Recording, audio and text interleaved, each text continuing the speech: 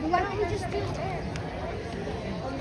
Good morning, my friends. It's Indiana Holmes and Lizzy on a beautiful Sunday morning, rope drop Sunday. We're going to have a little different day today. We are going to go on the, what is it called? Oh, the Tom Sawyer Island. Well, we're going to go on an explorer adventure. We have these little booklets they gave us. And so after rope drop, we're going to head over to Tom Sawyer's Island, catch the raft, and start our journey there. Thank you for joining us today, and welcome to everybody.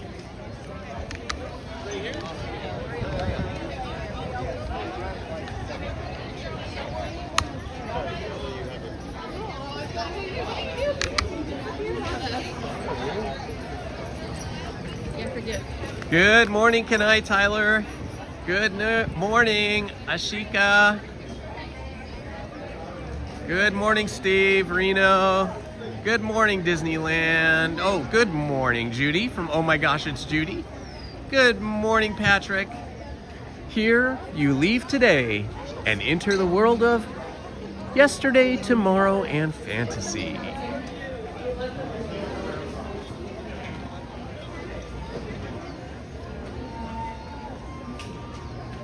All right. Early morning rope drop on a Sunday.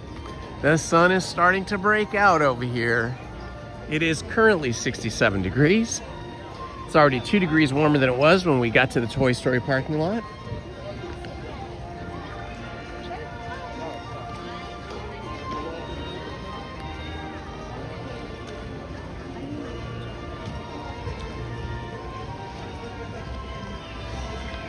You can see the sun starting to hit the buildings over on the west side of Main Street, USA.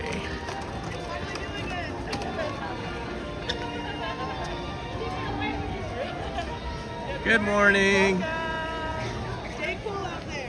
Thank you. Good morning, Buckman 420. Yeah, you sing at the morning. Hello, everyone. Welcome to Indy and Lizzy's Sunday morning rope drop live stream.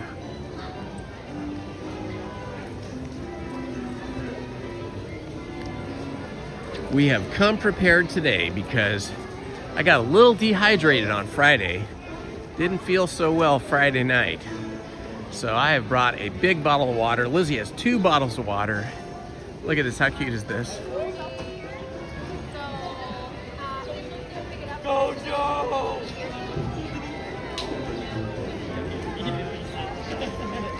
Good morning, Jennifer. Good morning, Steve. Good morning, Lobo Sanchez.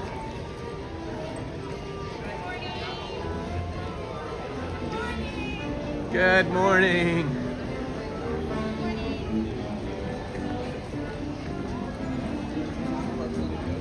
Good morning, Sally Lindstrom.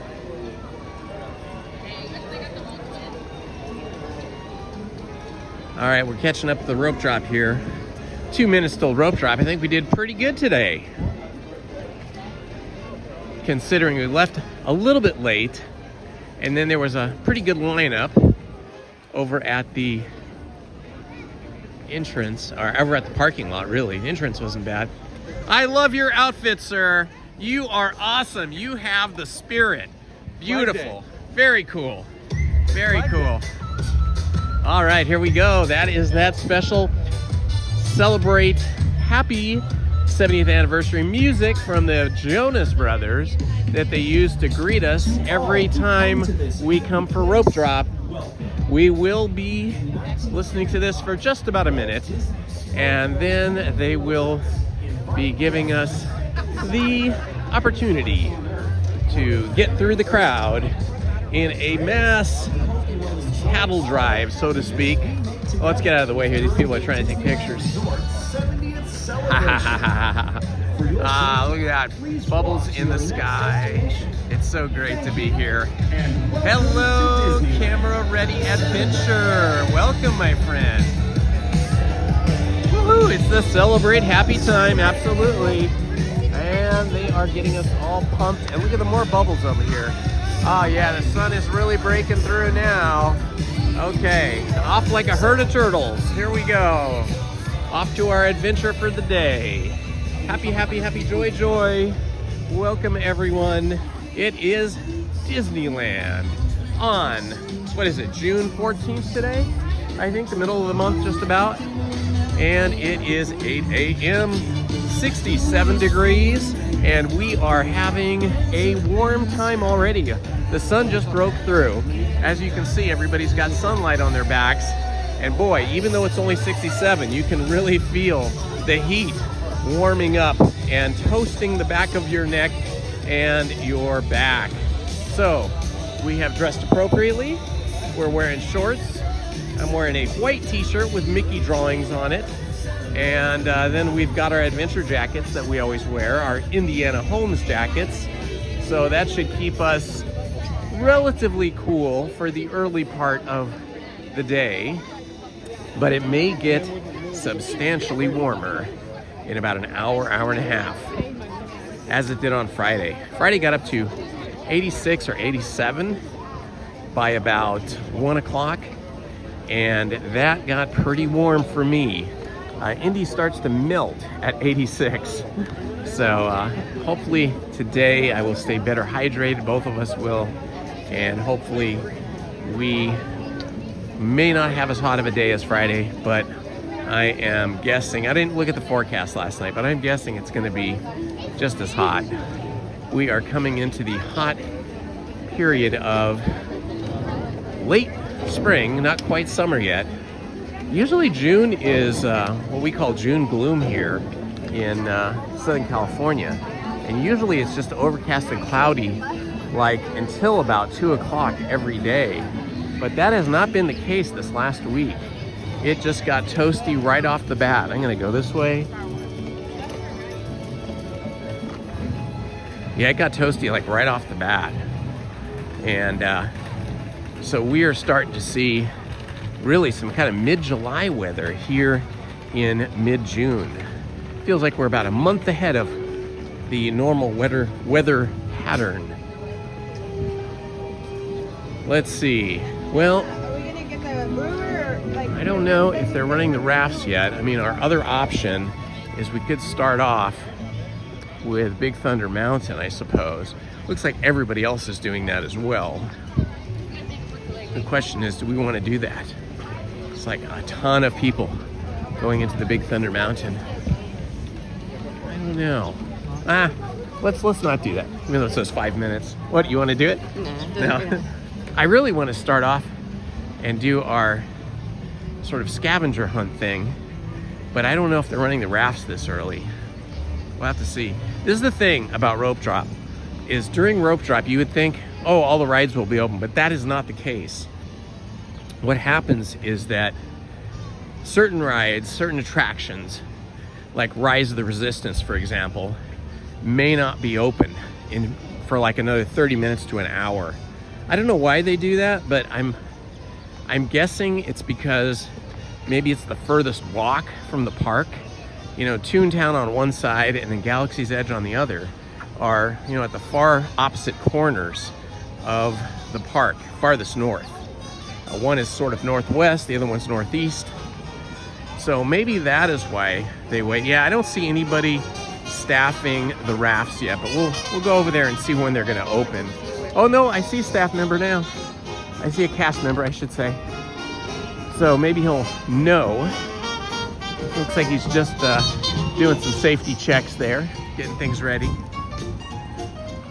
So we're gonna walk over here. Yeah, we want to get started on Tom Sawyer's Island first because that is where this hunt begins, and it's also very hot there if you're in the sun. So we prefer to do that in the morning rather than later in the afternoon. And that is where this is supposed to start. So we're gonna head over here. Hello, Paul's Epic Adventure. Welcome, my friend.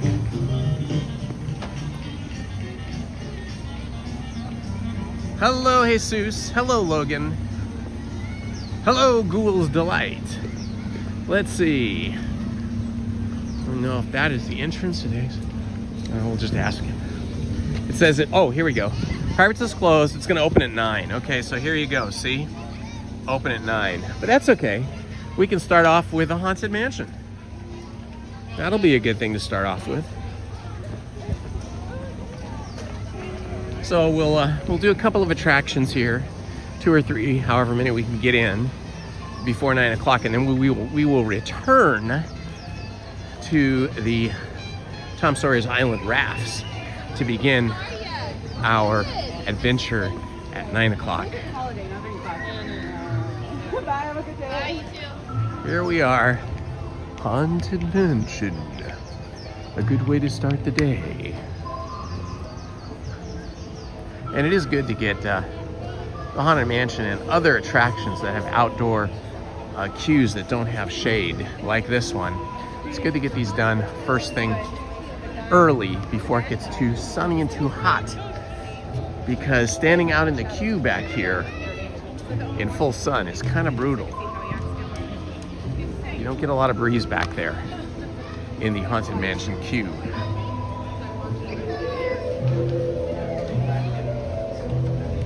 Good morning, Ariel. Good morning, Chafabro. Good morning, Peter. Good morning, Brian Disney fan.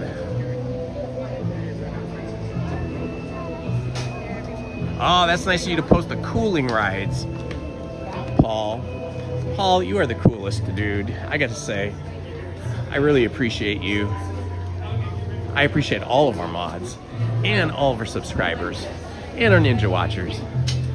But Paul always drops some good knowledge and some good advice for us. Okay, as per usual, I will not be speaking or responding to the chat once we go into the attraction so that I do not disturb other guests. So you guys can chat amongst each other and the moderators will keep you guys company.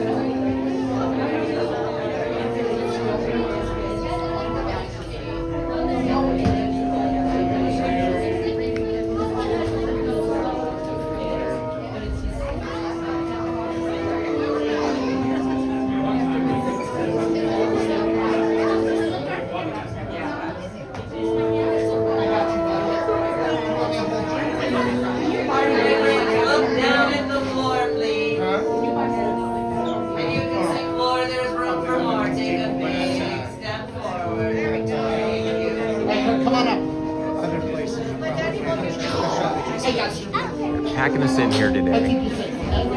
All right, here we go. I go silent from this point forward. I'll talk to you guys on the other end when we get out of the Haunted Mansion.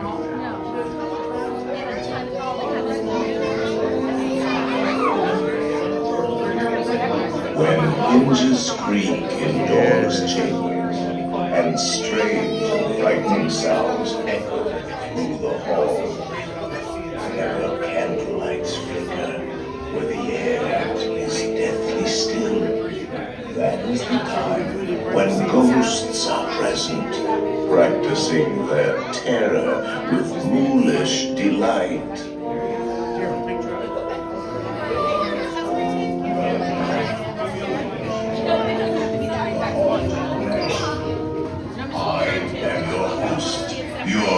Ghost host, as they appeared in their corruptible, mortal state.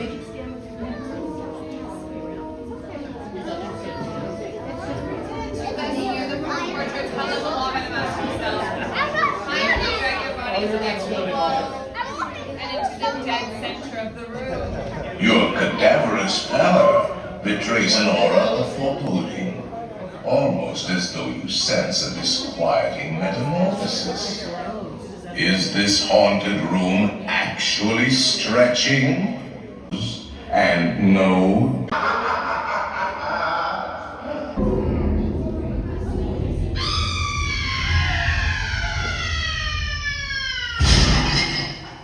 Oh, I didn't mean to frighten you prematurely. The real chills come later.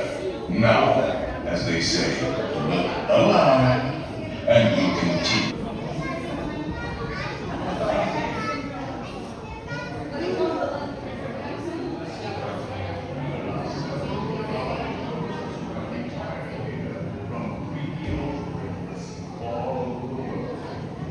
Actually, we have 999 happy haunts here. But there's room for 1,000. Any volunteers? If you insist on lagging behind, you may not need to volunteer. And now, a carriage approaches to take you into the boundless realm of the supernatural. Take your loved ones by the hand, please, and kindly watch your step. Oh, yes.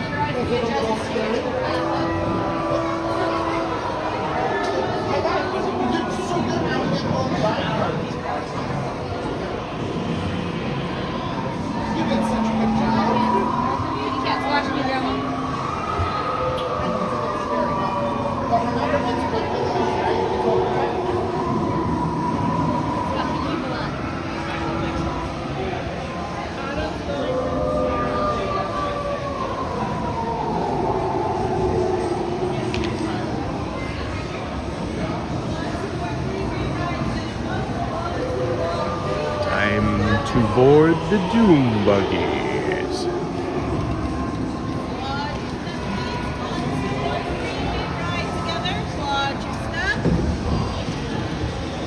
Do not pull down on the safety bar. I will not report. And heed this warning. The spirits will materialize only if you remain safely seated with your hands, arms, feet, and legs inside and watch your children eat.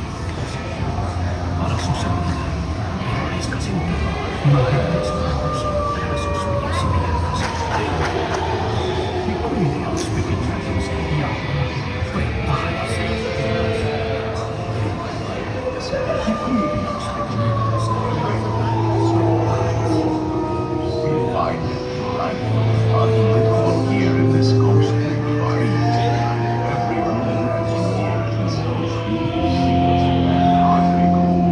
running chills. Listen. Let me out of here! I'm going out! I'm going out of here! Let me out of here!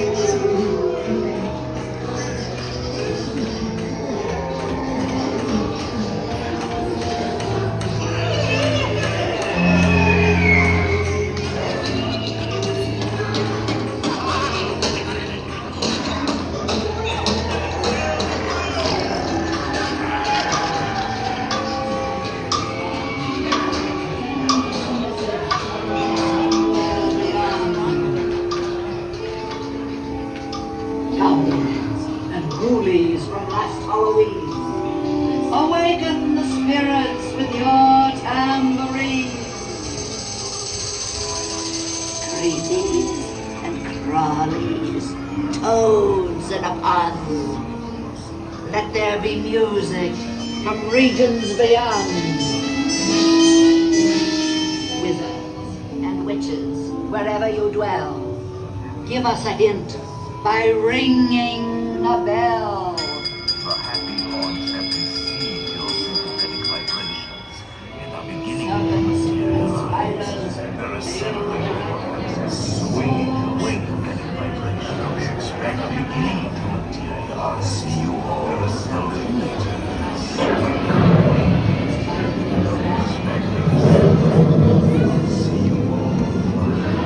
Getting Mickey on the table. Right there.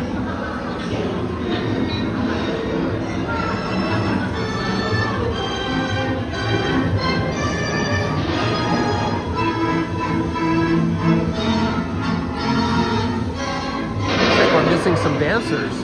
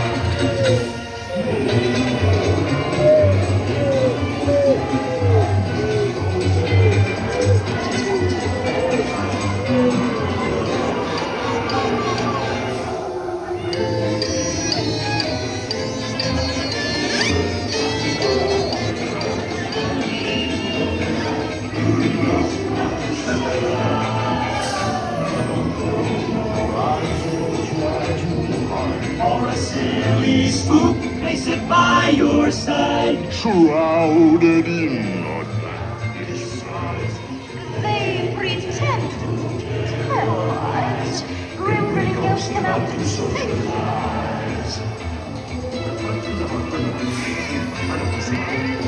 Ese un pueblo smaller than Daryl.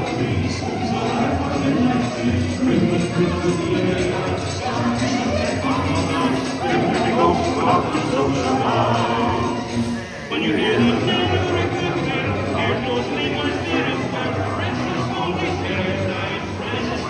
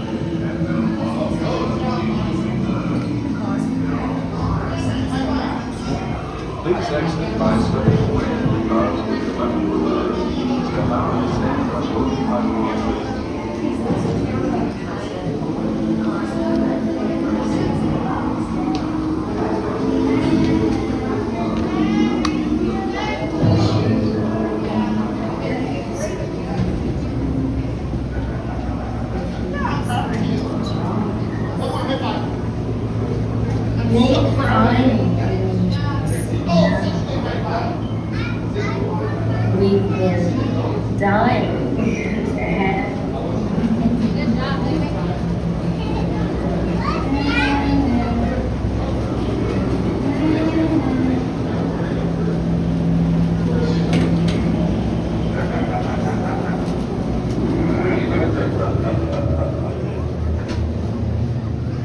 Wow, that was probably the fastest trip through the Haunted Mansion I have ever taken.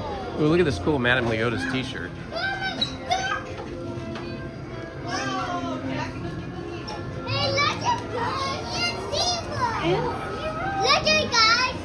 Yeah, the Doom buggies were moving very quickly today. That is the first time in a very long time I've made it through the entire Haunted Mansion without any stops.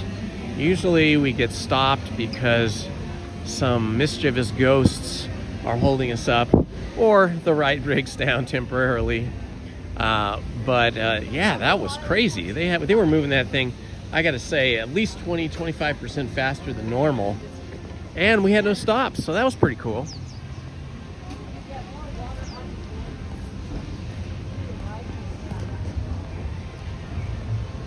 Good morning, Ghoulish Delight.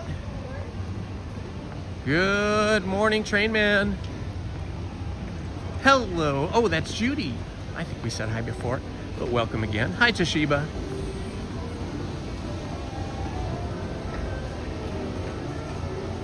All right, if I missed anybody, hello and good morning. Let's see. Ooh, we could go on Tiana's Bayou Adventure because it's going to be busy later. Hi.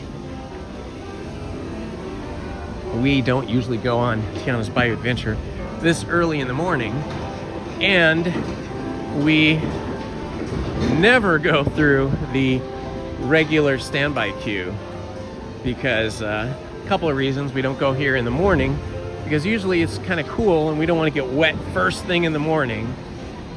And secondly, I usually go single rider because, as you know, I'm usually here 1 or 2 days a week by myself, usually Wednesdays and Fridays or Mondays. Oh, this is fantastic. Hi, how are you? Stay to your right, please. Thank you.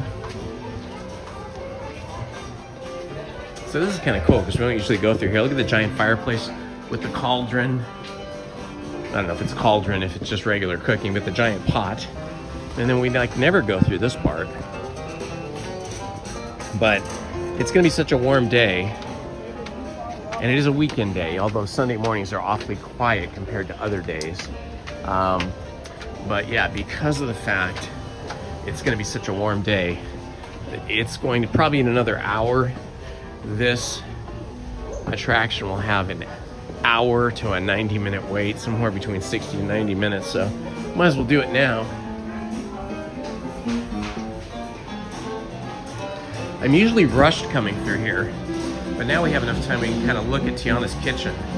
How cool is this? A very old school, like 1930s kitchen. 1930s, the jazz era. Wow, I never even look up. I think this is the first time I've ever actually noticed this chandelier. And then all the food stocks all around. Pretty cool. Some of the ribbons she's won for her cooking. Storm shutters here, because there are hurricanes. Oh, there goes the Disneyland Railroad. Yeah, these are things we don't normally see, because as I said, I never go through the standby queue, because this is quite a long queue, as you can see. That's new. I don't remember seeing that.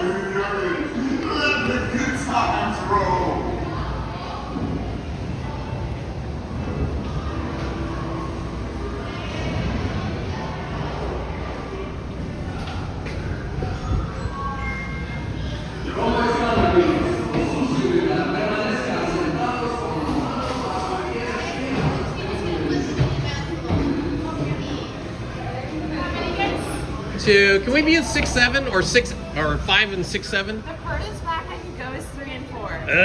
Just to balance it out. Okay. Yeah, All right, we'll take 3 and 4. Just you two. 3 and 4. So you go over here, sweetie.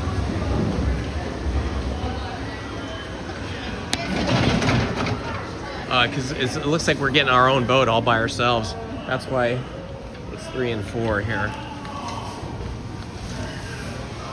And it's already wet. Well, this will be interesting. I've never been in the boat where it's just 2 of us in the middle of the boat. Let's hope we don't get soaked. I mean, we'll dry off quickly, but still. I don't really want to get soaked this early in the morning. Just had my shower.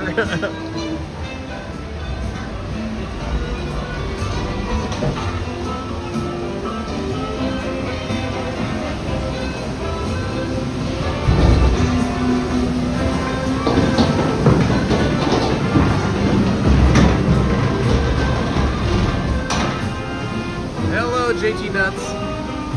Hello, Wesley. Whoa.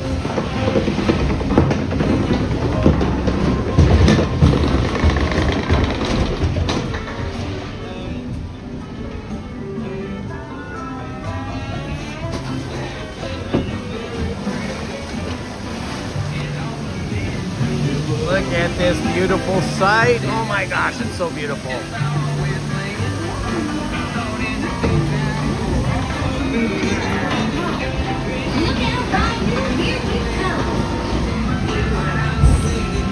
Hey, y'all!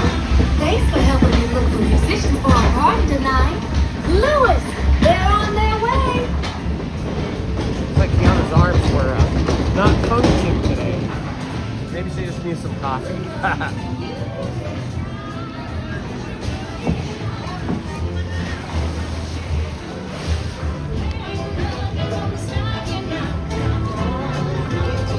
This is the earliest I have ever been on Tiana's Bayou Adventure. I've never done a morning Tiana's.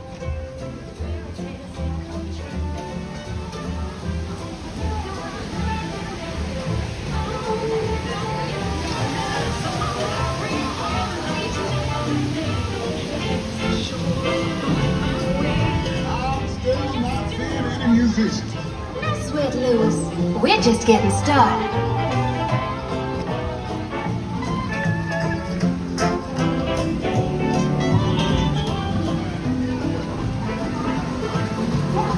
All right, first big drop coming up.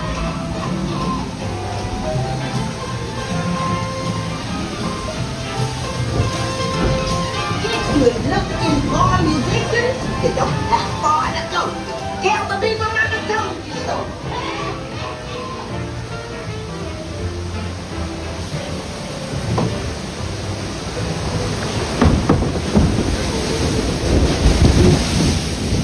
Yeah, my left leg got pretty wet there.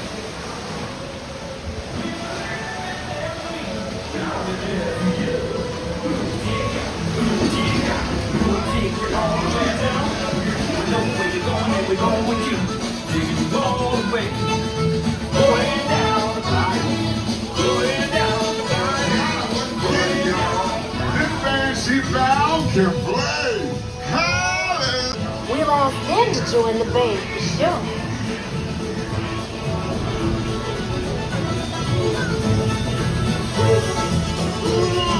Listen to this. These cats can play.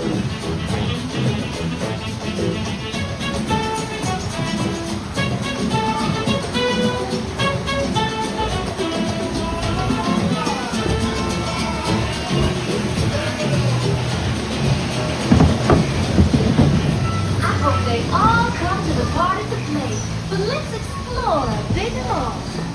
Who's this? Oh no, big drop.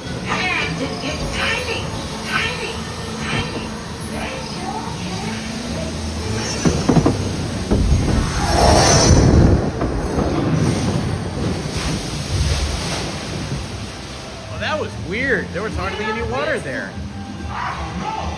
We have to find them.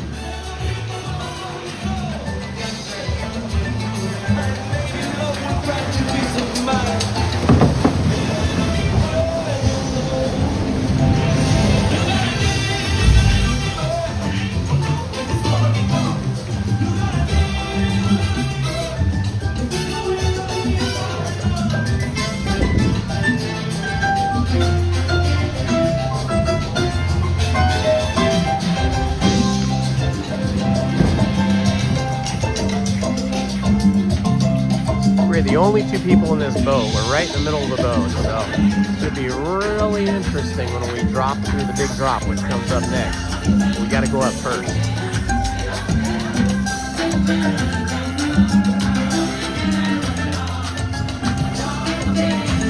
You want a really good picture?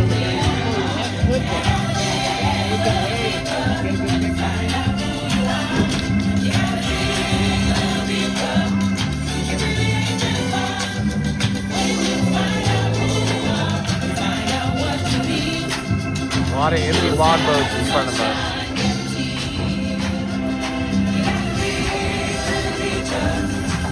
We're the only people crazy enough to get on this thing this early.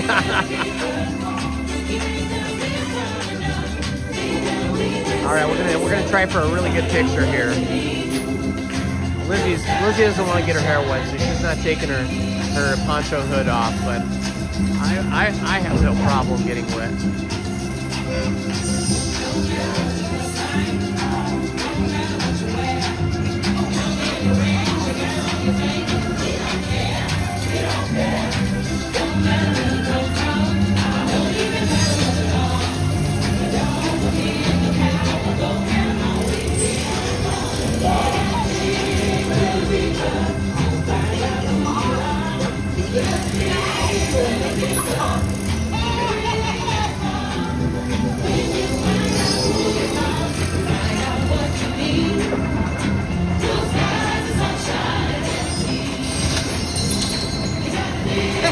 Choo-choo says it's time I get you back to science.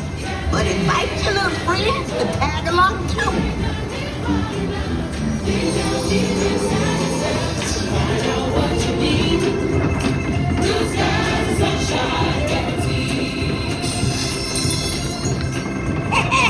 Hope you enjoyed getting tiny. Now let's get you back to your big, old, beautiful self.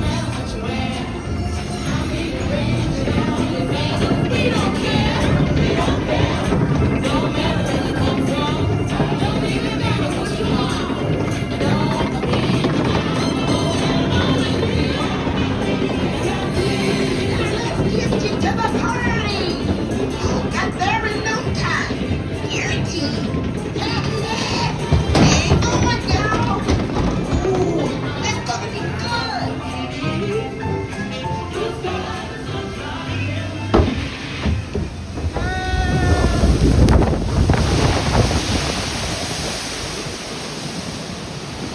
That's not too bad. We didn't really get wet that much. I thought we were gonna get soaked, but I guess maybe because the boat is really balanced with just the two of us sitting in the middle of the boat, we got less wet than normal.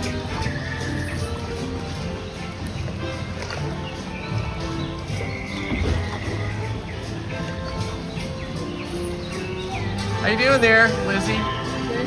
Didn't get too wet? Well, a bunch of it. I'm pretty wet, but it's not bad.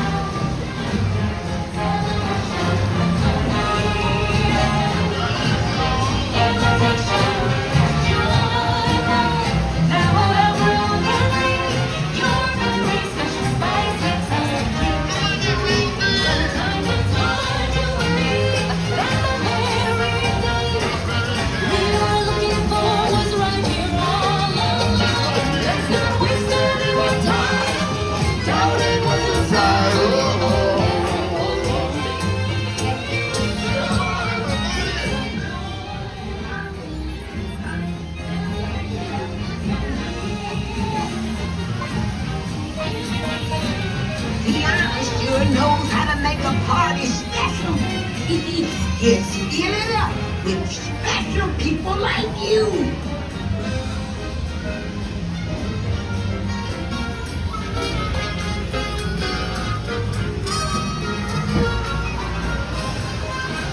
Please keep your tails in your seats until your boat docks.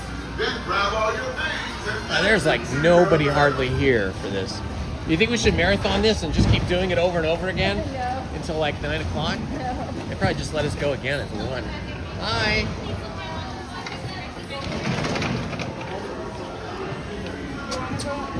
That was a big no from Lizzie. She did not want to do it again. She's got a cute little pink poncho on.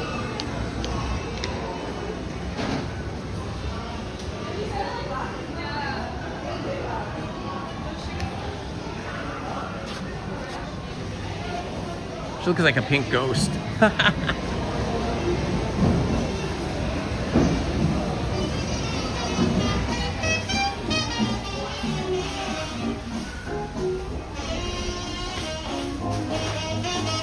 Shake it off here, and well, we got to get up there though and see if we can if it recorded our picture, and we can take a picture of the number of the picture and then download that later.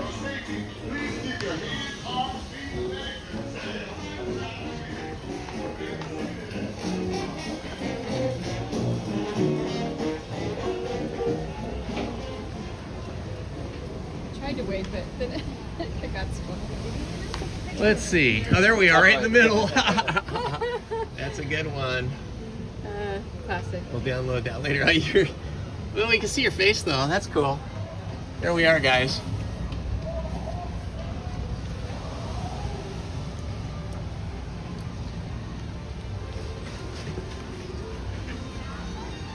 Well, that was super fun. That is the earliest we've ever done that. Pretty awesome. We're pretty wet. That's okay, we're gonna dry off quick. It is currently 68 degrees. I think if we walk in the sun, we'll dry off in a few minutes. Well, we're right here at Winnie the Pooh. So maybe we'll go do that next.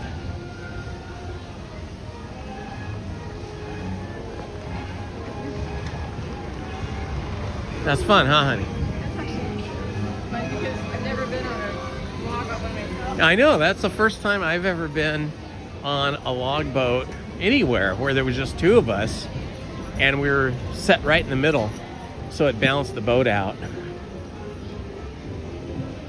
I was thinking, and I asked the cast member, could we be in the very back 2 rows, but she said they had to balance the boat, so we had to be in the middle. But that worked out good, actually. I mean, I've been on Tiana's Bayou Adventure many times where I've gotten far more soaked than we did today.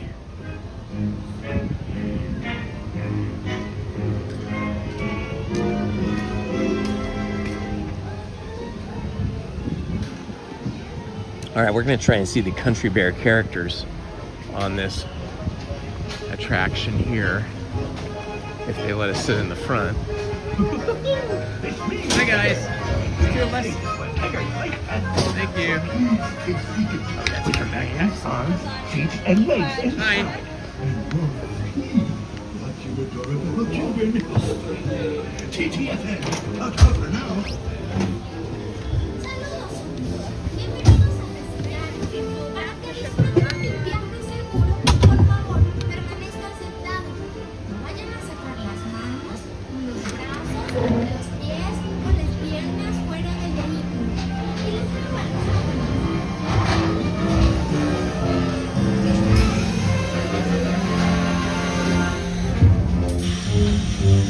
Front row. One blustery day in the 100-acre woods, a little bear named Winnie the Pooh set off in search of honey. Look, Mama, look! I'm a kite! Hang on tightly, Roo! Happy Wednesday.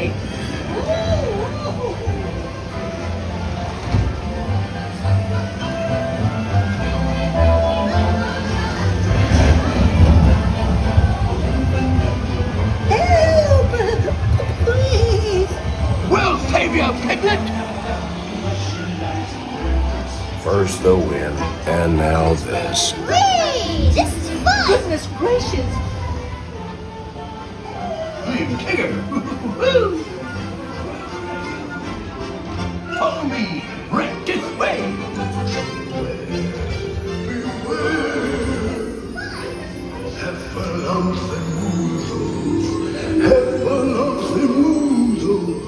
Steal honey. Beware, beware. Heffalumps and woozles. Heffalumps and woozles.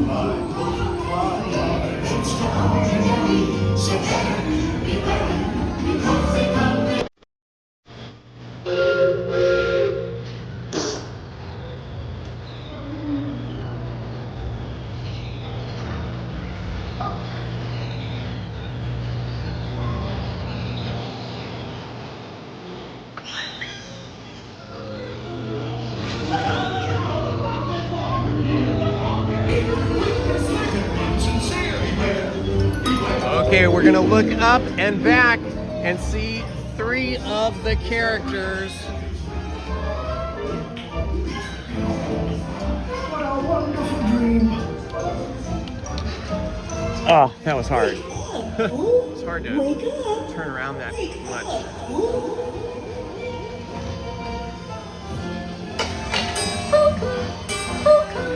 Oh boy, it's your birthday. It's time for your party, Pooh. Happy birthday. Hooray! Happy birthday! Hip, hip, hooray! These are all for you, Pooh. They're Pooh's presents. If you don't like my present, I'll take it back. Children love giving presents. Wasn't that fun? All right, I tried to show you guys the 3 of the original characters from Hungry Bear Jamboree. It was pretty hard to spin, turn all the way around with the lap bar here, and then hold the light up with my other phone to try and catch that. But hopefully you got a glimpse of it for a second or two. Funny thing is none of those characters are bears, I don't think. I think they're all different other kinds of animals. There's like a moose and something else.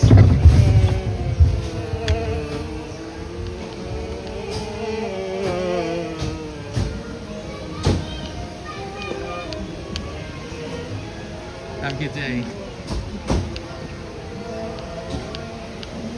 Oh, it's a good thing Pooh Corner is closed. Or I might have to go in there and go get myself a caramel apple. I don't want to do that. It's too early. Too much sugar. Too early.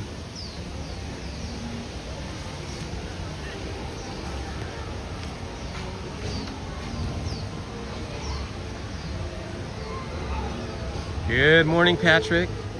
Hello, Ariel. Hello, Logan. Hello, Kenna. Or Kenai. Hello, Kenai Tyler. Awesome, Allie. Good to see you, my friend. Steve K9, good to see you. Let's see, who's that? Dan Lynch, or I'm sorry, Dan, I can't quite pronounce your last name, but hello, Dan. Hello, Stephen Jordan. Good morning, Crystal.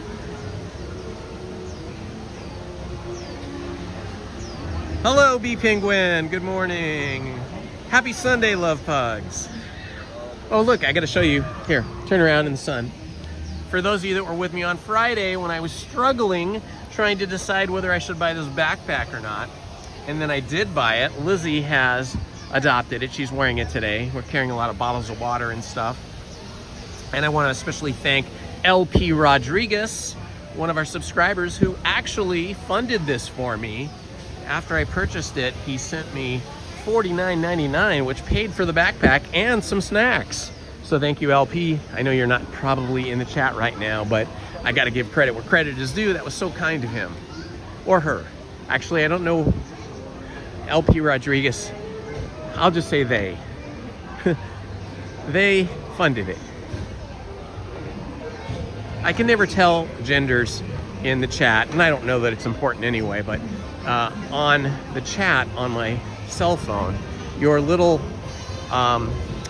profile pics are so incredibly tiny. I cannot make out anybody's gender, so please excuse me if I ever misgender any of you. I'm not doing it on purpose. It's just I can't see. Even with my reader glasses on, I usually can't tell anything about those profile pics. Good morning, Stephen Kenyon. Welcome and happy Sunday. Oh, yes. Yes, sure. Okay, great. Appreciate it. Thank you.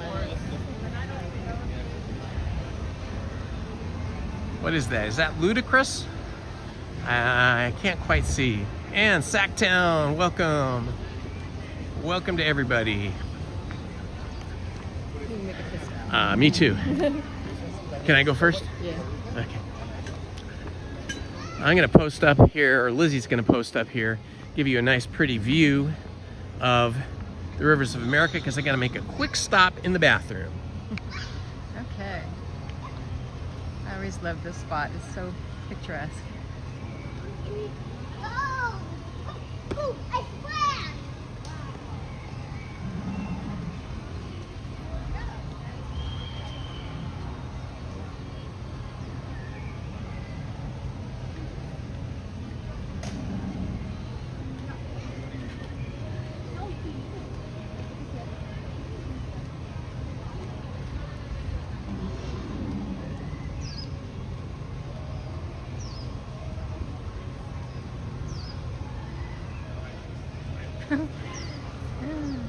Patrick is asking you about my time with Disney. Well, it was my dream job. I was 27 when I was hired, and I went to art school, but I was never trained in animation, but I always loved Disney animation.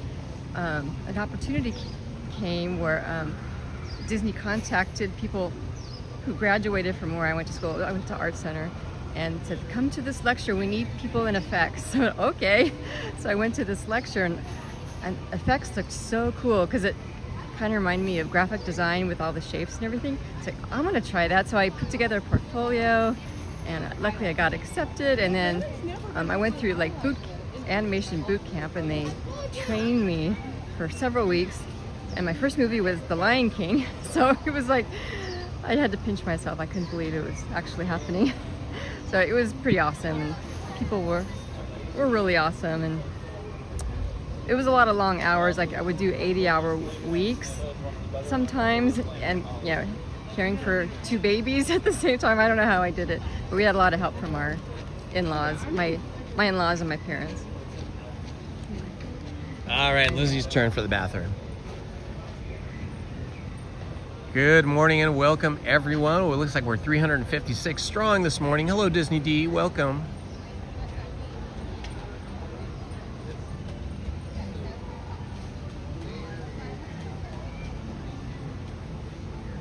Derek. Good morning, Derek. Good morning, Red River guy.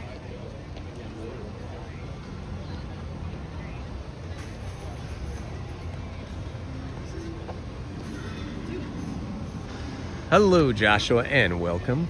Let me check my phone here, my other phone, for wait times.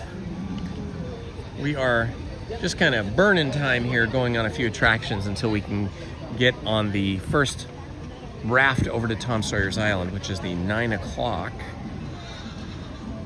raft, to start our little adventure, or an explorer adventure kind of,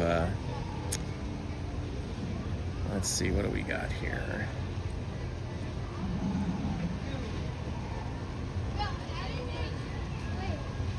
That was the shortest line I've ever been in for Tiana's Bayou Adventure. I mean, even shorter than going single rider. That was pretty cool. Star Wars Rise of Resistance says 30 minutes. That means it's probably 20 minutes. That is kind of tempting, isn't it? By the time we get up there, though, it might be 40 minutes, but still, that'll be pretty quick. We got lucky on Friday.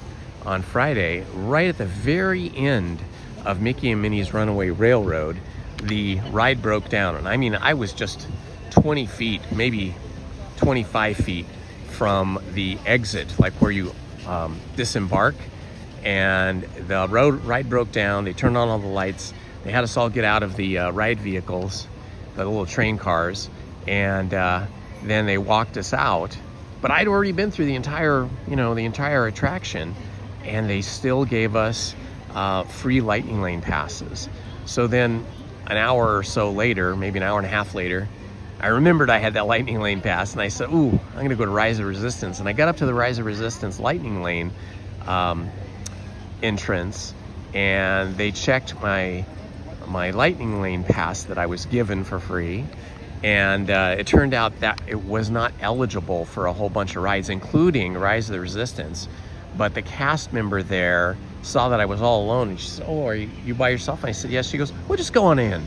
And so I got to go in as if I had a lightning lane pass, and it was the shortest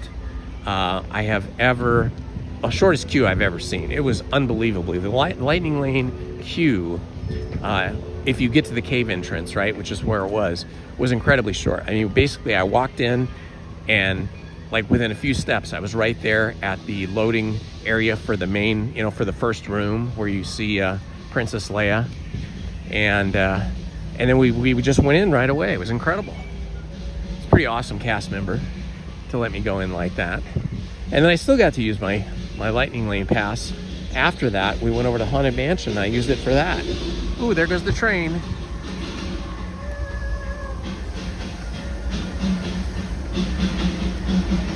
Just before the entrance, or just before the kind of walkway to Rise of the Resistance.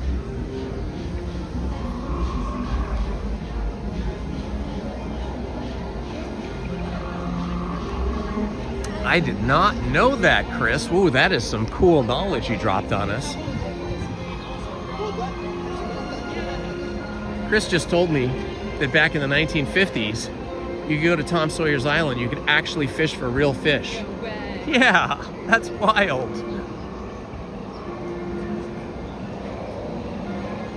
That must have been the compromise that Walt Disney accepted for not getting to have real live animals at the Jungle Cruise, because he initially wanted to have live animals like elephants and all that stuff at the Jungle Cruise, but some of the other folks at Disney, I suspect Imagineers, talked him out of it, and they said, hey, those animals will be sleeping in the daytime. They sleep most of the time. All right, looks like the line got longer here. What does it say now, 55? Hi, how are you? Good morning. Good morning. Who are you guys? One of our followers. All right, well, tell us who you are. Jonathan. Jonathan? Yeah. Mark. And Nick. Nick, nice to meet you guys. Nice to meet you. Sir. All right. It's cool to see you in the park. Yeah, it's cool to see you. Welcome. Hey, let's do a little selfie for everybody. We'll do this. Hey, here we are, guys. Some of our subscribers right here. Yeah, I love watching your lives and everything. What's your handle when you're on YouTube? On YouTube, it's gonna be. Actually, I changed my name on there. Oh, okay. It's kind of to like my TikTok, Indiana Jones Adventures. Oh, very Very good. You're Indiana Jones Adventures and I'm Indiana Holmes. That's so cool. I love it. Well, I'll look for you in the chat. Of course. I'm always watching them. Yeah. Oh, that's cool. All right, man. Take care. Good to see you guys. Bye-bye. Let's see. It says 45 minutes. That's not too bad. I don't know. What do you guys think? You want to wait 45 minutes? I don't know. Seems like too much time. And I just did this on Friday and last Wednesday.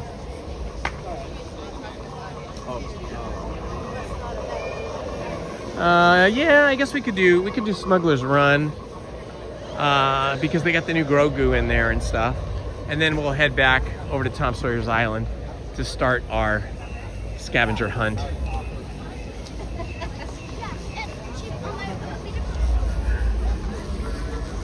Oh, that's cool, Joshua. Thanks for that. I love it when you guys drop some knowledge on us, some Disney history. What'd you think, Bella?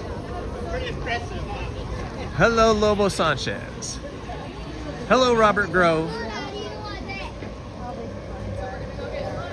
If I miss any of your names, I know that the moderators will be greeting you. So please excuse me in case I miss you. Hello, Laura Boo.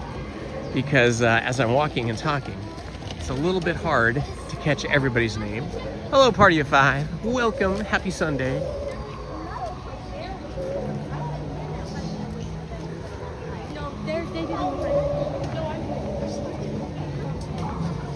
Yeah, well, we decided not to rope drop California Adventure today because we've been wanting to do this new thing that Disney just started, which, you know, they give you a booklet. We already have the booklet. And then you start your adventure on Tom Sawyer's Island and you have like maps and tasks and stuff. And then every time you complete one, you get a stamp. So that's what we're doing this morning. We wanted to get started and do it as early as possible so that we don't have to suffer in the heat too much, because it was brutally hot on Friday. By like 12 noon, we were up around 85, 86. Call me when they get out. Excuse me. And so we thought we better do this first thing today. Hi. Look at this guy. Oh my gosh, it's spooky.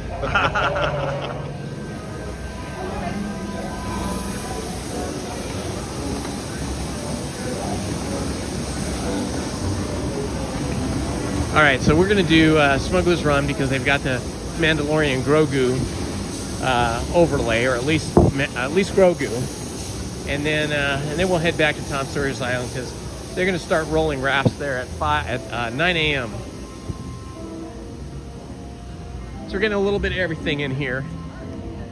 Haunted Mansion, Tiana's Bayou Adventure, Mini Adventures of Winnie the Pooh. We got all those in, and we'll do Smuggler's Run because the line will be much shorter than going on Rise of Resistance. Standing in a 45-minute line is just gonna slow our roll too much, so we're opting for this. Oh, those were some of our subscribers. Hi, how are you? Okay, we're gonna go through the regular. Hi, how are you guys? Have a good day. We're gonna go through the regular standby queue, which I don't normally do. I usually go single rider. But in as much as we are here so early, look, not the backside of water, the backside of the Millennium Falcon. Something you can only see from the standby queue. The back and underside of the Millennium Falcon.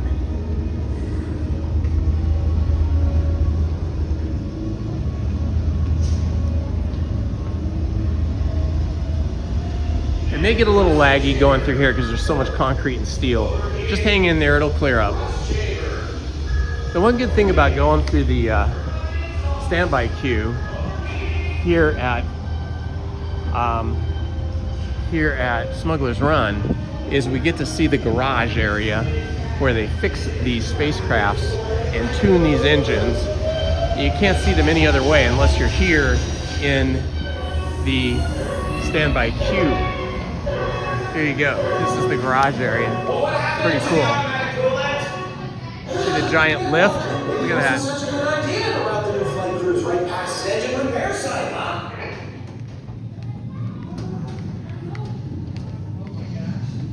This gets us some extra steps too. Get our steps in early today.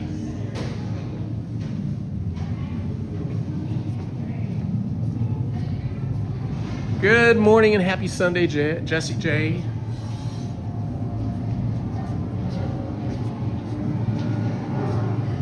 Hello, Christopher.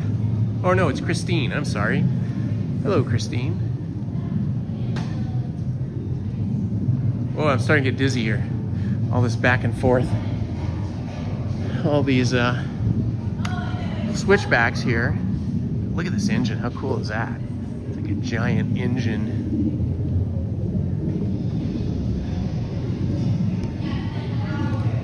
No spacecraft, just engine. It's all engine. We're doing an engine overhaul. You can see down here, this is the lift. Right here, this is the engine.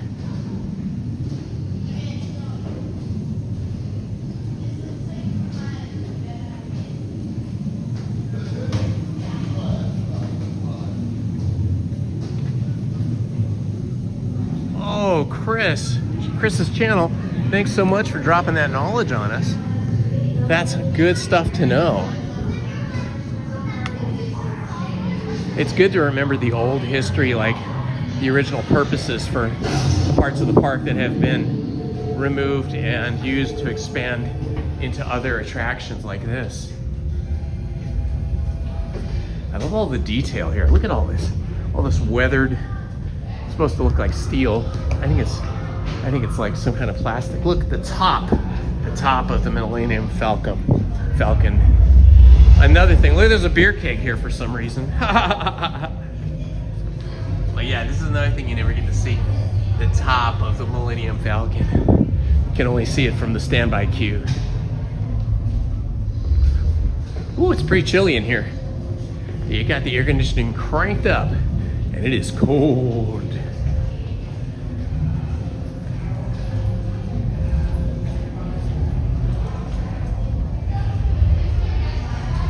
Such wonderful industrial design here.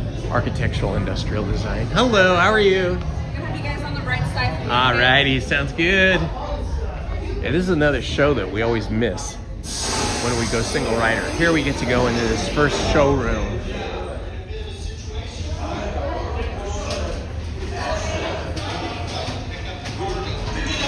Yeah, they used to have real life mermaids. Well, humans in mermaid costumes over where the submarines were.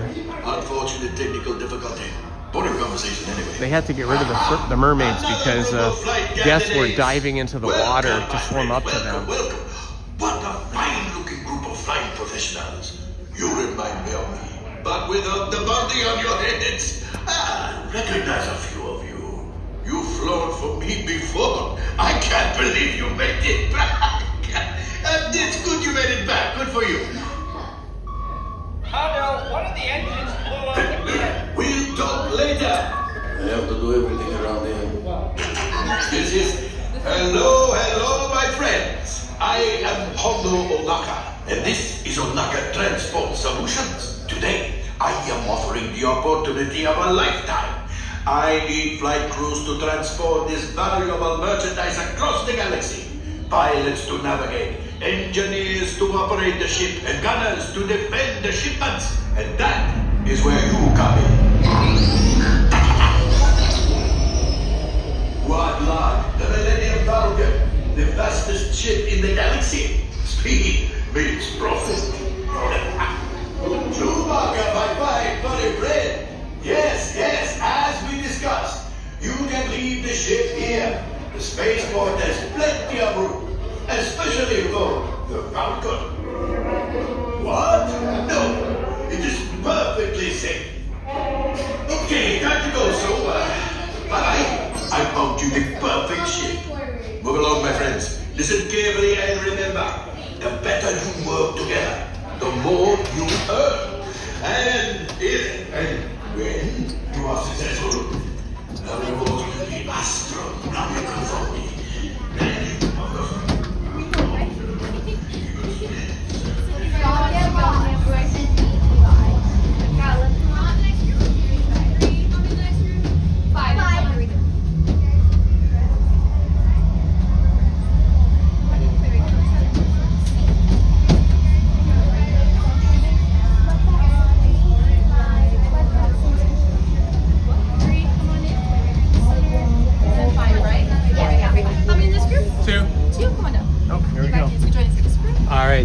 over. And then you two coming in will be our engineers. Awesome, You guys sounds are good. purple. Head inside. Remember purple, guys. Purple will be our color. Violets and gunners. You're the purple crew.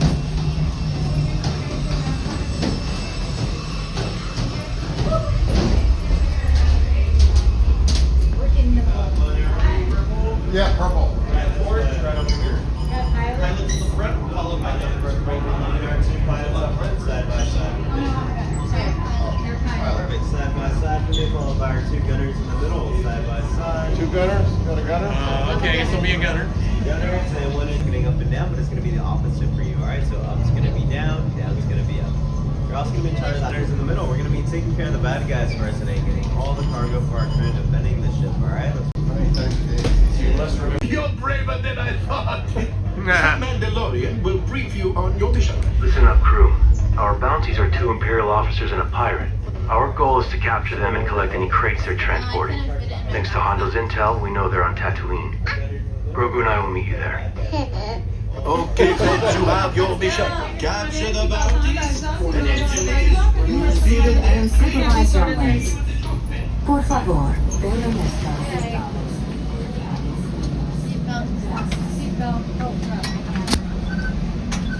Oh, before you put your seatbelt, make sure it's under your back. You don't have to take off your back, just make sure your seatbelt strap is up. Under. Yeah, got it. Alright, let's go ahead and tug on the heel cups and the heel cups. Where do we do our gunner stuff? I need to put that flashing. I don't know. Time is It's money. gonna be these Up and then is this down one. and down is up. Where's my hyperspace? Thank you, you're gonna So this and all this stuff. Friends, chase down those bounties. Engineers, grab crates from their ships. I can sell the crates, and we can split the profits. Go now, and rendezvous with the Mandalorian on Tatooine.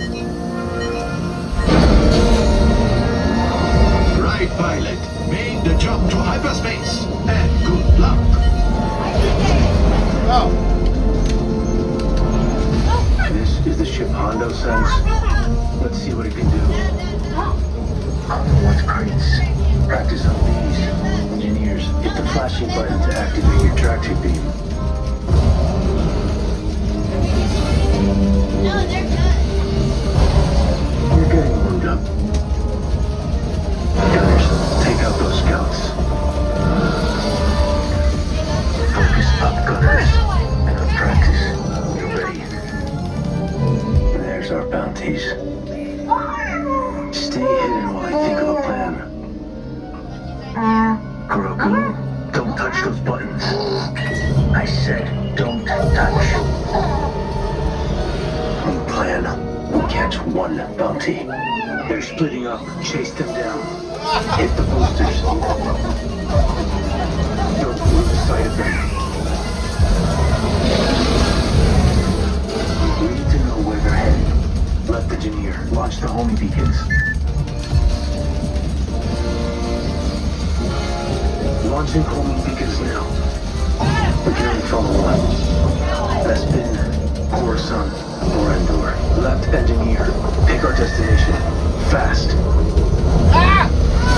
Bespin it is. Grogu, buckle up. Make the jump to light speed. They're heading for Cloud City. Stay on his tail. Pilots, you're up.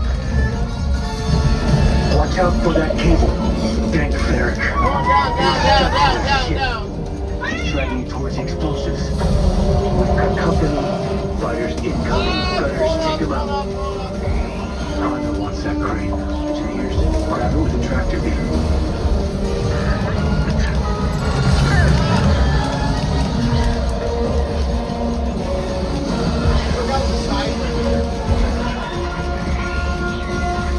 Let's try not to blow up Cloud City. Engineers, how many crates do we have? I'm on my way. Grogu, don't get into trouble.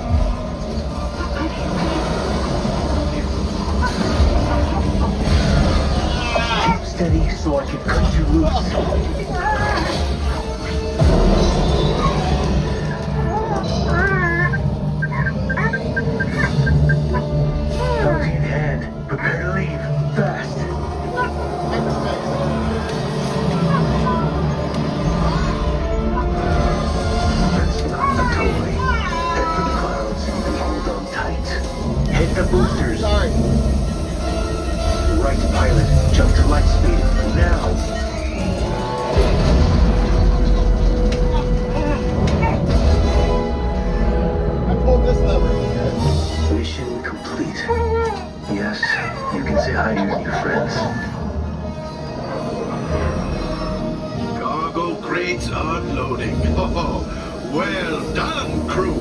You've got some good smugglers here, Hondo. Yes, yes. Hondo only hires the best. Grogu and I will hand over the bounty to the New Republic when they arrive. Say goodbye. Goodbye. Not you, Hondo. The kid.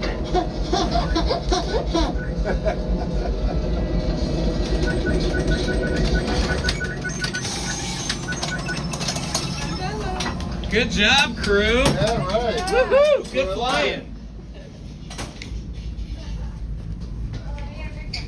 All That was available fun. techs. We have a Corellian freighter that needs immediate transport back to the maintenance bay. So that was the new Mandalorian and Grogu show. Completely different from the show that we've been used to the last few years. Hope you guys enjoyed that. I tried to show you Grogu as much as I could. He was on a little screen to my left, but he was in and out very quickly, and the Mandalorian too. Was he new? Yeah, this is a new show. This is the Mandalorian and Grogu flight, which is completely different than the previous one and the one before that.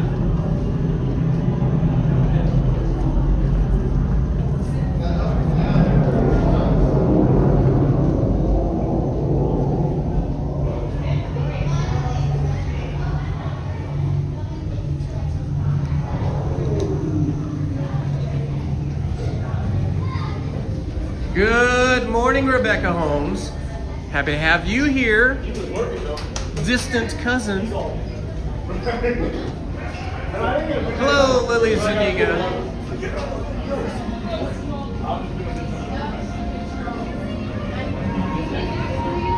Hello, Justin. Good morning, Chris. Good morning, King Valkyrium. Good morning, everybody. I hope you're having a good day. It's a beautiful Sunday. Temperature has risen to 70 degrees. A little bit warmer than it was before. Looks like we got a Chewbacca sighting over here.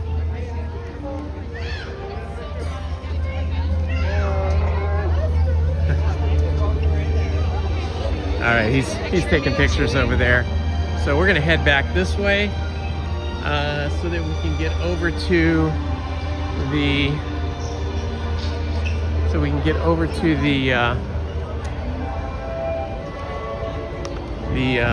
Tom Sawyer Island rafts and begin our treasure hunt. Good morning, LP Rodriguez. Come over here. I want to show you something, LP. Look what, put it back on. Look what Lizzie's wearing, LP. LP Rodriguez bought this for me the other day. That was very kind of LP. And we are loving it. It's filled with all kinds of bottles of water and snacks. It's awesome. It's all because of LP. Thank you so much. LP, you're the best.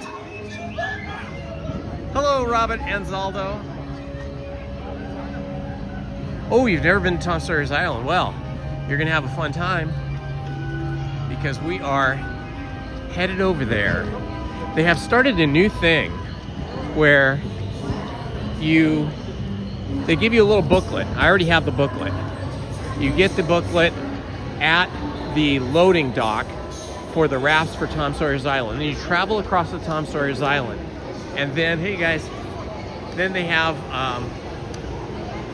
like little tasks for you, sort of like a treasure hunt, and you have to find these things, and you get a rubber stamp in your little passport book. It's like a Mickey's Explorer Adventures passport book.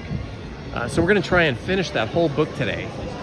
We were gonna start right when we got here at Rope Drop, but like a few different attractions, the Tom Sawyer Island rafts don't open till 9 a.m. So that's why we went on a few attractions already. If you're just joining us, this is Indiana Holmes and Lizzie at Disneyland in Anaheim, California. And so far this morning, we have been on the Haunted Mansion attraction, followed by Tiana's Bayou Adventure, where we got very wet, followed by the Mini Adventures of Winnie the Pooh, and just now we finished doing Smuggler's Run with the new Mandalorian Grogu show. So if you missed any of that, and you want to scroll back and watch any of those attraction ride-throughs as we walk to the Tom Sawyer's Island rafts, feel free to roll back or rewind the live stream, and you can see some of those if you're just joining us. Hello, His Bills. Hello, Edwin. Welcome, my friend. The backpack is cool, isn't it? Haha. It is the awesomest, most awesome backpack. See how big it is? It's like a full-size backpack you would use in high school or college or hiking or something. Not like those Loungefly backpacks that are really cool and cute, but they're just way too small to carry anything substantial. We did walk by the Rise of the Resistance a little bit ago before Smuggler's Run, but it was already at 45 minutes, so we decided to skip it. Let's see what it's at right now. I think it's still showing 45, no, 55 now. Oh, no, 45, it still says 45. But I think we're gonna skip it because I just did this like twice last week, and I don't want to burn too much time this morning and take that time away from our adventures on Tom Sawyer's Island and other parts of the park. It's not just Tom Sawyer's Island. The Mickey's Explorer Adventures passport book is supposed to take us all over the park. So we will be heading out to all parts of the park to complete the passport book. You guys are so cute, I love it. Hello, Todd, good morning.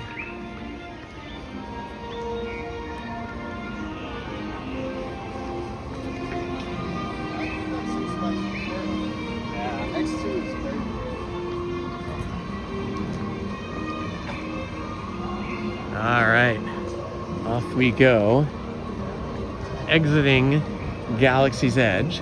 The March Point is up and running now. It was at the dock and not yet operational when we first walked by it. 400 people in the chat. Welcome, everybody. If you're new to the channel, please do me a favor and like, subscribe, of course, that is the most important, and hit the notifications button so you don't miss any of our live streams or other videos I post. You'll notice this is the Hungry Bear barbecue restaurant, and we've got a big construction wall here that goes all the way back and all the way over here. They've torn up all the concrete behind there. Nobody knows exactly what they're doing, but some of us are guessing that they're going to add more seating, because you see we have a lot of seating up on top, which is really nice. You get a view and it's nice, but then there's seating down here next to the bathrooms, and nobody sits down here to eat. They'll sit down here and wait for their family to go to the bathroom, but nobody wants to be eating down by the bathroom because there are some restroom smells that emanate from those bathrooms occasionally. So we think that they're building more seating farther away from the bathrooms. Hopefully that's true. Hopefully that comes to be, because they do have good food there. But even though they have a very, very large deck with tons of tables and chairs up above, that still does fill up. And it becomes very hard to find somewhere to sit and eat. Like around noon. Hungry Bear, like a lot of the other restaurants at Disneyland, doesn't open until 11 o'clock. And if you're there between 11 and 11:30, it's not too bad. You can get your food pretty quickly and find a table. But if you're there like between 12 and 2, it can take you quite a while to wait in line to get your food, and it may be very difficult to impossible to find a place to sit and dine. I do like all these benches they put out here. They didn't used to have so many benches. Now they've lined, this is the Haunted Mansion here, right? And they've lined the outer wall with some new benches. That is excellent because the heat sometimes will need you, will be so intense that you need to get off your feet and just take a break and rest and drink something to cool off.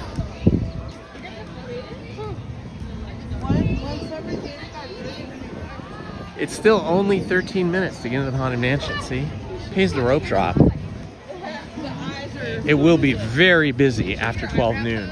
From 12 noon to 1, it's really gonna get busy.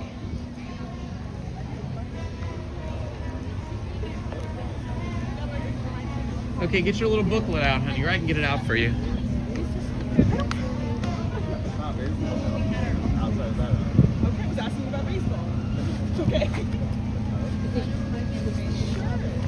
Okay, this is what we're gonna do, guys. We're gonna do this Mickey's Explore, Discover, Collect Park Rangers on the Rivers of America. So it's this cool little booklet here. So here's how it works. It says, hi there, I'm Park Ranger Mickey, inviting you to join Mickey's Park Rangers. You can complete activities and puzzles in this adventure guide to earn all the ranger stamps. Want to be a true Mickey's Park Ranger? Here are 5 great ranger tips. Get outdoors and develop your orienting skills by creating a map of our backyard park. Seek out possibilities for exploration and play with family and friends outside. Try water activities like canoeing, kayaking, snorkeling to enjoy the outdoors. I don't think I've ever seen snorkeling here. Take a field trip guide with you to learn more about the animals and plants that live near your home. Pick up trash and recycle. Join a cleanup crew. Keep habitats healthy for animals. And so here it is. You can see there is a, sort of a compass theme with Mickey ears. And it says On the Rivers of America Adventure Guide. This book belongs to, we didn't fill our names in yet, but we should. You have your pen? Lizzie's gonna get her pen out.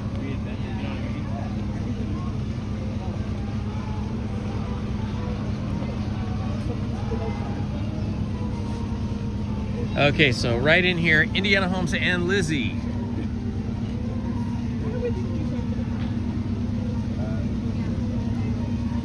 We're gonna do this right.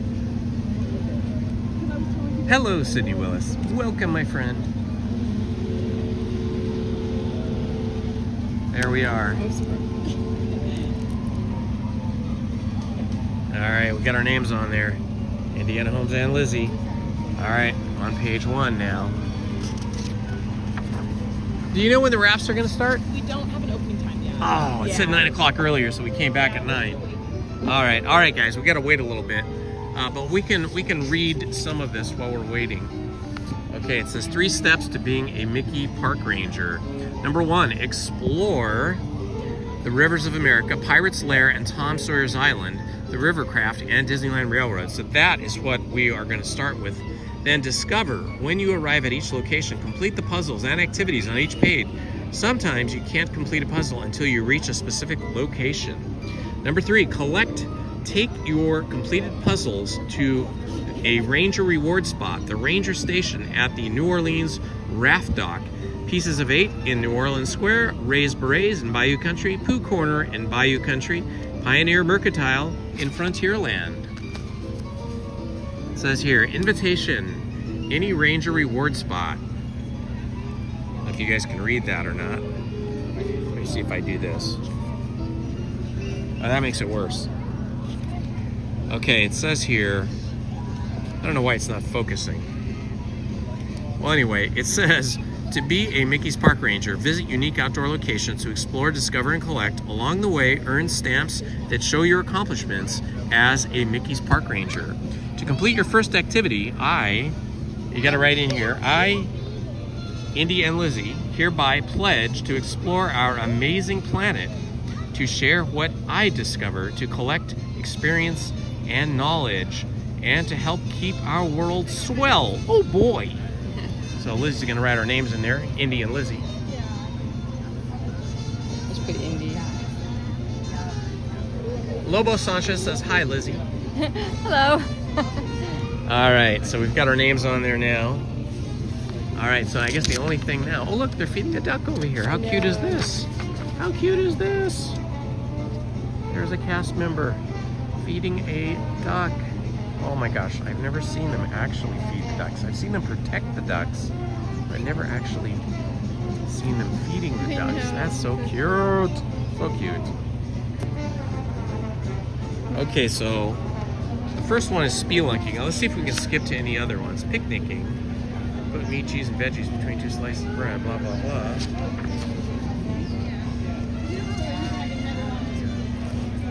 Orienteering. Okay, this is all on the island. So we definitely have to get to the island to be able to do many of these. Ooh, it's already feeling quite warm here, I must say. It's 70 degrees, but it feels warmer today because that sun is intense. It's like 80. Yeah, it feels like 80. Lizzie's right. Okay. Let's see. I don't think that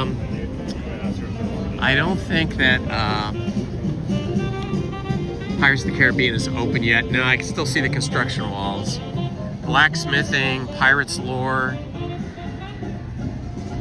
Okay, so yeah, it looks like we can't do any of these things unless we're on the island.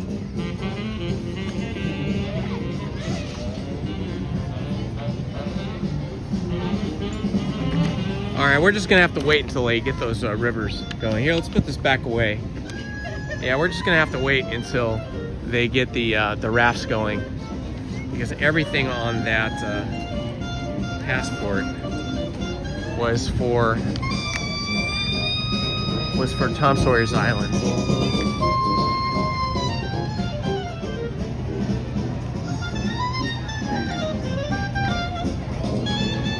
I was hoping Pirates of the Caribbean would be open by today, but it's still closed. I hope they're doing some like significant renovations, because they have been closed long enough that it feels like they should. Here's the Riverbell Terrace, excellent restaurant. They used to have the best breakfast in all of Disneyland there, but for some reason they've decided not to do breakfast anymore. Hi, how are you?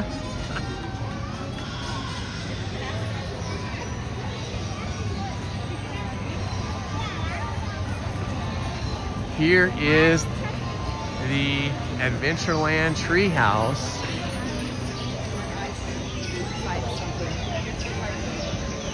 Okay, we're heading over by Indiana Jones and the Temple of the Forbidden Eye.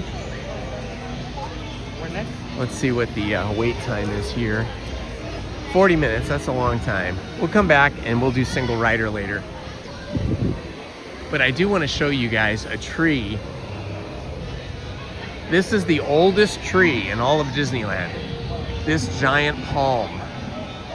This was here when Walt Disney bought this property from, I believe it was the Dominguez family that had a farm here. And they agreed to sell the farm to him on a condition that he would preserve this tree for as long as he could, because they held a lot of, they planted this tree. The family that owned this farm planted this tree, and as it grew, their family grew, and they held many birthdays, weddings, and other family parties and celebrations under this tree. Of course, it was probably much shorter then. It was probably only like 15 or 20 feet tall, but Walt Disney and the Disneyland management has kept their kept Walt's word, his promise. They have moved this tree 2 or 3 times as the park has changed, but they have always taken care of it and kept it alive. Isn't that wild? That is the oldest thing on the property, that tree.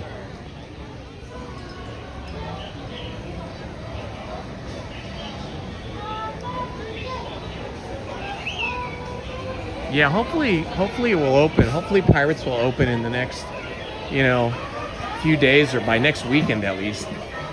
It's not officially summer yet, so maybe they are trying to get it open by the first day of summer. All right, it looks like we're gonna go for the Jungle Cruise. It's always good to get out on these waters when it's still cool.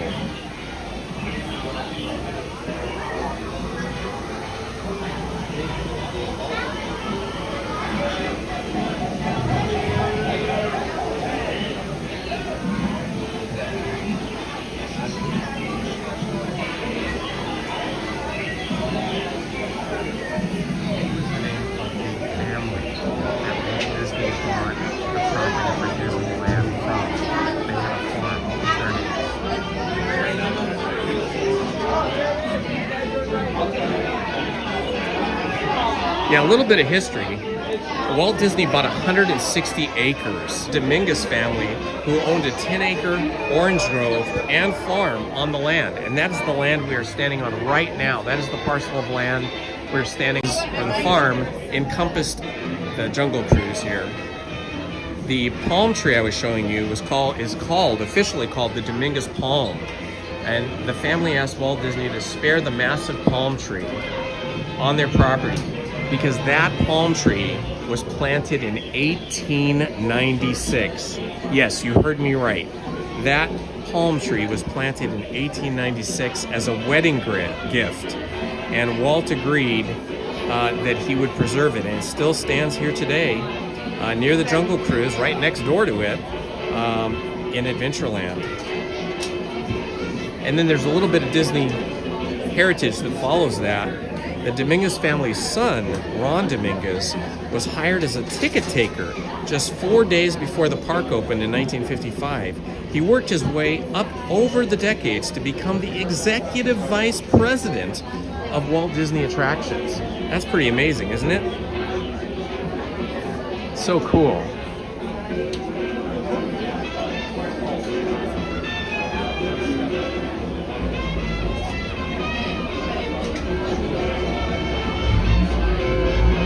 Yeah, exactly. We'll see how good the comedy is with the skippers here today on the Jungle Cruise. I am getting hungry. I forgot to pack my snacks. That's okay, I'll get a snack later. Cookie bars. You eat your cookie bars. You can eat them. Okay. They might be a little too dry for me, you know, because I drink a ton of water.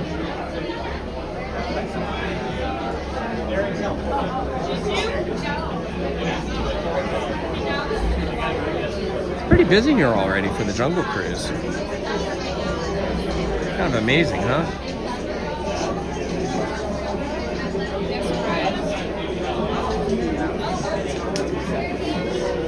So that tree, that palm tree I just showed you, the Dominguez tree, is 130 years old. Planted in 1896, 130 years old. Oldest thing on the property. Amazing. Good morning, Andy Radu. Good to see you, my friend. Welcome.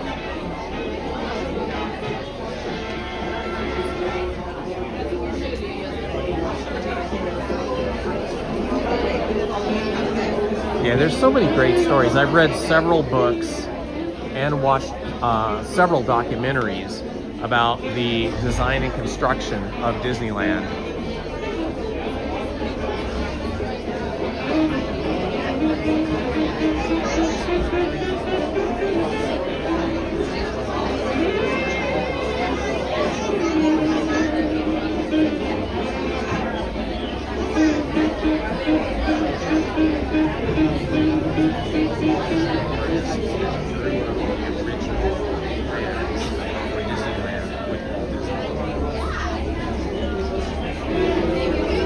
Disneyland that existed in 1955 when they built it. All of it was designed and drawn up on, was just super excited about building Disneyland after he started acquiring the land. And he needed a really good artist to help flesh out his dream so that he could show this park idea that he had to investors and banks. And you know, he needed money to build. They got together over a weekend and they stayed up like most of the weekend with only a few hours of rest here and there. And by the end of the weekend, Herb had drawn all of drawing, that giant map, essentially a genius that helped make all of Walt's, you know, imaginative ideas come to life. He used that giant drawing to show investors and banks what the park was going to be so he could get the money to build this.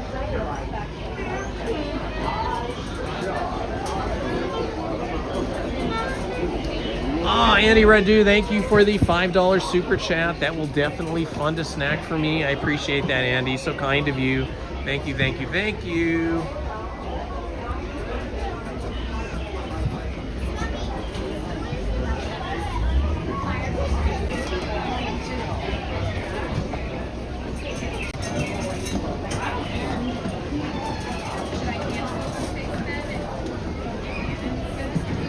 There's a few emojis celebrating Andy Radu for being so kind. Oh, I can only imagine. You know, I don't know how nervous Walt was, because he was all about, you know, seeing his vision come through. I imagine he must have had some nerves for sure, but I think it was more his brother Roy who was the nervous one, because they essentially were betting the farm. They were gambling their entire company, their entire studio, and their entire reputation on building Disneyland. They had, you know, they had become an American success story, and people loved the Disney Corporation and loved Walt Disney and all the animated cartoons. And so Snow White, I should say the profits from the movie Snow White, the original one, those profits gave Walt Disney and Roy Disney the finances that gave them enough money to build the Walt Disney Studio in Burbank that still stands today, the headquarters of the Walt Disney Corporation, and also the animation studio where Lizzie worked when she was working as an animator. But then, you know, they had successive feature animated successes throughout the years that followed that, and it helped them build a very robust movie studio that was making both animated feature films, short cartoons, and live action films. But even with all that money that they had and all that income, it wasn't nearly enough to build Disneyland. So they were really rolling the dice. And, you know, Roy was really, he was really working hard to make his brother Walt's dreams come true.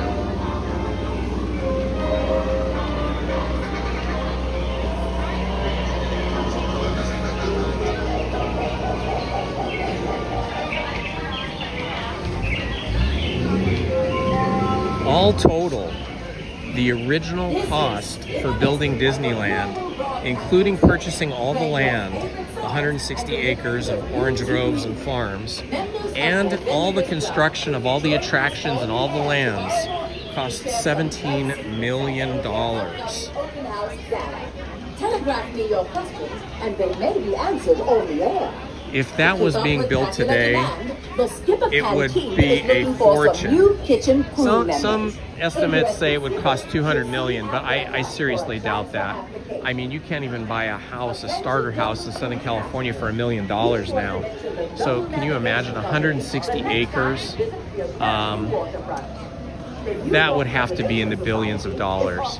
I mean, just think about Galaxy's Edge alone. Galaxy's Edge, where we have Smuggler's Run and Rise of the Resistance and the Marketplace and the Millennium Falcon, that cost $1 billion just by itself. And they already own the land for that, because that was backstage land. You know, it was backstage that they used for, you know, storing stuff and building stuff. So just the actual physical construction cost $1 billion for Galaxy's Edge. So building Disneyland today would be so much more. Maybe if you were talking about like 1955 wages and 1955 land prices and construction costs, maybe that's where people get the 200 million. But we're not talking about that. We're talking about, you know, 2026 wages, 2026 land prices, 2026 construction material prices. So I think it would cost billions and billions of dollars to build Disneyland today. I mean, just acquiring the land. It's hard to find 160 acres anywhere in California that isn't developed unless you're going way out in the desert, out past Palm Springs, or out where there's farmland up in the San Joaquin Valley. But I mean, that's expensive land because all that land's being used.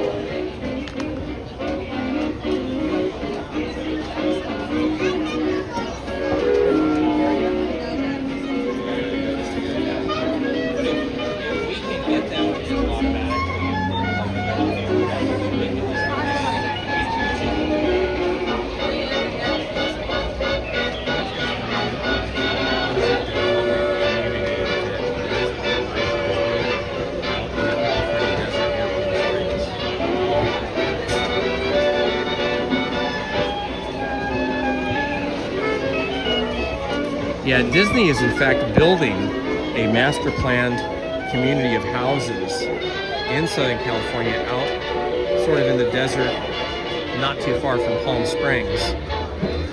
And that is going to be a unique Walt Disney planned, engineered, and constructed housing development that you too can go live there.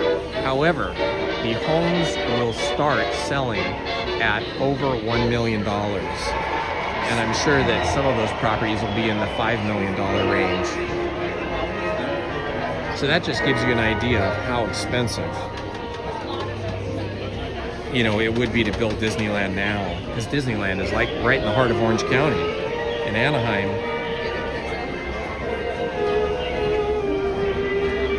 Most houses in the Orange County area now sell for between like 1.5 million for like a little tiny like 900 square foot house, and they go up into the tens of millions of dollars. Of course, it wasn't always that way. Orange County used to be the area of Southern California that was away from living in Los Angeles, which was completely built out. I think that started about 1970, where we really started to see a lot of development. Of course, it did start in the 60s as well, but most of Orange County, and I don't remember all the names of the people, but the King of Spain back in the, I think it was the 1600s, granted land to different noble Spaniards that came here to explore and settle and build ranches and farms. So all of like California was broken up, especially Southern California, broken up and gifted to these Spanish nobles for their adventurous explorations and for things that they were doing for the King of Spain. And so this area here was one giant, you know, all of Orange County was one giant land grant, and I don't remember the original name. You guys can look that up, but the first person it was granted to, and then it was sold and then broken up into a couple of pieces. But eventually the Irvine family purchased all of it, and then from that they developed various cities. In fact, in Irvine today, Irvine is still the largest plot of land in Orange County that is owned by the Irvine Company, which is the Irvine family. But in the city of Irvine itself, you cannot buy the land. You can buy houses because there's been houses that have been developed there, but you never own the land. It stays with the Irvine family. So what they do is you have to pay like a certain fee, like, I don't know, a couple $1,000s or something when you buy the house. And then that grants you a lease on the land for 100 years. And then when those 100 years are up, whoever owns the house at that time has to pay whatever the Irvine Company is asking for to keep the land that your house is sitting on. And it used to be that way in several of the Orange County cities, but I think it's just Irvine now. I know there was a portion of Newport Beach where a lot of really wealthy people bought houses and they didn't own the land, so they filed a lawsuit some years later, maybe a dozen years later, against the Irvine family. They went to court, and it was a whole big thing, and in the end, they were able to come to a settlement with the Irvine family trust and buy the land that their houses were sitting on without having to pay that rental fee for the land.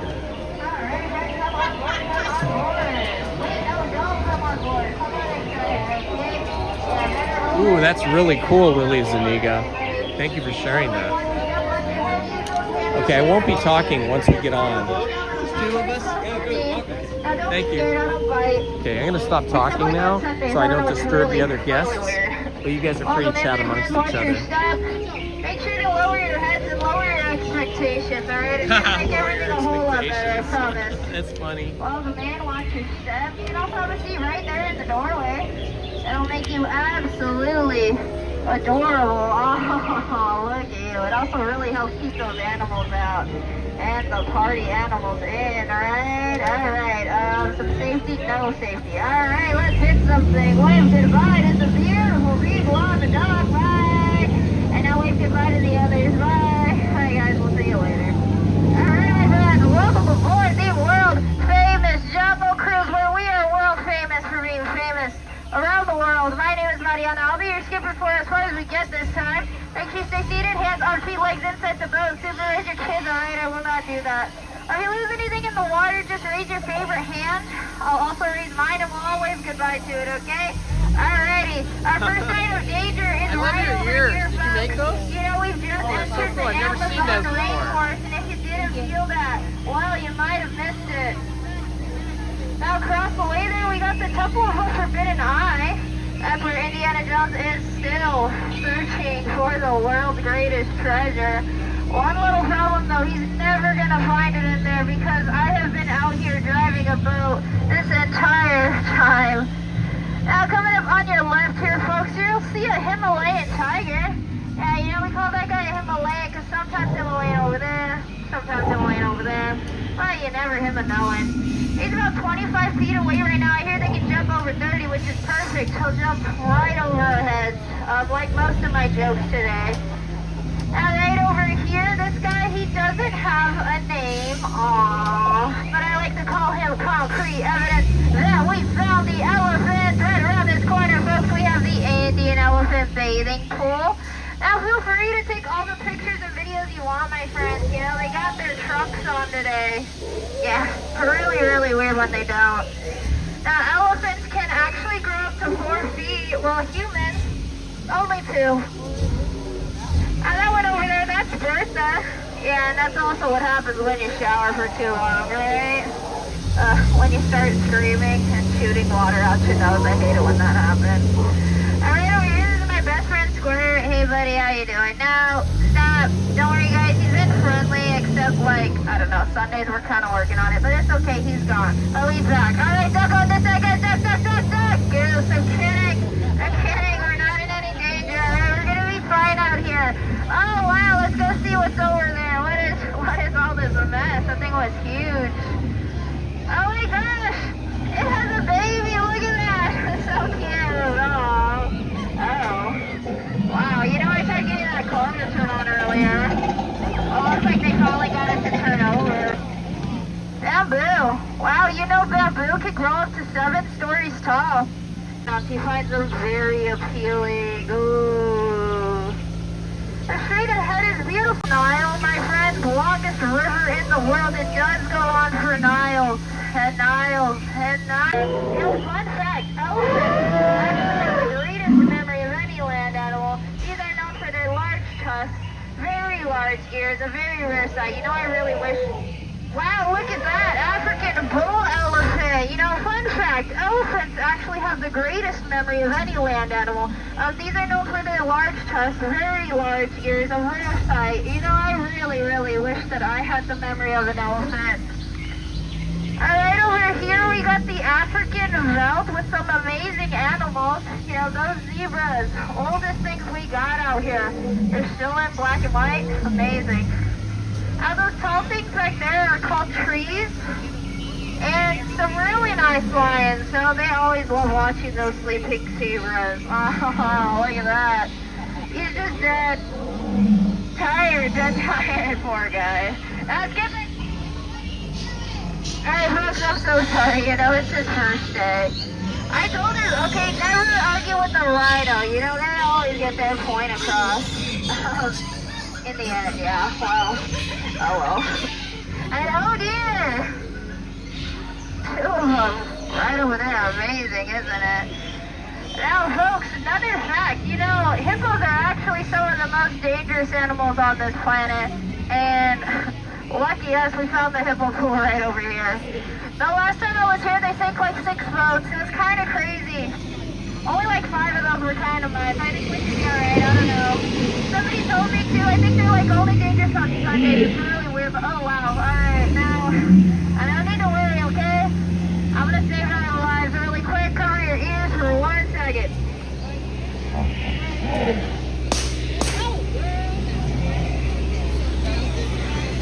Oh man, sorry guys, I think I missed that one in the tree over there. Oh, look at that. Alright, yeah, I feel like a monkey could do it. Whoa. And now just ahead on your left.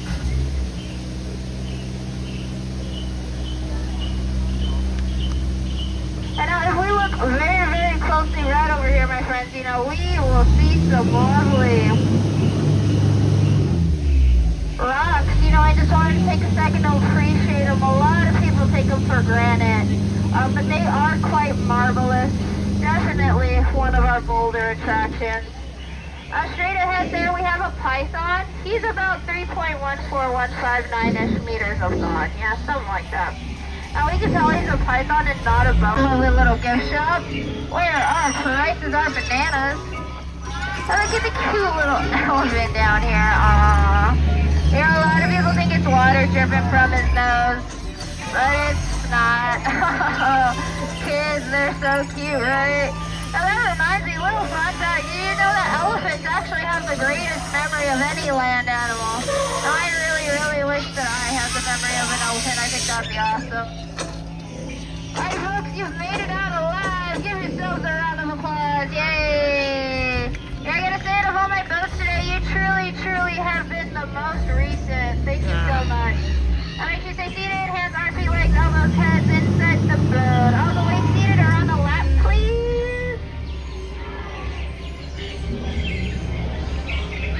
Yeah, whatever happened to the QVC and those shopping channels? I don't know if those are around anymore, but they were around a long time.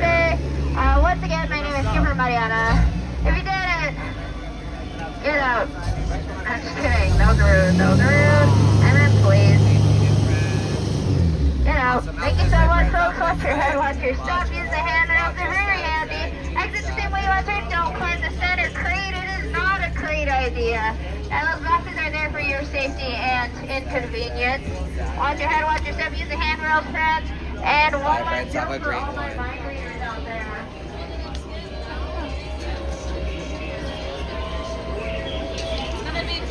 We need to get you some shorts like mine that are like the dark brown, where you have the same kind of look, same contrast. Yeah, I had the khaki for a while. I've had the khaki, but I decided to go with the contrasting color, and then it matches my socks, so it goes better with the shoes. I'll see if the brown one. All right, I can give you the name of the one that I'm using right now, that I purchased from. Okay, I feel a little snacky. Not even snacky, I feel hungry. I need to eat some food before we do any more adventuring here. Unfortunately, not much is open at 10 a.m. That is an issue. Let's see. I know all the breakfast options. The only breakfast option we have now is the Red Rose Tavern, and those breakfast options are not great over there. I like these. Looks like they got some new ones here. They look new, huh? Yeah, these look new, all freshly painted. These are totally new, for sure. These are great. I wonder when they put these up. I didn't notice them when I was here on Friday, but maybe they were here. Oh yeah. Stephen Kenyon, or not Stephen Kenyon. I'm sorry. That's one of our moderators. Stephen, I can't think of his name. The other, the guy who does the. Okay, let's check for food here on the app. See what's open. I am hungry. Oh, look at that. I've never noticed those things up there. That's pretty cool. I know, we never look up there when we're coming through Adventure. Even if they're criticizing it. Okay, let's see here. While I am waiting for the app to show me what food we have.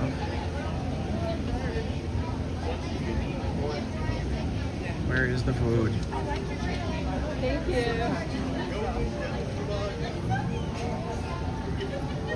Reserved dining. I just want to know what's open.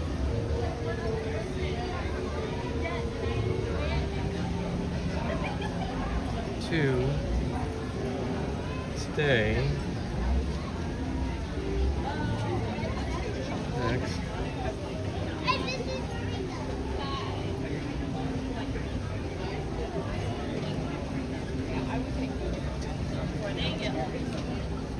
All right, search by destination.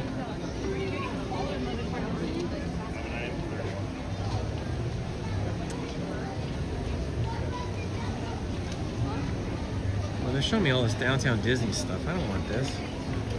They're showing me food from over there. This is not working. Reserved dining, virtual queue, wait times. It looks like they changed the app a little bit. I'm not seeing the... Oh, here we go. Order food. I was in the wrong part of the app. Okay, let's see. Stage Door Cafe opens at 11. Bengal Barbecue is actually open. We could get Bengal Barbecue food, but that's sort of just like getting snacks. Refreshment Corner on Main Street. 11. Gibson Grill Ice Cream 12. Red Wagon, the Little Red Wagon, but that's just like turkey legs and corn dogs. Oil Street Veranda, 10 a.m. Tiana opens at 10. What does Tiana's Bell? All right, let's go check that out.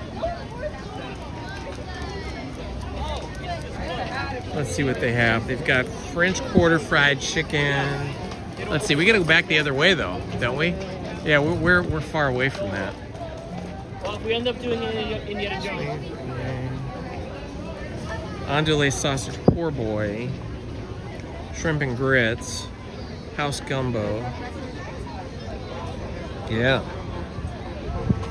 Cajun spiced half chicken. I could do that. I could use like a big chunk of chicken. You could get some grits. You could share if you wanted to do that. Or, let's see. Let's see. Bunch of roasters. Troubadour. Where's the? Oh, Troubadour Tavern. That's up that way. Yeah. That's the potato thing. Yeah, it is open. It's a 25-minute wait. Hungry Bear opens at 11. Edelweiss Snacks is open.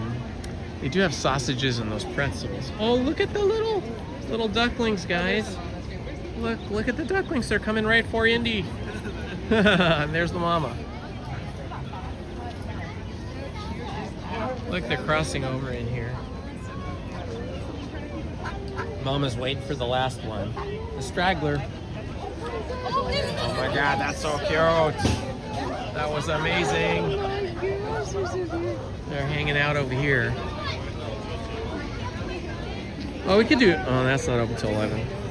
Harbor Galley. That's the other way again. Pinchula. Galactic Grill is open now. Well, we can get food at Galactic Grill. It's not my favorite, but... Let's see. We get burgers. We got burgers at home, though. We should probably eat those at home. I don't know. Let's see.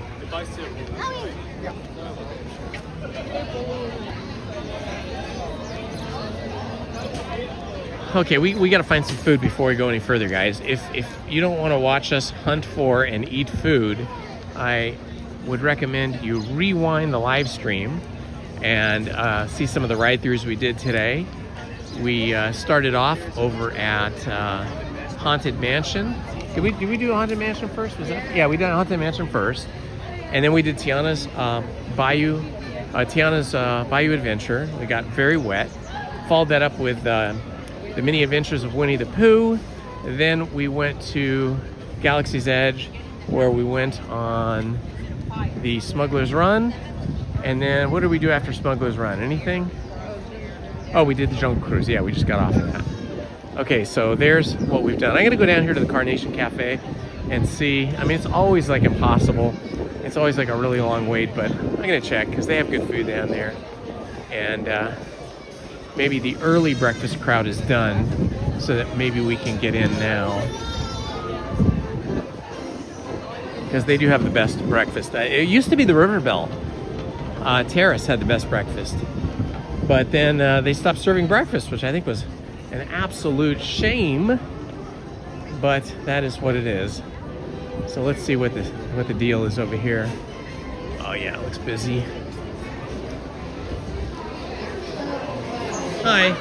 How long is the wait for two? At the moment, friend, we are booked to put the reservations. If the list does become available, it's going to give you an estimated wait time. The discount QR code right outside, it should take you straight. Okay, thank you. Okay, so that's basically a no. They're completely filled up. All the reservations are filled. All right, now what are we gonna do?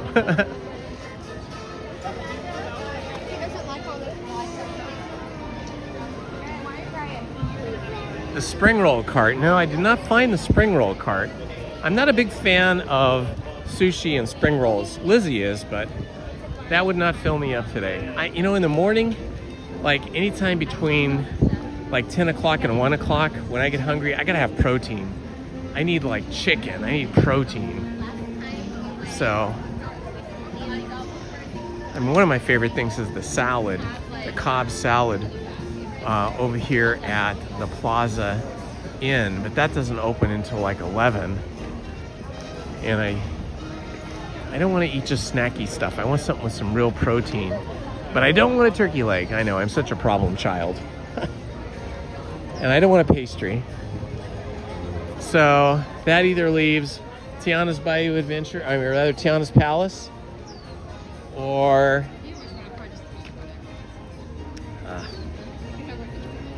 I don't really want a hamburger, but I don't know. Maybe we'll just go over to Galactic Grill and see if they have a chicken sandwich. I need protein. I want chicken. I don't really want a hamburger. I'm sounding kind of whiny, huh? It's because I'm getting hangry. Sorry, guys. Getting hangry.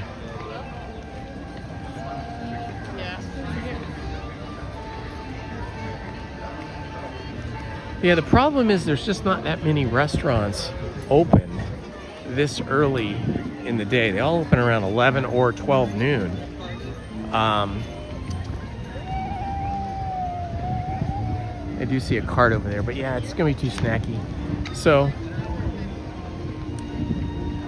you know, they have breakfast choices over at the Red Rose Tavern, but they used to have better choices. They've cut the menu back to like 4 items, I think, and I've had 2 of them recently. One was sort of like a breakfast burrito. It had all the good breakfast burrito stuff you'd want in there, but they used this kind of like liquidy white cheese, and I'm not sure what that actually is. It sort of tastes like cheese. You know, it has a good flavor, like a spicy flavor, but I'm not a fan of like liquid cheese, because that's got to be more than just cheese in there to make it all liquidy. I think they just squirt it in there, I'm guessing. I like real cheese.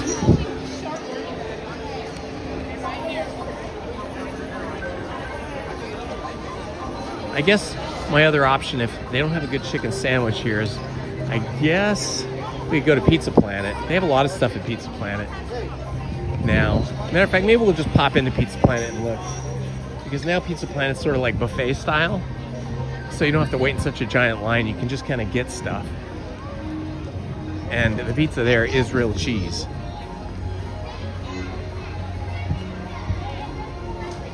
Fish and chips at Galactic Grill. Do they have fish and chips at Galactic Grill? They might, huh? You know, I personally love fish and chips, but as I've gotten older, you know, something like fish and chips that has a high oil content in it does not agree with me that well. You know, because they're using vegetable oil. And vegetable oil, if you guys have ever researched any of this or watched any of the food scientists talk about it, vegetable oil is not really good. I mean, I'll eat it with French fries, And, you know, I do occasionally have fish and chips because I like them, but I often feel kind of icky, like 30 minutes to an hour afterwards. Oh, you gotta be kidding. Is Pizza Planet not open? I thought it was supposed to open at 10. It's like 10:07. Let's see. What's the deal here? We got a lot of aliens. Oh, looks like they're cooking back there. Let's check the app and see when it says this opens. We're gonna sit down for a second here. It's actually a nice area to sit.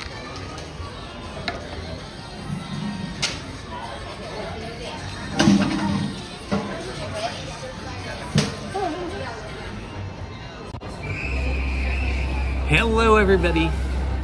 How are you?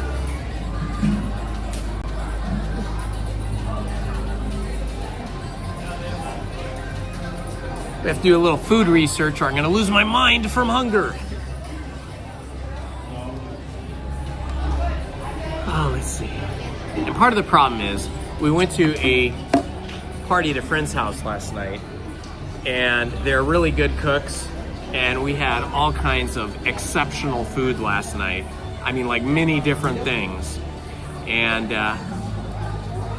Pizza Planet, 11 a.m. Andy, oh no. Okay, let's see what we can do here. Maybe we'll order food from Galactic Grill. Let's see what they have. Thanks, Andy. Thanks for posting that.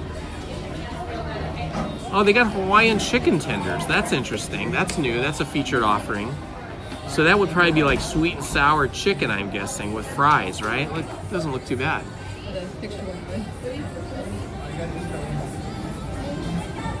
This looks pretty good. Barbecue sauce garnished with green onions. Okay, I can do that. I think I'm gonna do that. Let me see what else they have. Oh, look, Andy, this is for you. They get the Bantha sipper cup. It's a Bantha sipper. That's pretty cool. Okay, let's see what else we have here. Entrees. Oh, they do have a fried chicken sandwich with zesty. Okay, I'm getting the fried chicken sandwich, I think. They also have tenderverse, fish and chips. Oh, they have a grilled chicken salad. Oh, but this is probably pre-made though. Okay, I think I could do the chicken sandwich. Probably won't be fantastic, but it won't be bad either. It's either that or I get that Hawaiian chicken tenders. I'm gonna get the fried chicken sandwich. Okay. How about you? Do you want anything? You sure? Well, I can eat chicken all. They have fish and chips. They have a grilled chicken salad. They got cheeseburger. Are you gonna order? Yeah, and then we'll walk over there. You want to look? You can see. So there's that thing, and then you can scroll down to the rest of the food items. Okay, we're gonna order some food for Galactic Grill. We're gonna order it here while we're sitting, and then we'll walk over, and it should be ready by the time we get there. Oh, it's just a cheeseburger, nothing special. Sometimes they have cheeseburgers with like spicy, they don't have it now, but for a while, last summer and last spring, they had it was called the Galactic something burger, and it had chimichurri sauce on it that was very spicy and very yummy with some really good cheddar cheese. But that's gone away now. Good morning, Mario Castaneda. Good morning, Edwin. Hello, it's Heather Cat.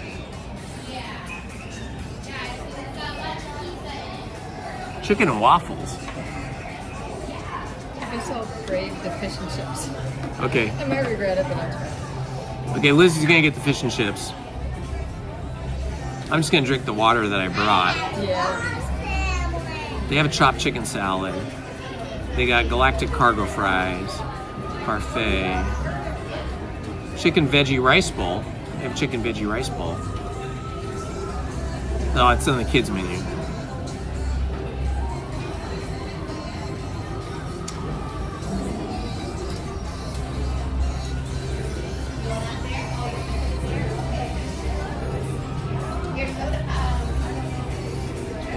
So Lizzie's getting the fish and chips. Oh, they want to see her ears. I'll wait till we get in the sun, then I'll show you her ears. Okay. Okay, so we got fish and chips. Oh, I want to get rid of that. Okay. So we're getting a fried chicken sandwich, fish and chips, and that is going to be it.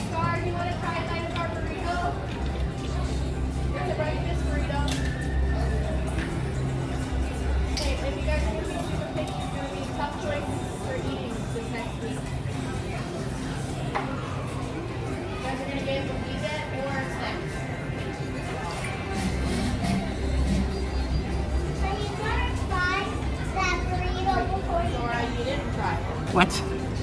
It says we have to wait till 10:30. Well, that's only 15 minutes. Okay. Oh, look, I got the aliens behind me. That's pretty cool. Hi, Johnny. Hi, John Wayne. Good to see you, John. Hi, Charles Martinez. We come in peace. Okay, I guess I'll show you Lizzie's ears now. Tilt your chin up a little. There you go.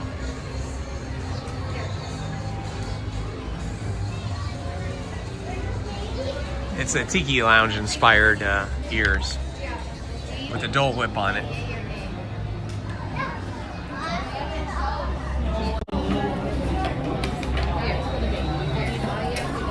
Hello, Wendy. Good morning, Wendy.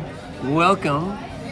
I bet it's a little warmer in Arizona than it is here, but it's gonna get hot here. It's 73, it's probably gonna be up around 86, 87 today. Good morning, Johnny, Utah. Hello, Travis Libby. Good morning, Cheryl Metzger.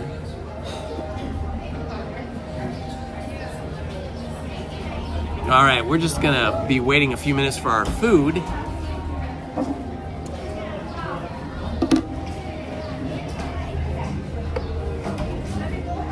It's unfortunate that we still have to wait 15 minutes for our food.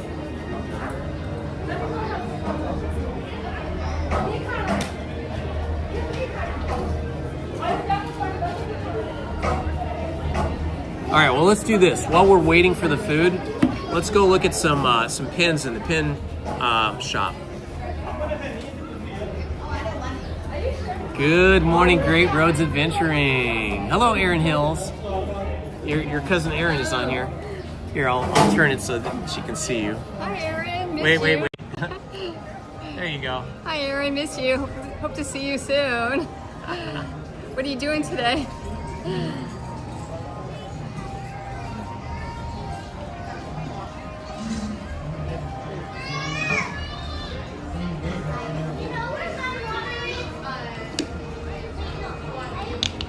Alrighty, we're gonna walk over.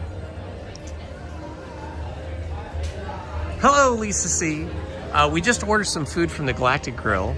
I'm gonna have a chicken sandwich, a fried chicken sandwich actually, and Lizzie's gonna have the fish and chips. So while we're waiting for that, I think it's gonna take probably another 10 minutes or so before the app tells me I can pick up my food. So we're gonna go over here. This used to be, by the way, if you guys don't know this, see this right here? This is like right in the middle of Tomorrowland. This is where the Astro Orbiter used to be. You can look that up. You can look that up and Google Astro Orbiter or original Astro Orbiter. This is where it used to be.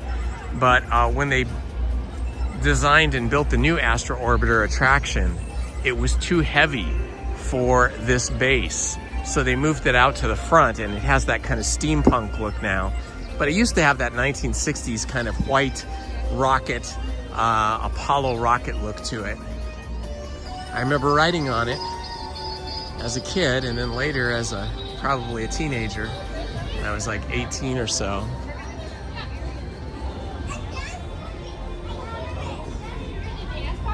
So we're just gonna burn a little time here while we're waiting for our food.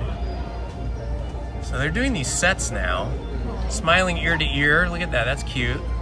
Chippendale, oh look at these. These are really cute. These are super cute. Oh my gosh, Lizzie likes these. These are adorable. They are. What do they want for these? They are, ooh, $45. $45 is very, very expensive for some pins. Yeah.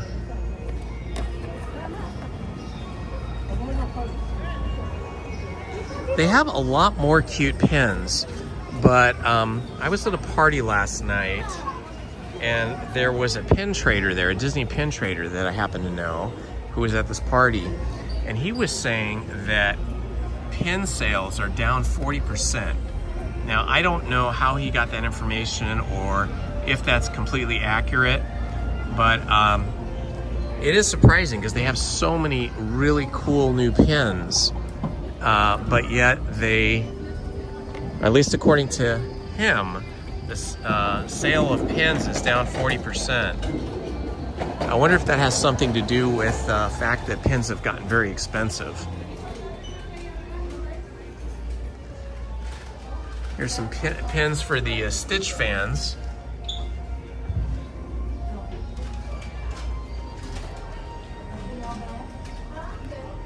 Good morning, Krista Hackley.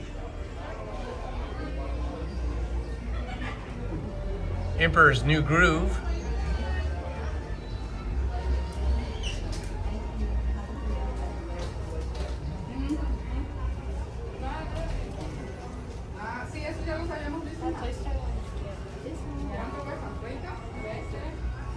Let's see what else we have over here.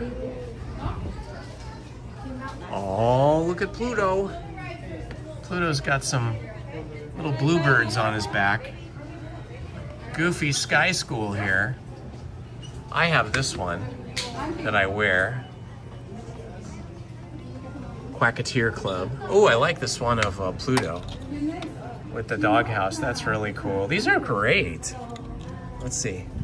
How much are these? This one is yellow. So yeah, this is $18. So that may be one of the reasons, or maybe it may be the main reason why pin sales are off so much. I mean, people only have so much money, and you know, pins do bring us joy, but you could spend that on some other needy things, some things you need like food. This is a good one of Chip and Dale. I'm not sure what they have there. It looks like a bunch of fluffy stuff. Oh, popcorn. Oh, it's popcorn. They're eating popcorn. Here they got a cornucopia. This is a good Thanksgiving pin to give people. They got a lot of Chip and Dale ones. I know Chip and Dale are my favorite characters besides Mickey and Minnie. Oh, they got some cute Winnie the Pooh ones, like little baby Winnie the Poohs. Cubs. Oh, here you go. You need this, Andy. It's a sipper cup, a Winnie the Pooh sipper cup pin. Nice. Oh, this is a cute one. Winnie the Pooh is a bear of little mind. So think is good. Yeah, that's true. The sipper cups, although they're a little spendy, they're a pretty good value if you're into that. Oh, this is great. Winnie the Pooh and Christopher Robin. I could just spend all my money here just on this pin wall. Oh, bother.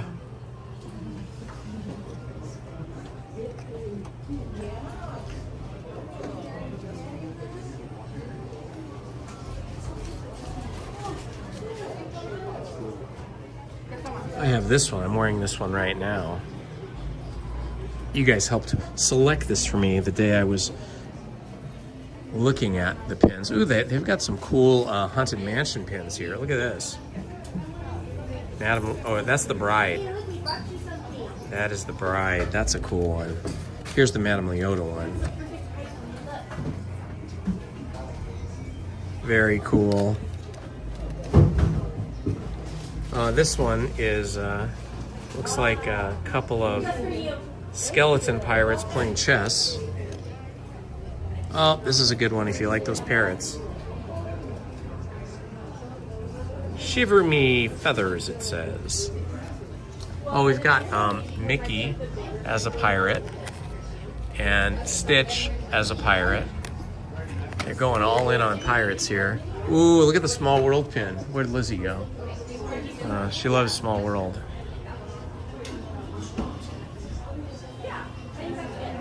Lizzie, Look at the small world pin.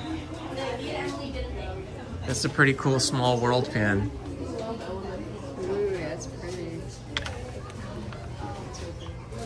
Ooh, this was nice until I saw it said Starbucks. I was like, I was thinking, oh, this is pretty cool. It says Disneyland, and then down below it says Starbucks. I'm like, okay, that kind of ruins it. Not that I don't like Starbucks, it's just I don't want to advertise for Starbucks on a Disney pin. This is a cute one with Minnie Mouse and an ice cream cone. I bought this and gave it to a friend of mine who's a really, really good cook. Look at it's Dancing Minnie. Sometimes down on Main Street, Mickey and Minnie, well, at least they used to. I haven't seen them do it in a long time, but they used to dance together. It was really cute.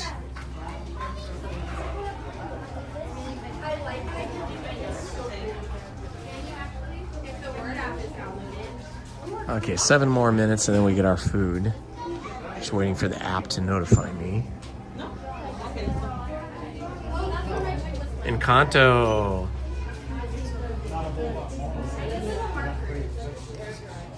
Ooh, Snow White and the Seven Dwarfs.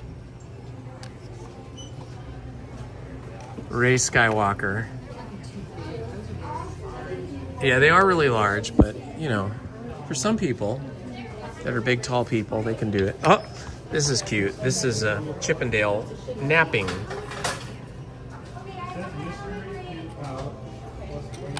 Oh, this is an even better one. I got a lot of good Chippendale ones. I didn't used to have so many Chippendale.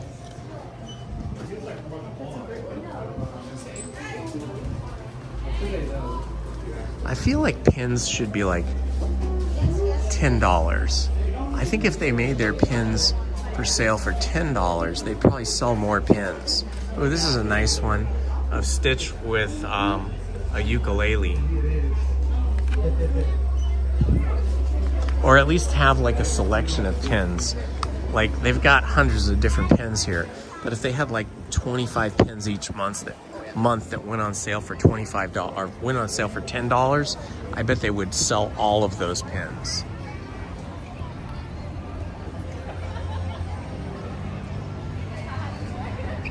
And here's the saddest building in Disneyland.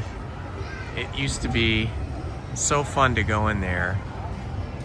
What was it called? The Carousel of Progress, I think it was called. And it was different things. It was America's Things for a while. And now it's nothing. It's the Star Wars launch bay. And all it is really is a terrace for you to take your food up there and eat. And it's only if you're a member of the Disney Vacation Club, which means you had to purchase a Disney Vacation Club membership, which means you're purchasing a timeshare. Lizzie and I almost did that like decades ago when she was first working for Disneyland or for Disney Animation Studios, and we went to Disney World with some other friends and another animator friend of hers, and we almost got sucked into buying one of those timeshares.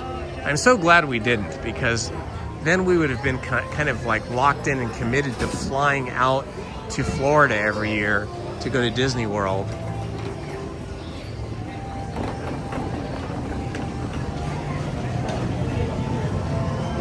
People Mover was all around. See right ahead here, where I'm pointing right now, Andy? That is part of the People Mover track right there.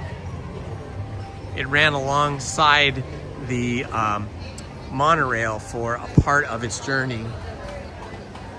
Okay, we're here at the pickup window. We're just waiting for about 4 more minutes.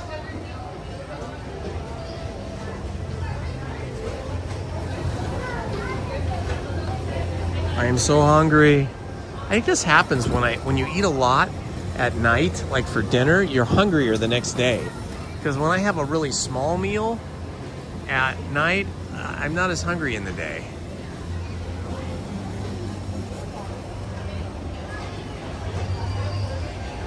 Hello, Great Roads Adventuring. Oh, well, I'm glad that the DVC Disney Vacation Club has worked out for you guys well.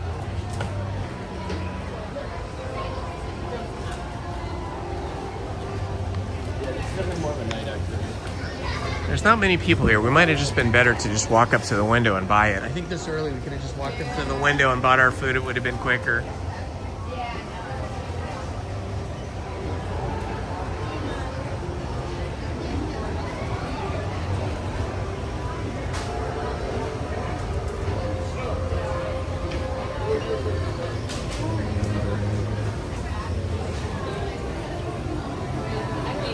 Hi. Do you know when it will call us? It says 10:30, so will I get like... 10:25 is when it will open up, but necessarily if it's a lunch, it won't open until 10:30 exactly. Okay. So they're still in our breakfast. Okay. Oh, I didn't know you had breakfast. Yeah. We're open from 9 to 10:30 for our breakfast. Okay. All right, thank you. They're open from 9 to 10:30 for breakfast. So, well, right now, they're still selling what we got, which was lunch, but yeah, we didn't see any breakfast menu. There was no choice for breakfast menu for us. So apparently, maybe you can only just walk up to get breakfast. Because, yeah, there was no breakfast menu on the thing. I guess we should have just walked up here. Yeah. I could have got breakfast, but, which is what I actually wanted. How is everybody today? Good morning, I got nothing. Well, it's not busy here at this moment.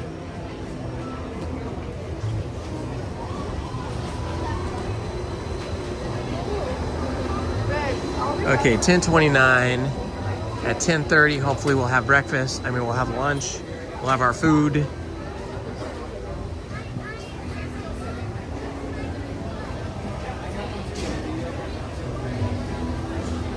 Hopefully it doesn't take longer than that.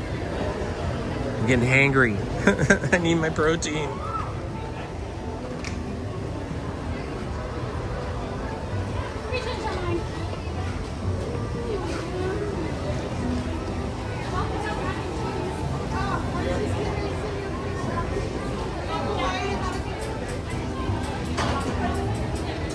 Sunday fun day.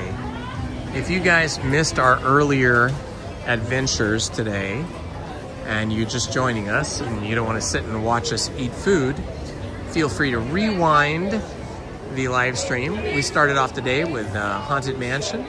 Then we went on Tiana's Bayou Adventure. We followed that up with the Mini Adventures of Winnie the Pooh. And then we went on the Jungle Cruise. And the Haunted Mansion, I mentioned that already. Yeah, so we went on several things already. We've been trying to get over to Tom Sawyer's Island. Okay, I am here, prepare my order.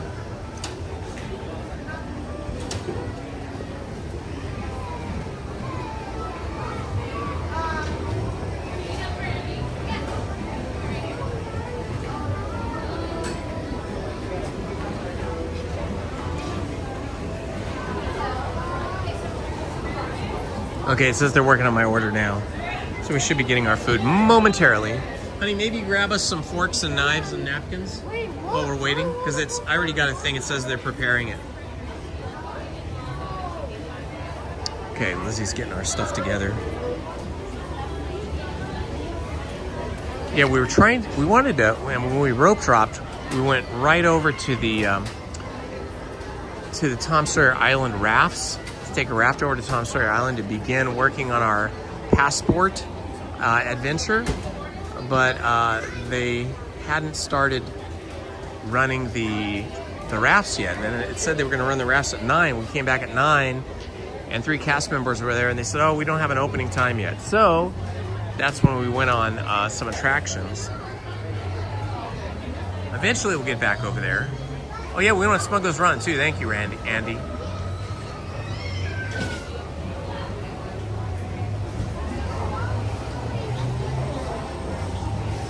Good morning, fan of Toad. Bluey Puffertez makes great breakfast. I know, I missed the River Bell breakfast. I'm really bummed that they don't have that anymore. River Bell breakfast was the best. Carnation restaurant on Main Street is the second best breakfast, but it's always impossible to get breakfast there. We even walked up to it and they wouldn't even like put us on the waiting list. They said you have to scan the code and they were all booked up. So, oh well. Well, look, here's some more sipper cups. I'm gonna show you guys these sipper cups. Look at these. There's the Bantha sipper cup. And then this looks like some kind of a droid. I don't know what, if it's a sipper cup, it must be. It has a strap and all. So there's a couple of sipper cup things.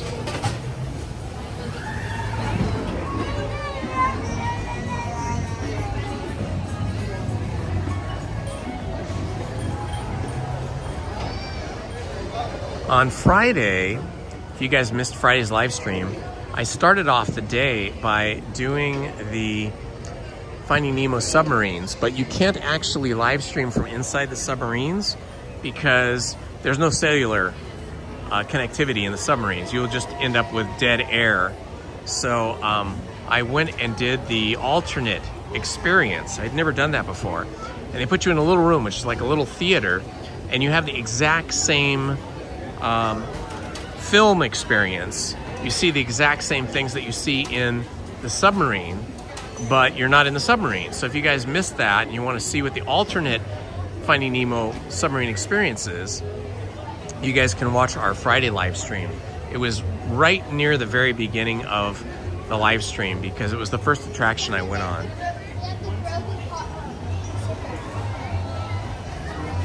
Yeah, exactly, the Beatles submarines.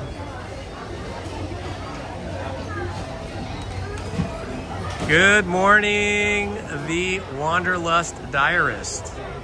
Or is the it's the Wanderlust? Yeah, Diarist.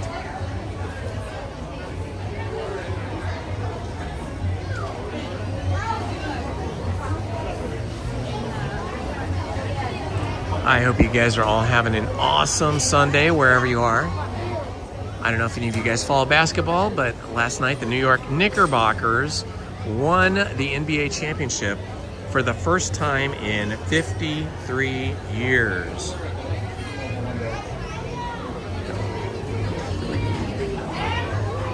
Where's window 4? That's window 3. You see window 4? Where is it? Oh, okay. Hello. We got a message here that it's ready. Yeah. Thank you so much. You can grab that, honey. Awesome. Here we go. Go find ourselves a nice spot to sit. Let's see. See where we can find to sit this in the shade. Got some wild jazzy music going on right here. Maybe we'll get further away from that, away from the hustle and bustle of the crowd. Let's see if there's any shade over this away. Yeah, there is. Awesome. You got the perfect spot overlooking the walkway next to Star Tours. How's this? Is this good for you? Yeah. I'm gonna put you guys down for a minute.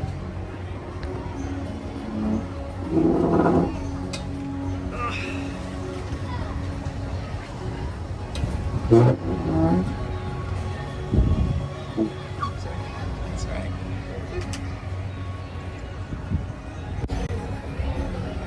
All right, this is a good time to charge up the phone. We get the battery out.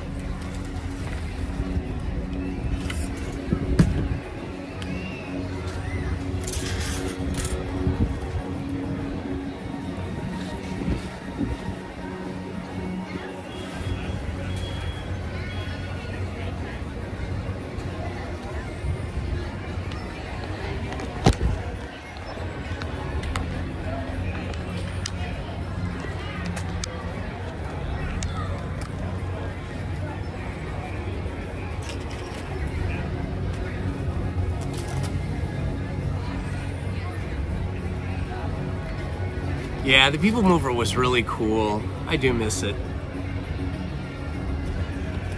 This is pretty good, actually. Yeah. They gave me tons of tartar sauce. Here's what I got. Chicken sandwich. That looks pretty good. Yeah, right? That coleslaw looks really good. All right, I'm gonna be hydrated today.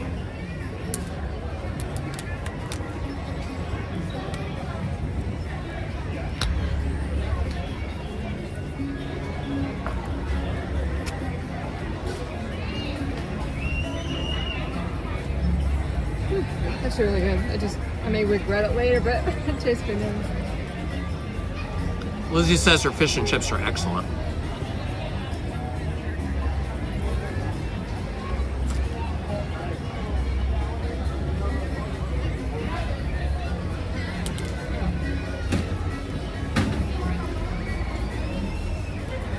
Want a hand wipe?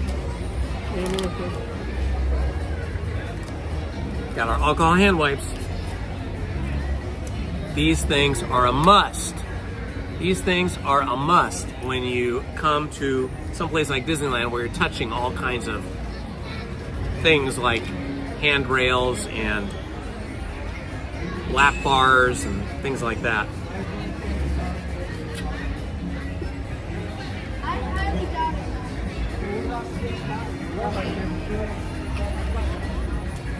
Why did they move the people mover? I don't know the exact reason.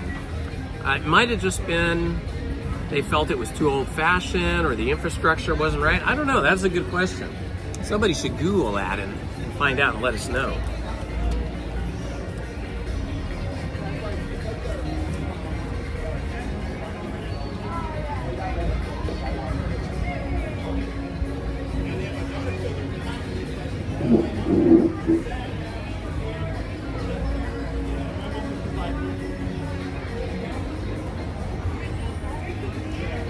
Good way to cool off. Take your jacket off while you're eating. That's true.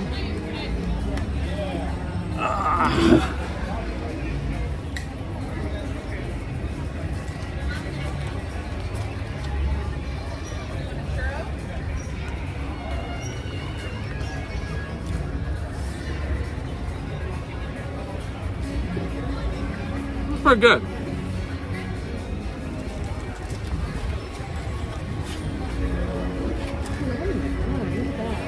Oh my gosh. Wow. Did you bump it? Getting the chair, getting the table out of your car, or did Meadow jump on you or something?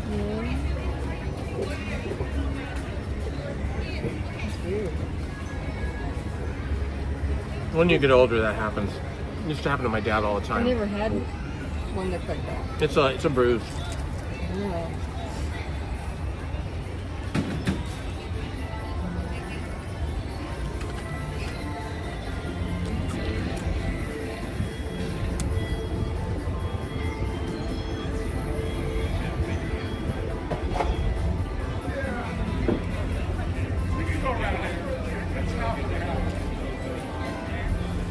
No, this is a t-shirt I bought at Target. There is a Disney shop in the Target at on Harbor Boulevard, about a mile south of Disneyland, and they have all kinds. I mean, like lots of different Disney t-shirts, sweatshirts, shorts, fanny packs, hats, everything, and it's like a quarter the price of what you pay for shirts here in the park. But they're not the same shirts that they have in the park. They're just officially licensed.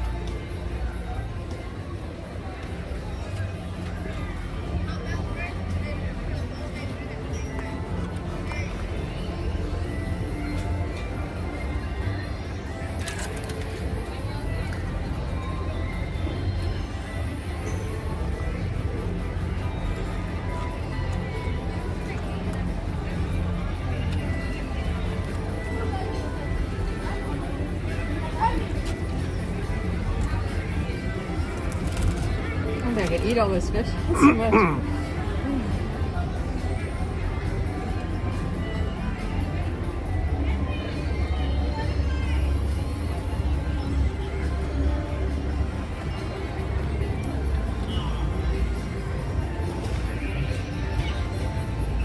Ah, thank you. Okay, I'm gonna have trouble saying your name, so please forgive me if I butcher your name. Hoy? Well, thank you for joining the channel. Thank you for finding us. I'm glad you guys like us.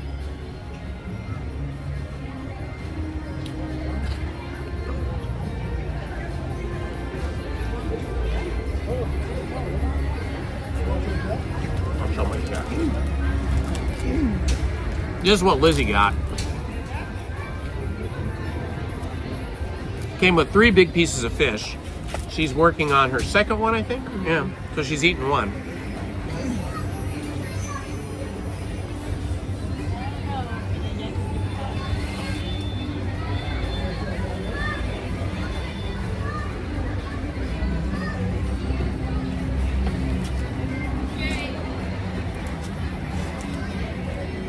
I'll feel much better after I have this protein infusion. Let me see if they have ketchup. Yeah, maybe get some more napkins too. They do. They should have ketchup over there by the napkins.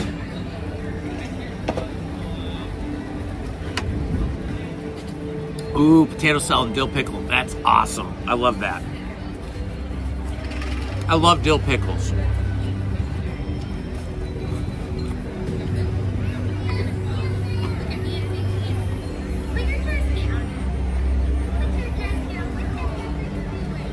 Yeah.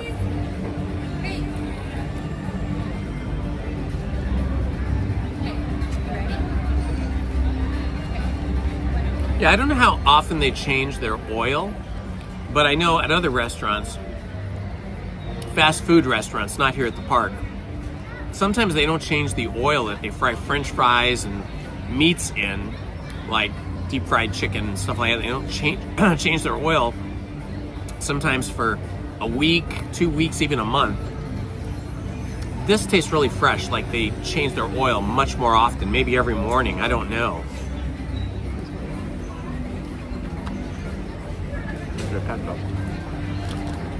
Oh. Oh, it's malt vinegar. vinegar. Oh, I should try that. So you didn't find any ketchup? It's right here. Oh. Yeah, it sounds like it would be good, huh? It's a British thing. I think you're supposed to put vinegar in it. I can't open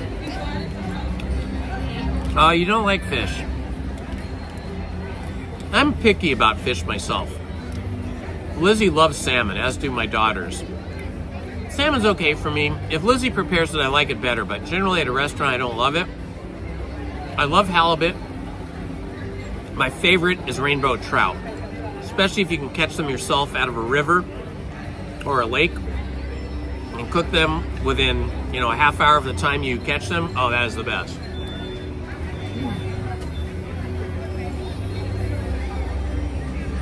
Which park do I like better? Laura Boo. For the attractions, I like Disneyland better. And for the kind of atmosphere, I like Disneyland better. For the food, I like California Adventure better. And I do like the Incredicoaster, and especially Radiator Racers. That's my favorite over there. They don't have anything like that over here.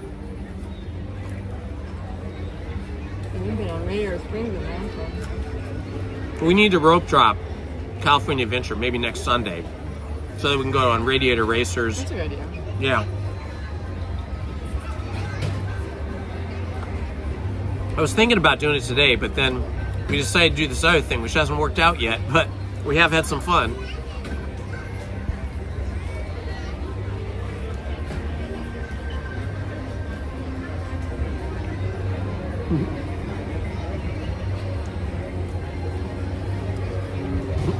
I don't know about Captain Hook and the codfish.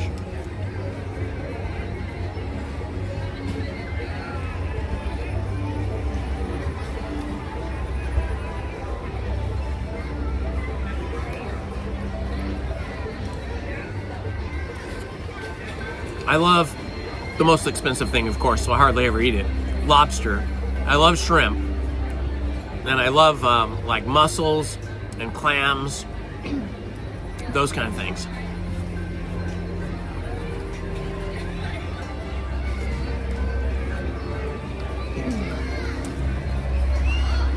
Lizzie's favorite ride at California Adventure is the Incredicoaster. She rides it very often without me because it's a little bit rough on my tummy.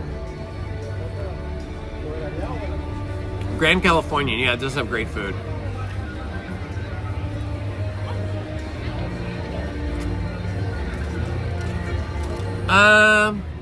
It's hard to say. I think all the fries are pretty much the same now at Disneyland. There used to be different types of fries, like steak fries versus shoestring versus other kinds of fries, but now I think they've just standardized on just regular old French fries.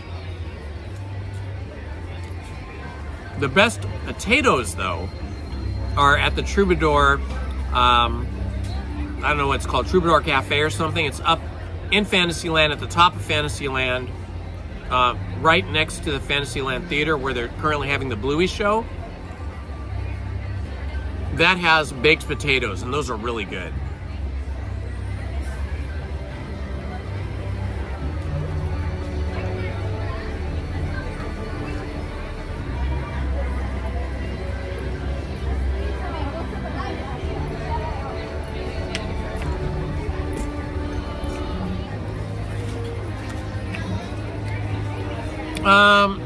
I don't know if there's tater tots. There might be some places for kids, but I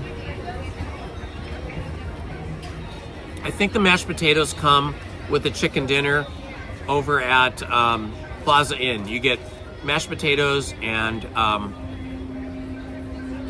asparagus, usually, and the half a baked chicken.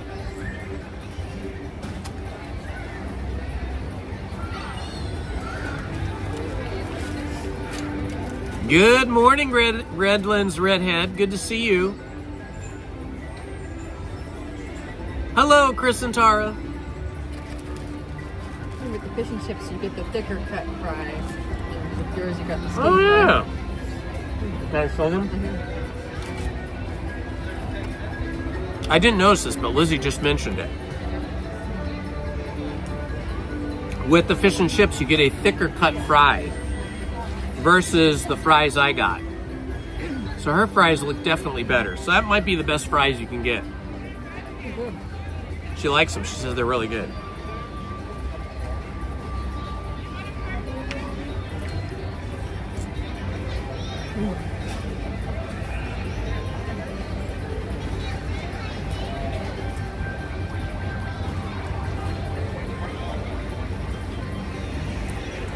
How was the malt vinegar? I couldn't open it. That's okay. I can open it for you. It's all right. I'm kind of full of the fish. You can have some. Lizzie could only eat 2 of her 3 fish and hardly any of her French fries. She's got all filled up. I want some of my cookie.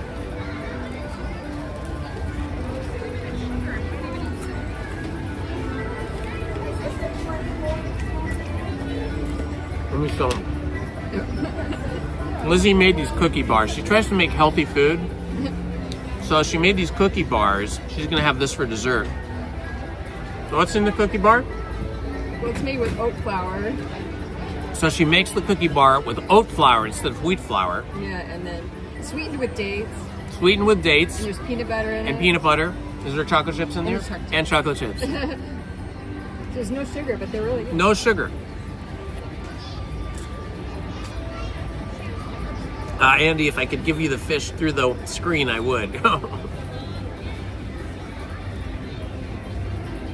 Good morning, Disney lover Melinda. Welcome. We got a few people from Arizona here in the chat today. We're just finishing up lunch here. If you want to see what we've done earlier, you can rewind the live stream. And you can see the attractions we went on this morning so far.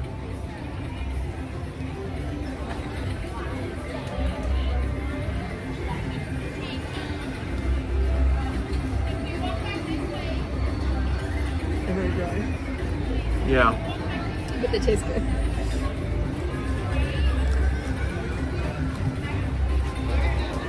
I wonder if you put like condensed milk in them, they would be less dry. I'm thinking I'm going to try maybe an extra egg. Maybe they have gluten-free flour. I think we need extra egg.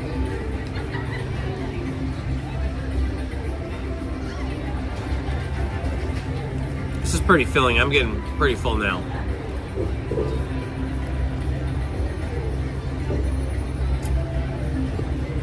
Boy, this is the spot to sit. There's several patios here for Galactic Grill, and we're on the farthest one away. It's kind of elevated. Looks down at the Astro Blaster entrance, and there's a really nice cool breeze coming through here. It's actually a little cooler today than it was on Friday. 73 degrees right now at almost 11 o'clock. It was, I think, around almost 80 degrees on Friday at this time.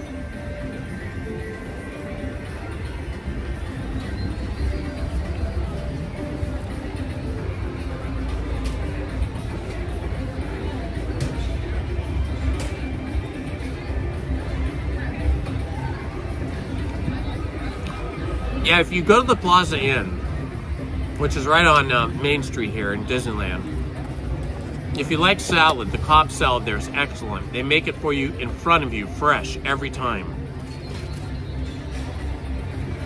I'm gonna try one of Lizzie's French fries. Oh.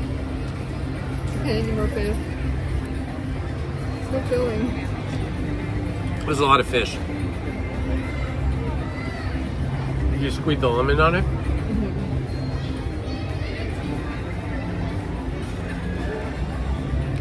After lunch, we may do Astro Blaster because it's right there and there's no line right now that I can see. And then we want to do this Mickey's Explorer Ranger sort of scavenger hunt thing. Chicken sandwich was very good. And you know, very good for park food. On a scale of 1 to 10, I'd say it was 6.5.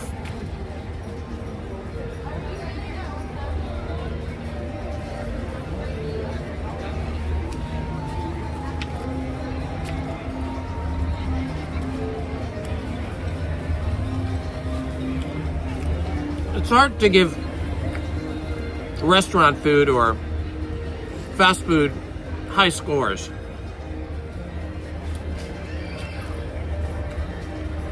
Lizzie makes a lot of good food. She experiments with different recipes. And so we're often disappointed when we go to restaurants because Lizzie's food is usually better, whatever she makes. But you gotta eat.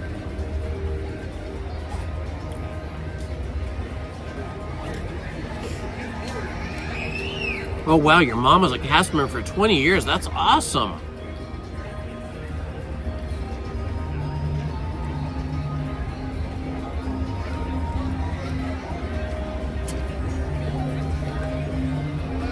Okay, I'm getting pretty stuffed. It looks like neither Lizzie nor I can finish our food. I finished my chicken sandwich though, but I don't think I'm gonna finish my fries.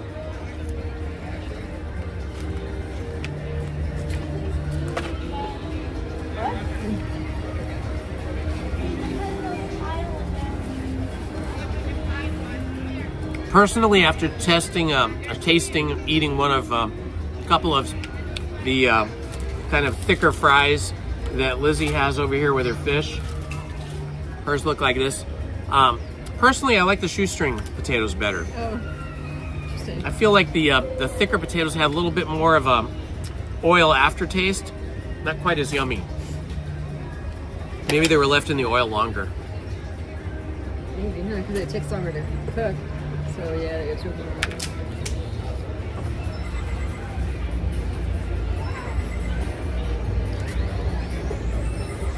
Okay, I spoke too soon. There was no line at Astro Blaster. And now, all of a sudden, everybody discovered that. And now there's a giant line. Hey, George, what's our favorite Disney snack?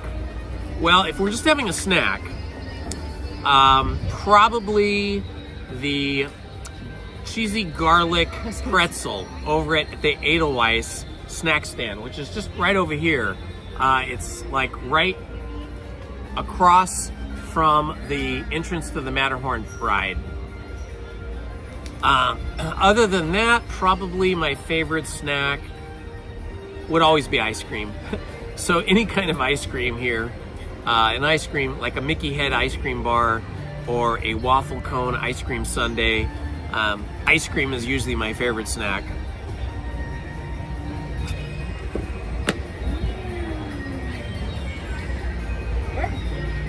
Okay, we're getting ready to pack up and move on.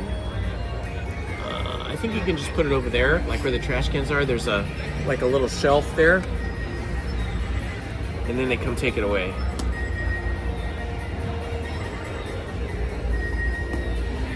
All right, we're getting ready to pack up and go on to our next adventure.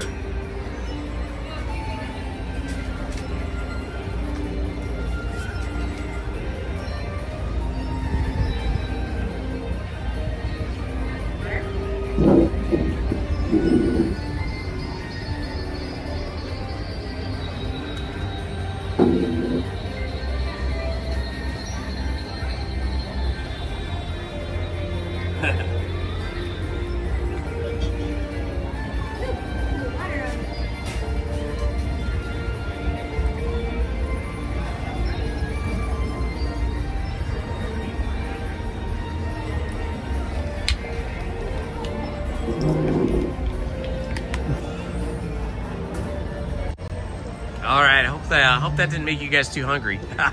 Although wherever you are, you might have already had lunch if you're further back east. However, if you're out west over here, you're in the same time zone essentially, so it's just becoming lunchtime for you. And here comes Lizzie.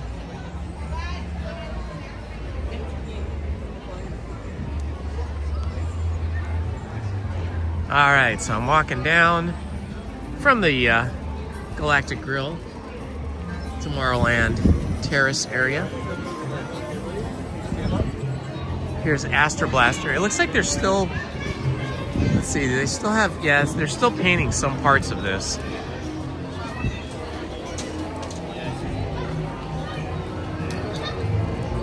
All right, Tom Sawyer Island coming up here.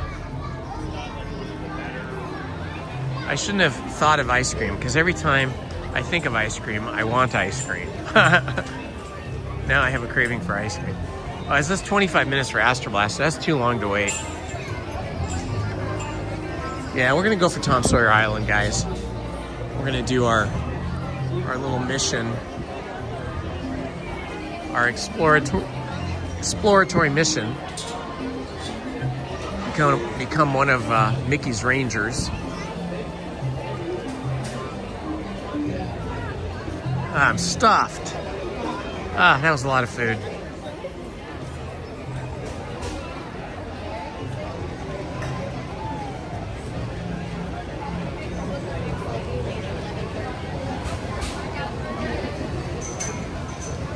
Wabash County.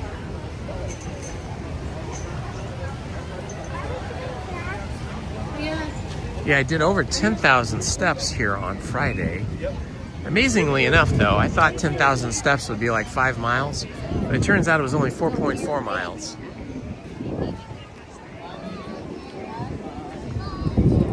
Coming to Disneyland and California Adventure is my current and only exercise routine at the moment. Doing steps here, walking through Disneyland. I hear the Pearly Band up ahead.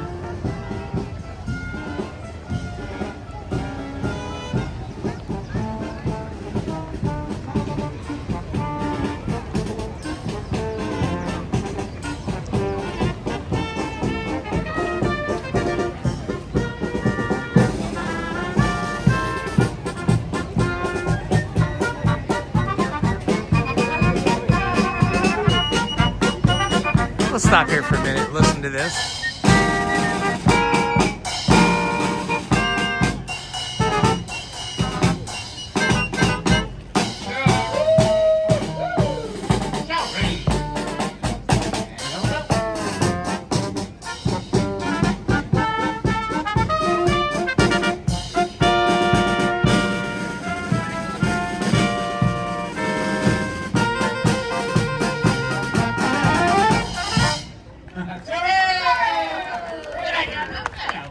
Hello, Jeremy Russell. Hello, King Valkyrim.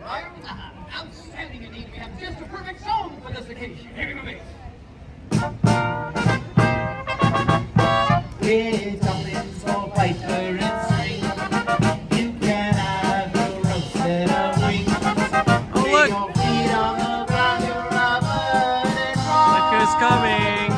With your pistol and sword to the string. Mary Poppins. Mary Poppins.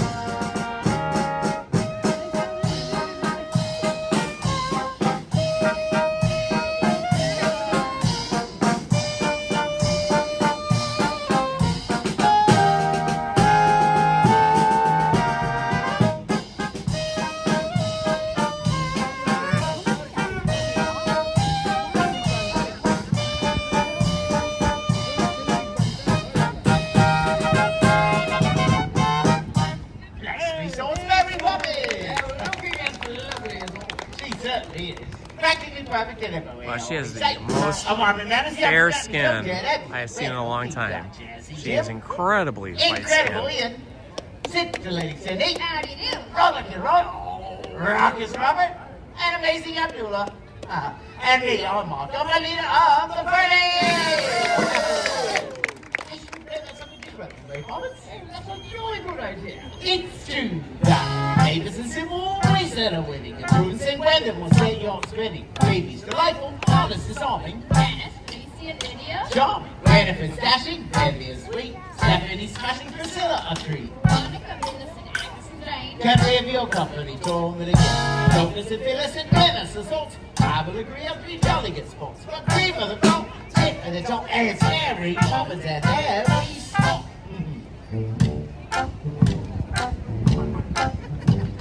Ain't it a glorious day? Or it's a morning in May? I feel like I could fly. Have you ever seen the dust so green over the sky? Oh, it's a jolly all night with Mary. Mary makes her all so right. Oh, when the day is bright and ordinary, Mary makes the sunshine bright. Oh, up in it's a blooming all around her. The daffodils are smiling at the door. When Mary walks around, you feel so grand. Your heart starts beating like a big brass band. Oh, it's a jolly holiday with Mary. No wonder that it's Mary that we love.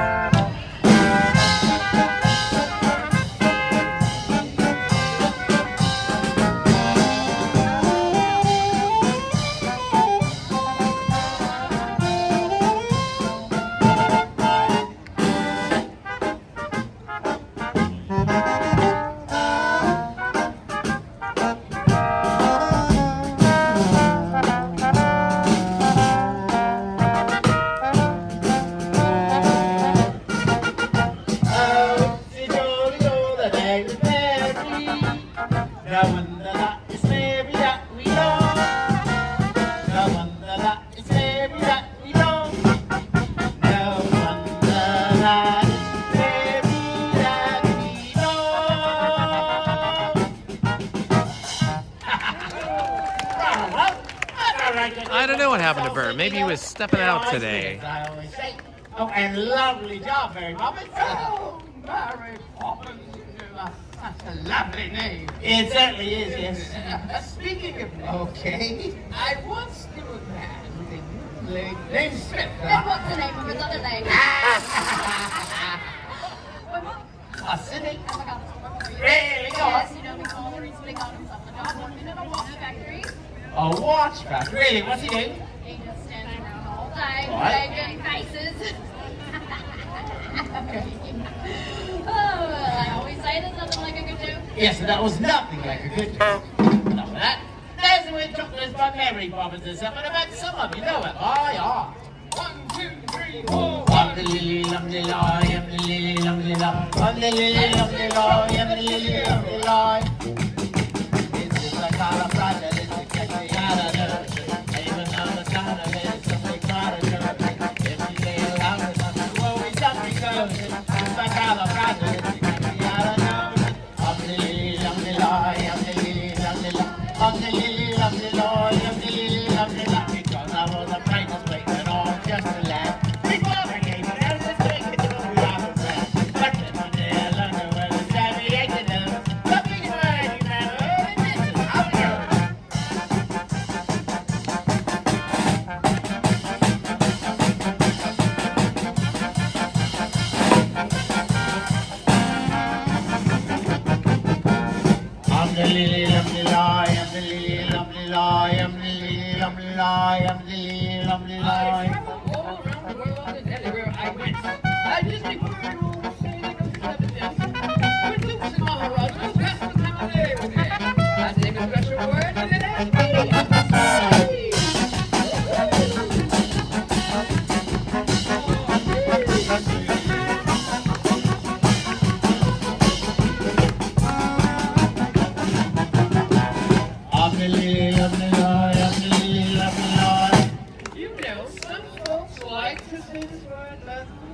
backwards. All right, let's give it a go. Yep. No, that's not the idea. Okay. Don't you, Sally, realistic radically. Thank you all so much. I'm going too far again. And jump. So, when I got a lot of difficult things,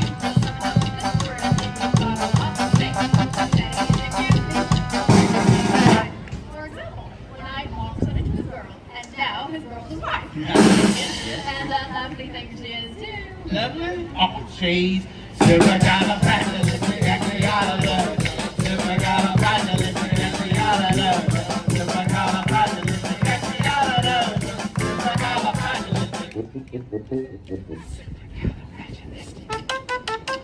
Supercalifragilistic, expialidocious.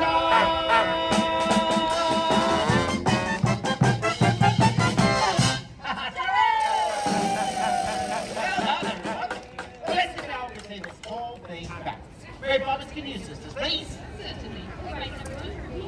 All right. Docious, alley, extra, listed, Raji, Jolly, Rupert. Okay. Docious, alley, extra, listed, Raji, Jolly, Rupert. Fantastic job, Mary Poppins. I see that. You know, it's time once again. Time for what? A roll? Time for another toe-tapping number. Toe-tapping number. You're thinking of that chimney sweep, so will you? Absolutely. Oh, fantastic. This is something a bit of magic, and we could use your rep. It's easy. Plus, you think. Then we you can double think. Yeah, close your eyes and open. Don't blink, chimneys with the best of them. Jumpy. Now to come up from there. Come on up. There we go.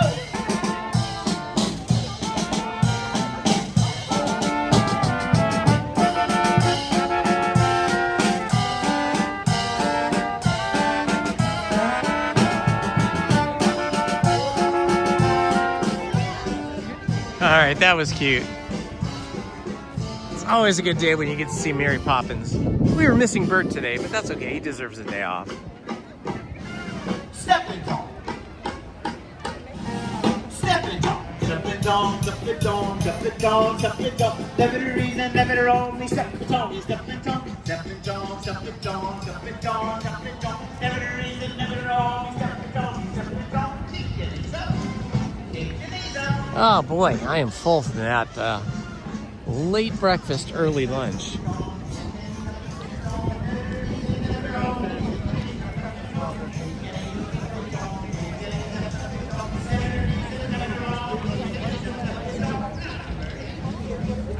All right, in through Frontierland we go.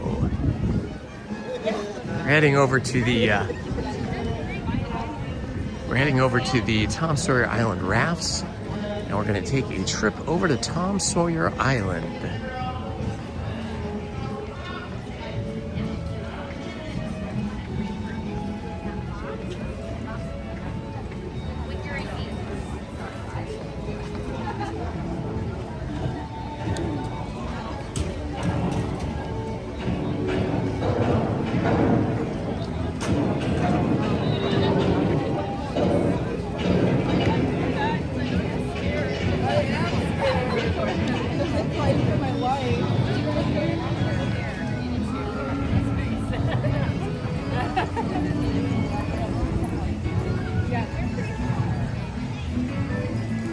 All right, here we go through Frontierland, past the Golden Horseshoe. Ah, they've got the Columbia sailing ship out today. That's nice. Now they have both the Mark Twain and the Columbia out.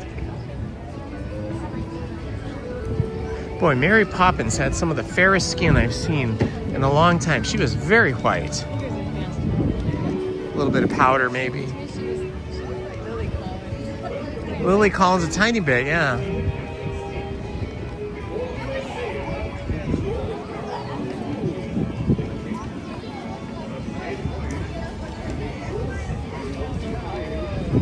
All right, we have not been over to Tom Sawyer's Island. Probably, I don't know, maybe 10 months, maybe a year, huh? Longer, maybe a year.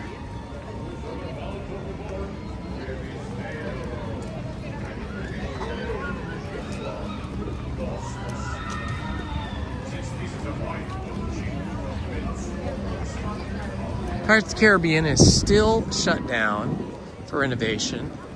Hopefully they'll have it open in another week or so. It's been down for a while.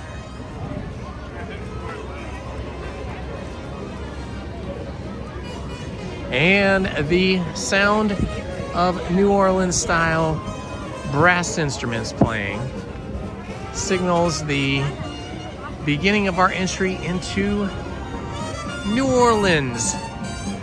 And New Orleans Square over here on the left. Tom Sawyer's Island over here on the right. Lafitte's Tavern straight ahead.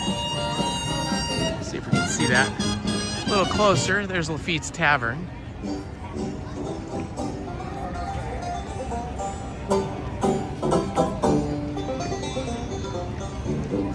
All right, we've walked up to the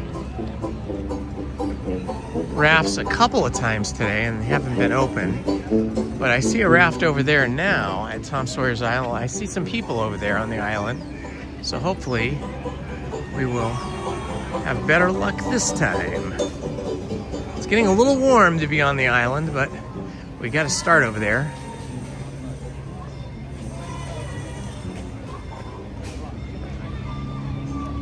Pirate's Lair. Rafts to Pirate's Lair. Arr.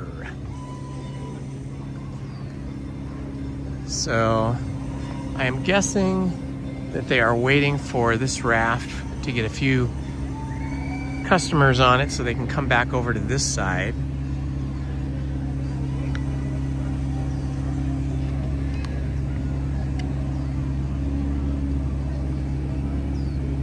Ooh, there's a good shot of the Columbia coming across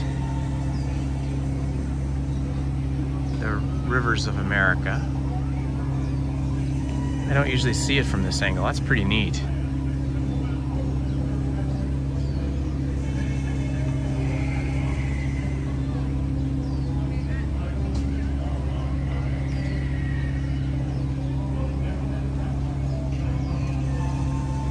Mark Twain's over there too. I can see the Oh yeah. Ahoy, shipmates! We're just leaving the busy port of New Orleans and beginning our journey through the great American wilderness. Our vessel on this voyage is the proud sailing ship Columbia, the first American ship to carry the stars and stripes around the world. She's a 10-gun, 3-masted merchant ship. It was back in 1787 that she first set sail from Boston Harbor, flying all the way around the Horn and sailing onward to the Pacific. Oh, thank you. Thank you for posting that, Andy. So Years it took us to make that journey. we might not get Pirates back until after June. She was our life and our home. Forward amidships is the main hatchway leading below decks, where you may see how we lived and worked on the high seas. The galley, captain and crew's quarters are open for your inspection. For the rest of you, we invite you to stay up on deck, feel the wind in your face, and experience the wonders of this land we now know as America.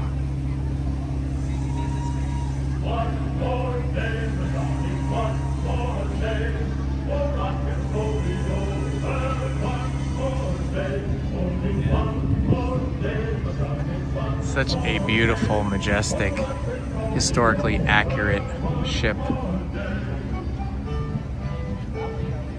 At least everything we see above the water anyway.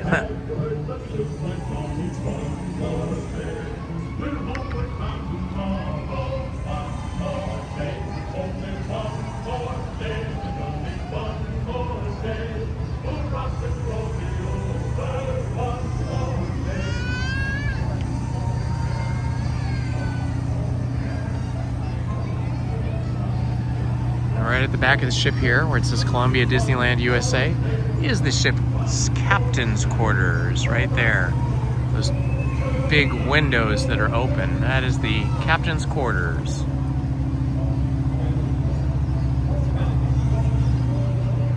As far as I know, yes, the rafts are free floating. They use some type of a gas-powered motor, gasoline motor. They're pretty loud when you're on them.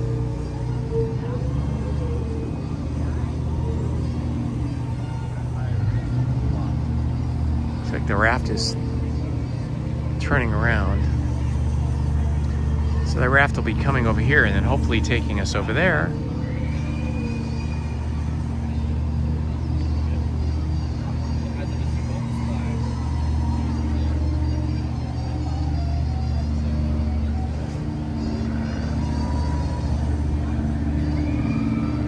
Good morning, Zaid.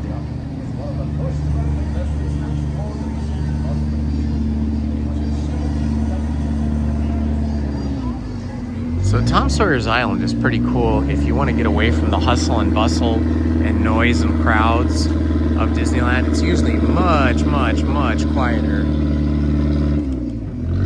And if you pack a lunch or buy a lunch, you can bring your lunch over there. There's some really nice places, tables, benches, there's a couple of nice restrooms over there. Restrooms, not restaurants.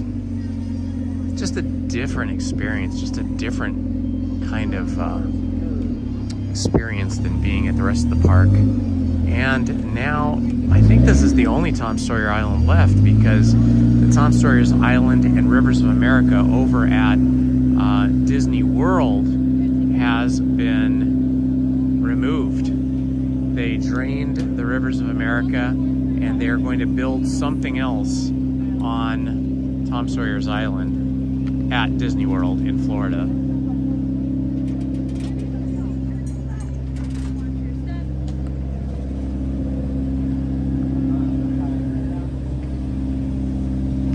That is where the motor is located, in that little wooden teepee structure.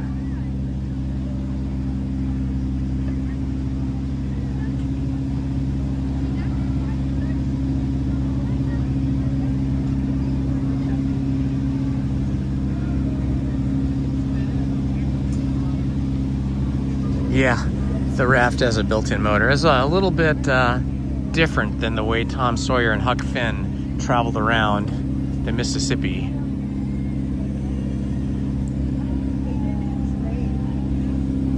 Lizzie and I and our two daughters will be going on a human-powered Italian gondola for our anniversary.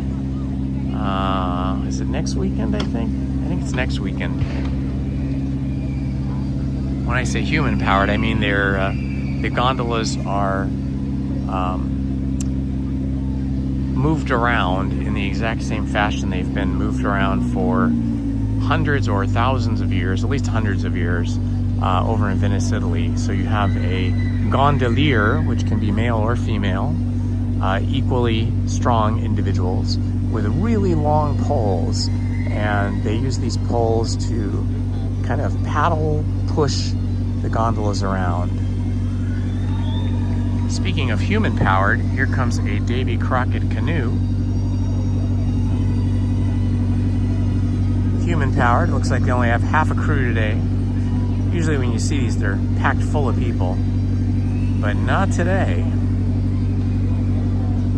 These are the largest canoes I've ever seen. When we were here on Friday, we went into the Disneyland Art Gallery. We saw a really cool photograph, a vintage photograph of Walt Disney standing at the edge of one of these canoes while it was in the shop being built, and he had the plans for it in his hands. It's a pretty cool photo.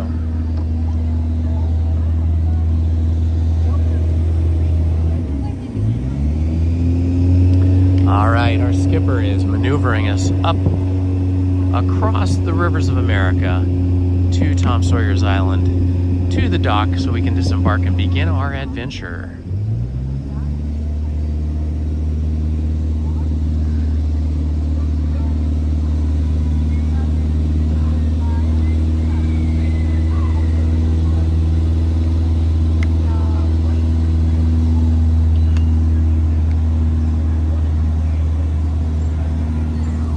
See, we're leaving New Orleans Square.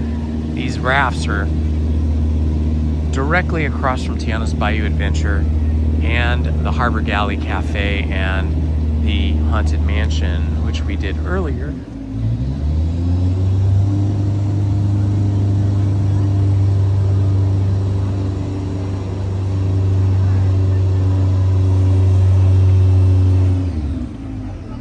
All right, we're pulling up to the dock now.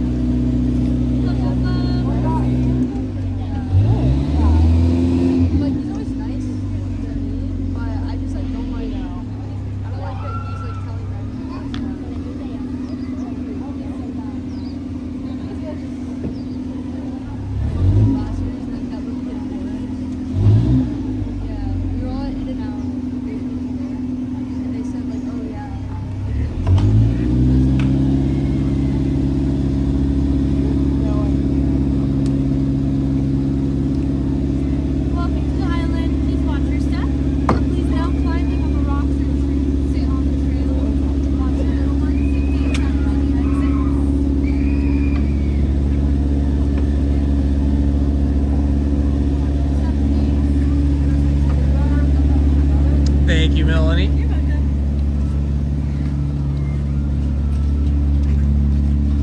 Oh, we got a mated pair of ducks here. Or maybe it's just two females.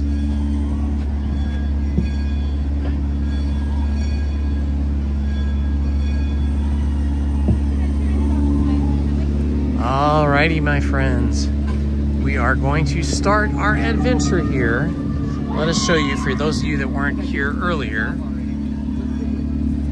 Disney just started giving these out a week ago, and they are the Mickey's Park Rangers on the Rivers of America, and it is Explore, Discover, and Collect. So we are going to start. We already read some of the explanation about what this was earlier, and here is our initiation. To be a Mickey Park Ranger, visit unique outdoor locations to explore, discover, and collect. Along the way, earn stamps that show your accomplishments as Mickey's Park Rangers. And we have dutifully signed here, Indy and Lizzy hereby pledge to explore our amazing planet, to share what I discovered, to collect experience and knowledge, and to help keep our world swell. Oh boy. All right, so here we go, Pirate's Lair. That's where we are right now. And Lizzy's gonna read to us what we have to do and find here. Let's see. There are lots of things to see on Pirate's Lair. Start at the Mickey Park Ranger sign. Oh, we already did that. We took the raft, we did that. Okay, we've taken the raft. If you complete at least one thing, you get your stamp. And okay, spelunking. Spelunking is a hobby of exploring caves. Boy, is this island covered in caves. There are old entrances hidden all over. As you begin your journey, look for an abandoned cave entrance that's been boarded up just near the raft dock. Overhead, you'll see a poem painted on the rock. Okay, so we have to go spelunking, which means we're going to do cave exploration. And our first task is to find the... That just says danger, we can't go in there. I think it's over here. We have to find out what the last words of the pirate is. What was the last words the pirate said? And then we got to fill that in on the book. So we're going into Dead Man's Grotto here. Dead Man's Grotto. It says beware. Captain Jack Sparrow says beware up here. You can see the sign. Okay, now going into this cave may kill our cellular signal for a moment or two. So be aware, you may have your screen freeze or you may have lag, but hang in there. As soon as we get out of the cave, we'll tell you what the last word was if we find it.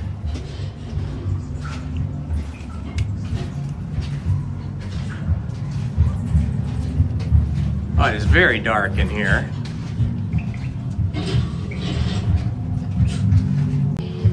Definitely some hidden treasure chests that the pirates have left.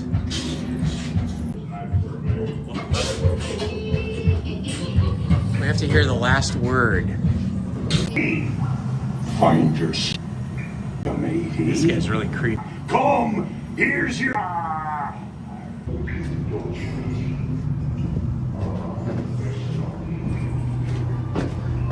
Okay, that was super spooky and scary. That was super creepy. So, uh-oh, I think I've lost Lizzie. I think she can't find her way out of the cave. Oh no. She was just there. Oh my gosh. I thought we lost you. So see if the word cellmate fits in those. It was his last word. Cellmate was his last word. Does it fit in there? Cellmate? Oh, C-E-L-L. No? Darn. Okay, so we must have been in the wrong cave. All right, so we're gonna have to go walk around some more. Well, I know, and we saw two of them. This is harder than we thought. Okay, so what's the next one? Lizzie wants to go on to the next.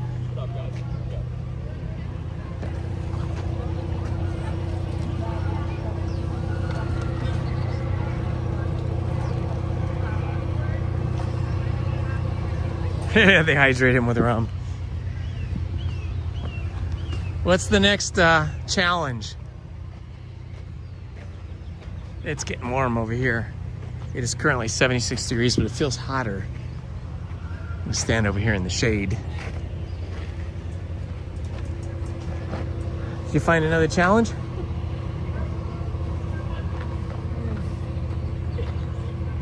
Watch out for these people. Thank you. Oh,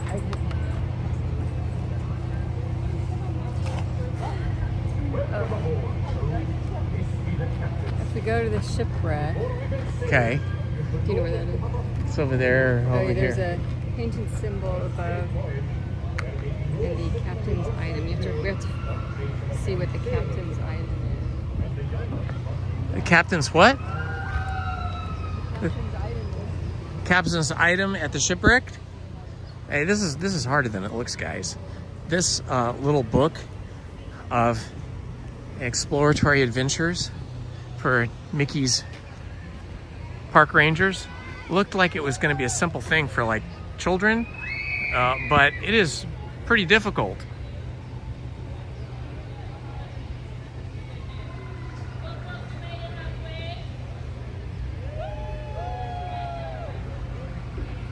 Okay, onward we go.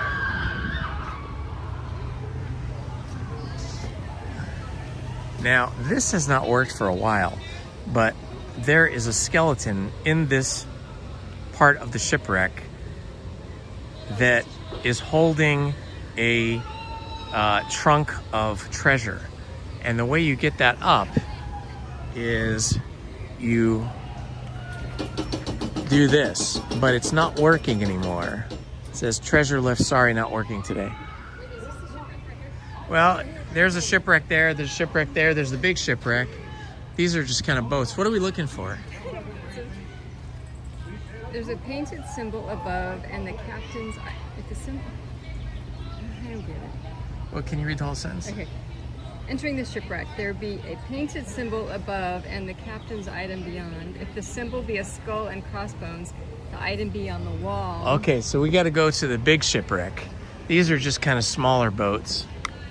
They have kind of a cool barrel floating bridge here too, but see, there's the, I think, part of the big shipwreck there.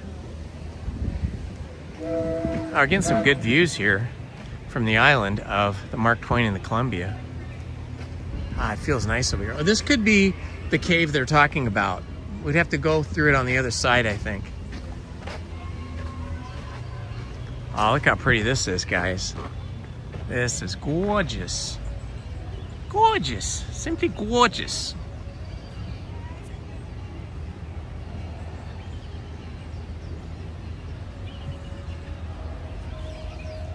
That is a sight to behold. Isn't that gorgeous, guys? This really feels like you're not in Disneyland. This feels like you could be on the Mississippi River somewhere. So cool.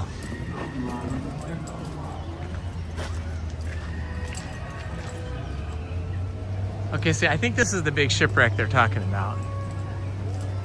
Hello. Okay, so here's a shipwreck. So we got to go up here.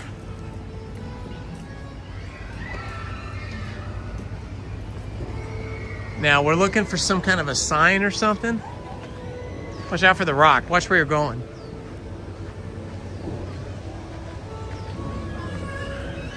I feel like we need a special assistant to help us discover this. Oh wait, I found the skull and crossbones.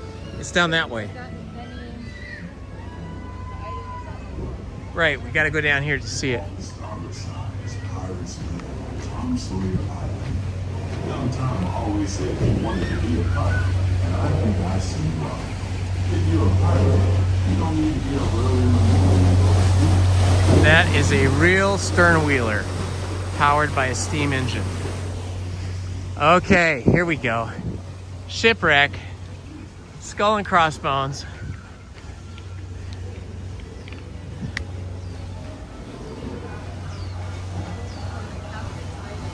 The captain's item?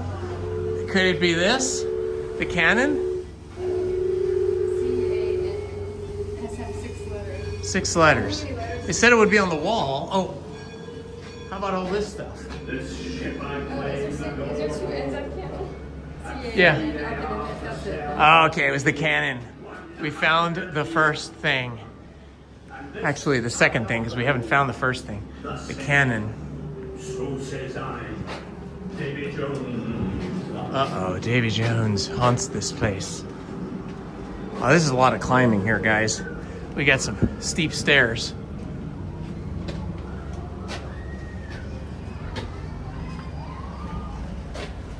Looks like we got ourselves a treasure chest here. Okay, I'm gonna go out this way, see if we can find that other cave entrance so we can find the first thing. Look at this giant goose over here.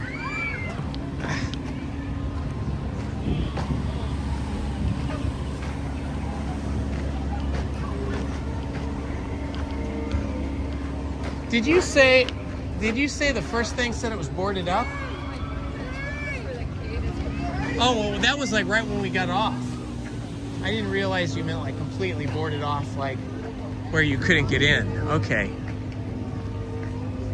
All right, we're still on our quest. I think I've just figured out where the first clue is. Look at this, another fantastic, beautiful sight of the sailing ship Columbia. Oh my gosh. Our fair ship, the Columbia, was So one of the first pretty. American vessels to explore the Pacific Northwest. It was in 1792 that this very ship braved the sandbar and discovered a mighty river, which we named the Columbia. Nice. Okay, so I do know where that is. We passed it, but I thought we were supposed to go in the cave, but it's boarded up. Okay. So yeah, it's right when we got off of the raft. See, this person's doing the same thing. A fellow park ranger explorer.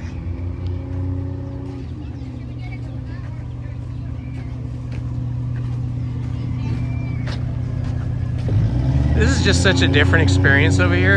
It makes you feel like you're at summer camp.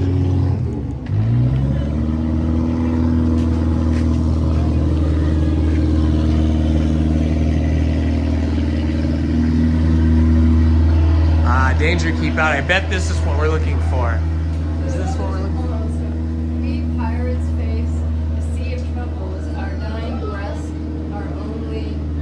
So this is a poem. We have to figure out what the last word is. We pirates face a sea of troubles. Our dying deaths are only bubbles? See if bubbles fits. Oh, B-U-B-B-L-E, yep. Oh, okay, write down bubbles. This is a two-person thing, boy. This is hard to do by yourself. Thankfully, we're able to do it. There you go. All right, we've accomplished the first 2 of the challenges here.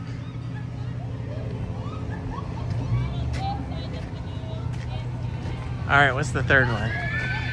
Well, you're supposed to follow the sequence, but... Okay, well, what's the next one on the sequence? I don't know. You just solve questions. Okay, well, let's do the next thing we have to fill in. What is this? Botany. Strawberry, cedar, elm. Oh, you can just figure this out. Put the T in there. Let's do it. Over here, there's the thing you can set it on. Okay, the next thing is like a crossword puzzle. It looks like a pretty easy one.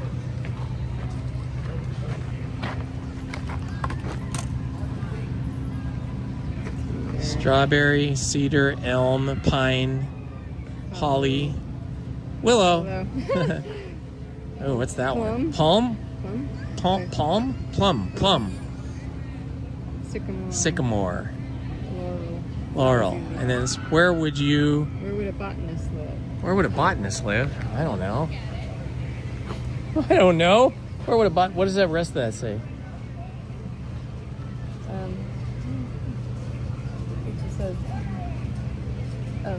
Oh, and you like, okay. Oh, you're like, oh, okay. You look at the green boxes and, okay, tree house. Treehouse. Yeah. Okay, right in treehouse. Cool. Nice. See, this is too hard to do with just one person.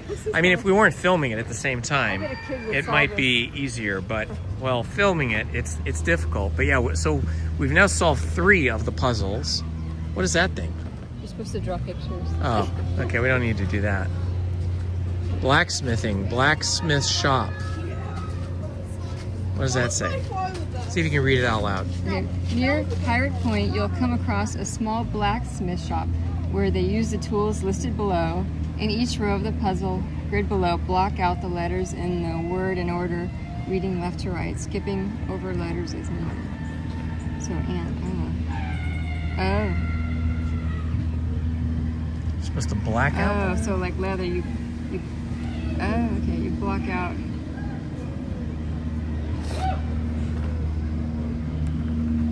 Oh, I see. But it'll reveal something. Yeah, it's probably gonna reveal something for us here in a moment. So then, should we do the whole thing? Yeah, do the whole thing. We gotta solve this. Puzzle time. If you guys like puzzles, this is the puzzle game for you.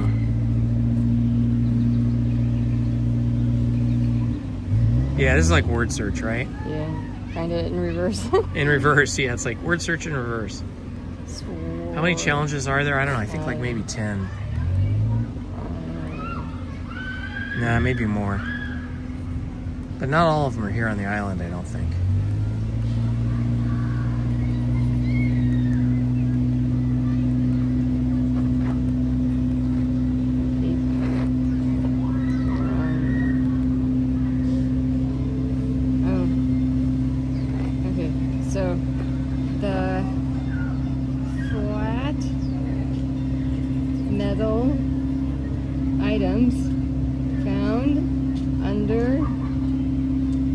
Flat metal items found under pony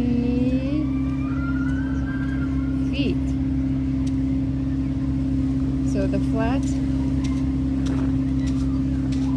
What was it? What did I say? Flat metal items found under pony feet.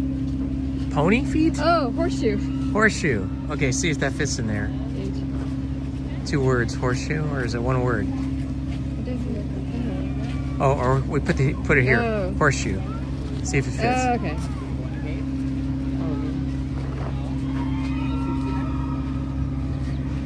That would, probably plural.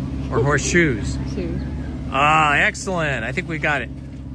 What is the answer? Horseshoes. That was a little complicated. That was complicated. This one looks even harder. They're getting harder and harder. Pirate lure. It's time to discover the true secret of Pirate's Lair on Tom Sawyer's Island. Inside the entrance to the shipwreck next to the Fort Wilderness is a private coded message showing dancing pirate skeletons below. We saw that. Yeah, we saw that. No, I forgot what that was. Okay, so I know where it is. It's on the other side. We got to go around. And that was like where we saw the cannon, right? Pretty sure that was where we saw the cannon.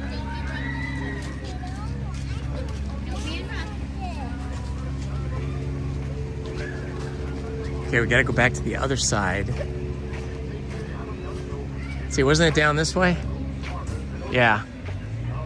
That's Smuggler's Cove and restrooms. We gotta go this way.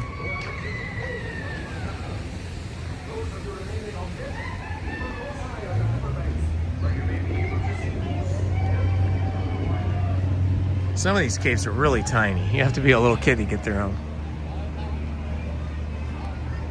Let's see, did we go through there? Did we come out of there? Or was it over here? Well, I think we can just cross over through here and get back to that one cave. Oh, I got some tall steps here.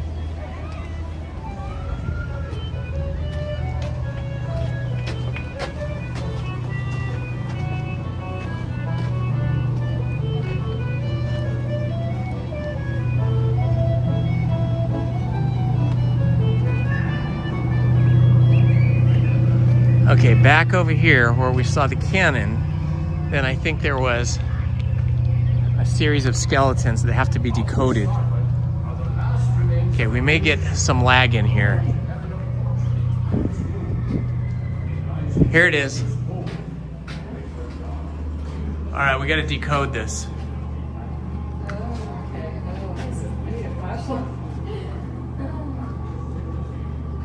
Want me to hold the flashlight for you? These decks, pray heed the power of the sea. Want me to hold it for you? Okay, so we have to decode with this. We have to decode this thing up here. Okay, this is hard. So the first. So we have this thing we have to decode. So 2 hands up, 2 feet down. Oh, okay, E.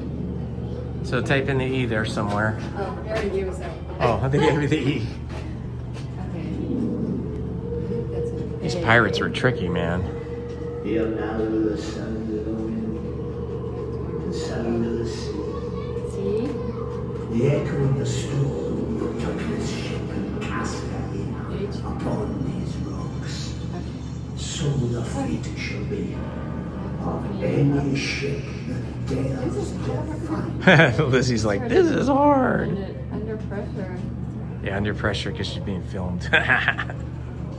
Where's the one? Left knee. Oh, it's A.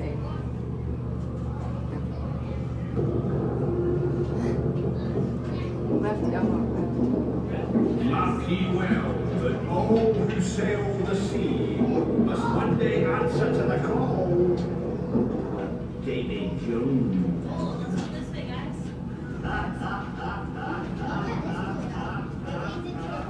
There's some stairs.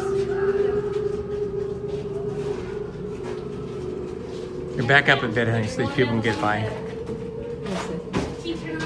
Oh yeah, they gave you a nice little seat there, conveniently. This ship I claim and all, and free they are to sail with me 100 years. This is the most complicated puzzle so far, because there's about 30 characters that are all made of skeletons, and we have to decode this. I brought pencil that pen. Each answer B. Okay, what's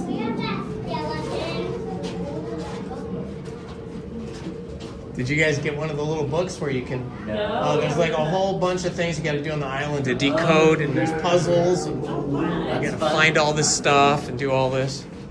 They're harder than I thought. I thought they'd be for like little kids. No, it takes like 2 people. Like a kid and an adult or 2 adults. It's locked, closed, sealed shut. Thank you. You're welcome. Yeah, they'll give you those little books up by the raft. Cool. This is our day 1, so maybe we'll come back. There you go.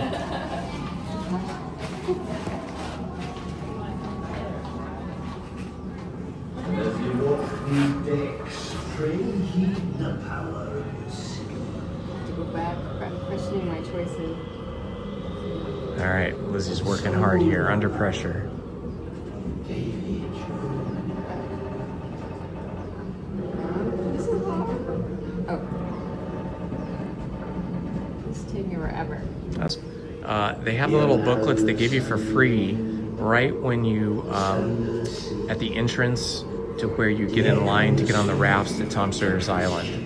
So there's a cast member there that will have a bunch of them, or they can just be sitting out on big barrels of, like rum barrels or beer barrels. They definitely have them over, you know, on the mainland, over by New Orleans Square. I didn't see them here on the island, but I'm sure they do have them here on the island somewhere. Probably just have to ask a cast member. Oh, It's warm, huh? Mark ye well that all who sail the sea must one day answer to the This is what she's trying to decode right here. These little skeleton men. There's a code of letters. This ship I claim I met Vanna White once at a supermarket back in the early 80s, flirting.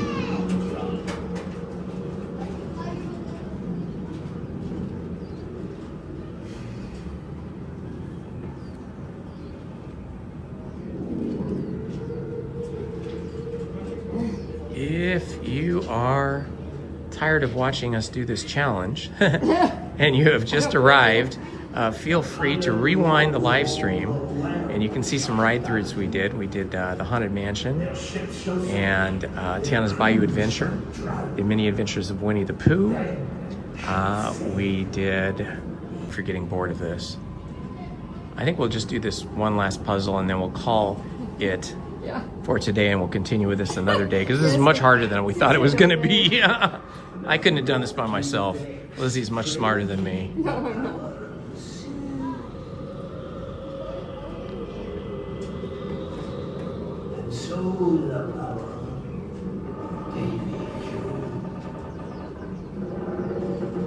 It's almost done.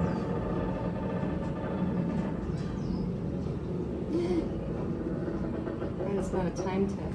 Yeah, it's a good thing it's not a time test, right?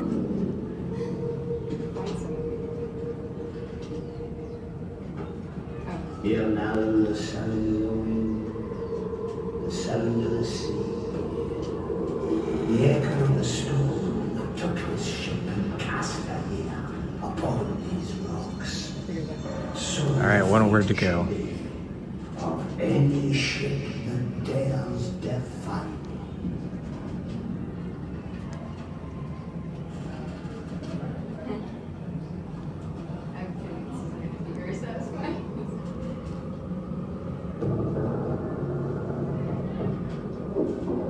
This really feels like a shipwreck in here. Like it's all mashed up against the rocks, and you can see the big wooden beams of the ship.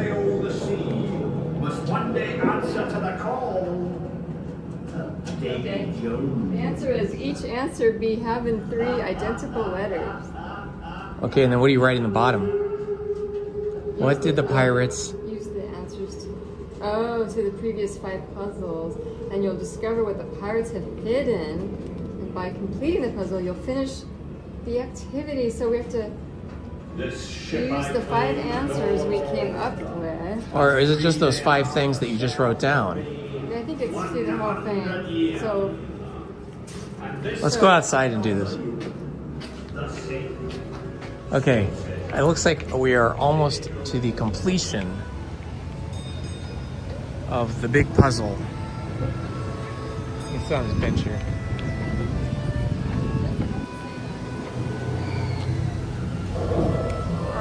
Okay, we're gonna sit on this bench until she finishes it.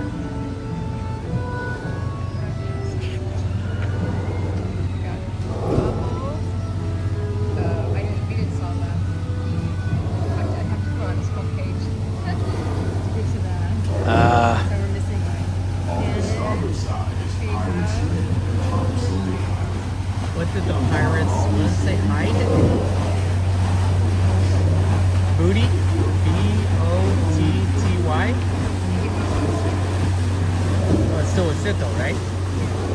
You think it's booty? They hid booty? Because wasn't that what pirates used to call their treasure, booty?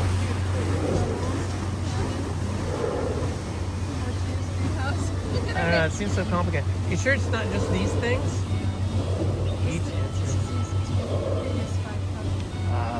All right, we're gonna have to work on this at home. This is a little too hard. Okay, Lizzie's gonna put that away. Put that away, don't let it get messed up because we're gonna need to finish it. Oh look, there's another cast member feeding the ducks. It's feeding time for the ducks. It's feeding time. This is a fun job. Oh my gosh, how fun is this? All your little duck friends come.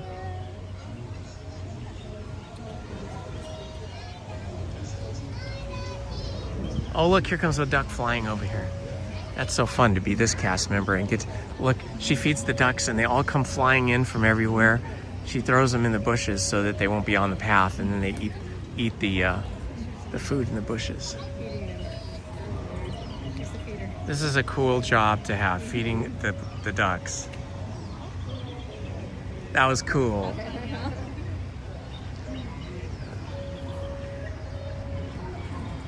Seems like my phone is having a hard time focusing. What's happening there?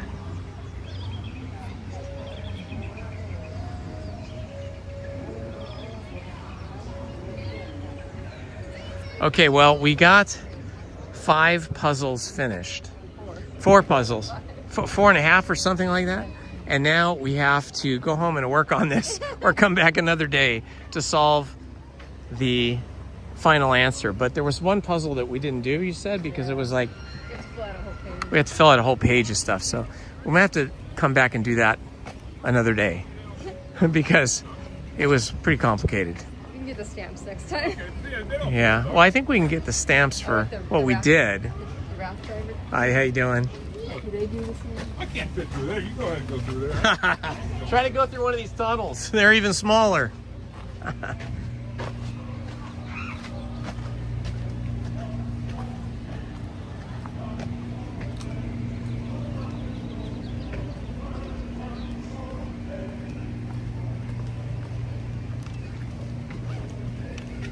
think we can go over to the right here and get back to the raft. So it used to be when you came over here, there wasn't much to do. You would just kind of come over to Tom Sawyer's Island and chill out, use the restrooms, or bring a lunch or a picnic and chill out from the hustle and bustle of Disneyland over here on the island. But now they've got this Mickey's Park Ranger Explorer adventure, which is pretty cool.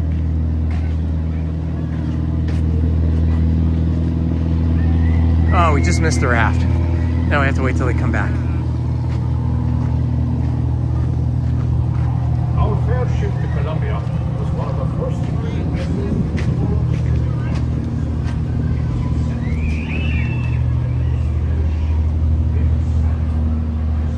So in case you do this puzzle, the very first puzzle is here in this blocked off cave up on the ceiling.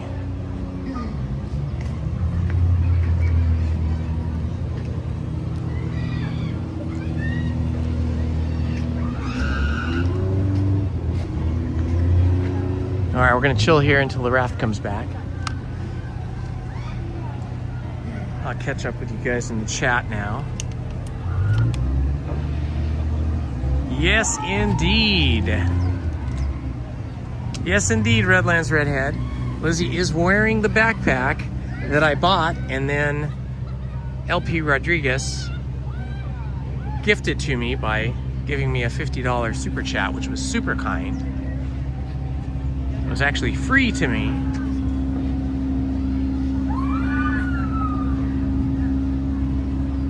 That's what I thought. I thought the answer was booty also. B-O-O-T-Y. So it doesn't go with the other words. But it doesn't seem to go with the other words.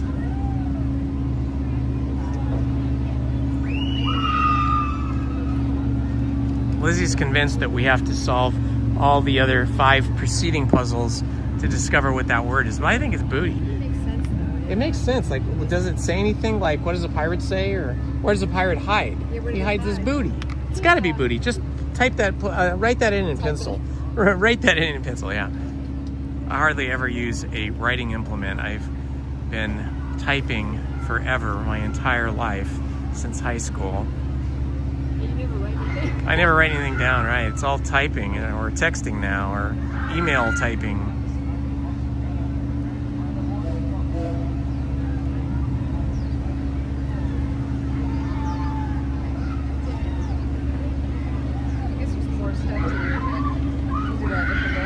Get the stamps for the stuff we did. They'll stamp us for the things we did. All right, I think the raft is about to come back over. It's all loaded up with people. They should be here to pick us up momentarily.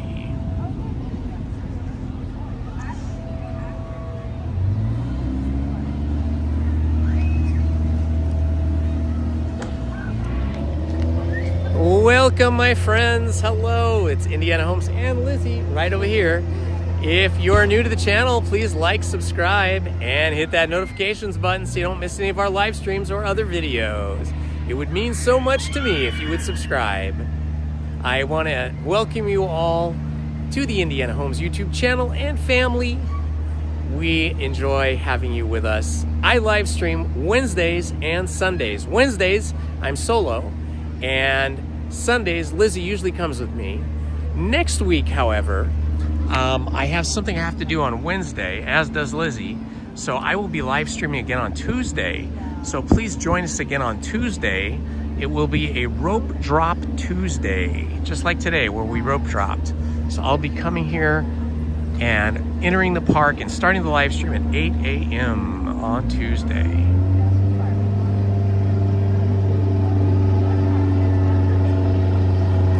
Ah, yes, Charles Martinez.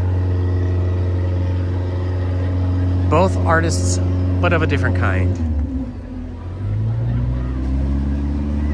Lizzie has always drawn and painted, and I've always done photography and film. But after a few years in that industry, I went back to college to get my teaching credential and became a high school art teacher for 13 years. And then the last 20 years, I was a college professor.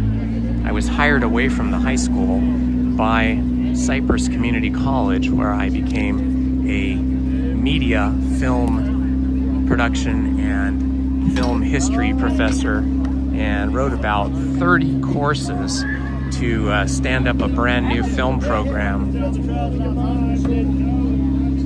So yeah, that's our connection. Lizzie's and my connection, primarily art.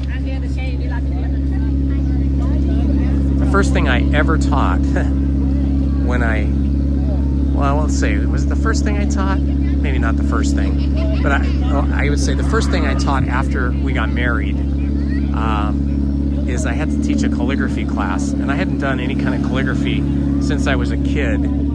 So on our honeymoon, I had a calligraphy pen set and ink with a calligraphy book to refresh my memory.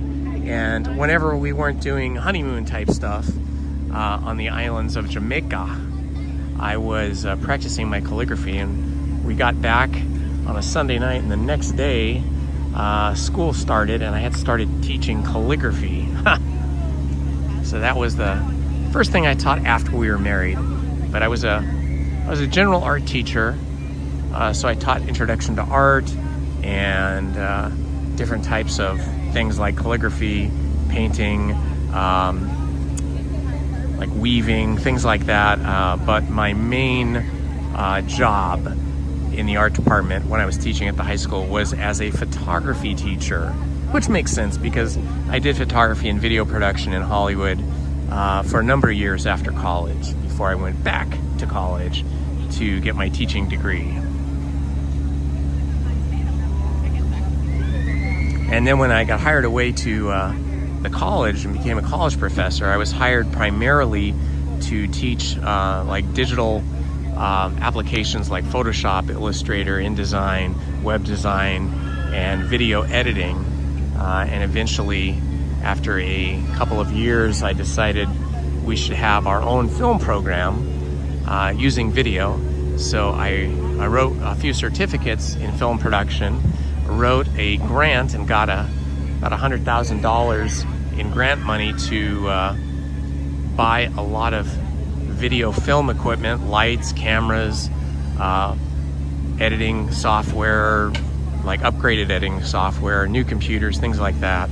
And then I just kept on doing that for several years until I'd written, I think, about 6 certificates and a Cal State Community College, Cal State Community College, Cal State University transfer degree in film and electronic media. And then I just taught film and film history, film production and film history for a lot of years until I retired, right shortly after the pandemic. I think it was 2021. Let's see, was it 2021 or 2022? I can't remember now. But anyway, yeah, I retired. And then I started coming to Disneyland more by myself and sometimes with Lizzie and just making short little videos for myself. And they were filling up my hard drives and I was having to buy more and more hard drives and I didn't know what I was going to do with all those videos. So somebody said, you should start a YouTube channel and start putting your videos on YouTube and you won't have to fill up your hard drives. You just put them on YouTube. So that's what I started doing. I started putting all my videos on YouTube and then I didn't have to keep buying new hard drives. The video files are huge. And then eventually somebody told me, I think it was another streamer, said, hey, you should think about live streaming. So then I started doing that on my trips here to Disneyland, and the rest is history. Now I live stream a minimum of 2 days a week, usually Wednesday and Sunday, and sometimes Friday and sometimes Monday. So for example, last week I was here Wednesday, Friday, and today is Sunday, and I'll be back on Tuesday. And I've met the most wonderful people, the nicest, sweetest people here at Disneyland. I'm not just talking about cast members, I'm talking about you know, just people here at the park as well. Like today when we were over at Galaxy's Edge, I think it was Galaxy's Edge, somewhere we were, 3 young men came up to us and one of them said, oh, I watch your channel all the time, I follow you, and got to chat with them, get to know them a little bit, and took a selfie video with them. Yeah, she can stamp. Hello, how are you? All right, Melanie's gonna stamp our partially completed book. That last puzzle was harder than we thought. Okay, is that the only one? The only page you... Because we finished the one section. Oh, okay, gotcha. All right, thank you so much, Melanie. You should put that back in your backpack. You want me to do it? I can just unzip it and do it. All right, so we finished like the first section. So we're gonna hang on to that and we're gonna continue working on that as time goes on, probably the next time we come. Yeah, we only do one section. We only do one section at a time because it takes more brain power than we thought. I thought it was gonna be simple little puzzles for little kids, and maybe there are some much smarter little kids than we are. I'm sure there is. But yeah, it was a little bit of a brain drain for us. I would not do that by myself. I guess you could do it by yourself if you weren't recording at the same time and being under the time pressure of having people. Oh, look at this.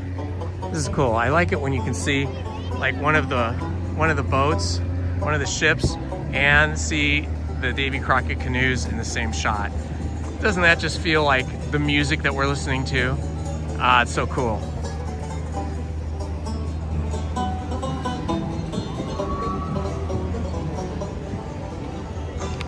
Yeah, all total, I wrote grants every year for, I don't know how many years, maybe like 14 of my 20 years, I was a grant writer.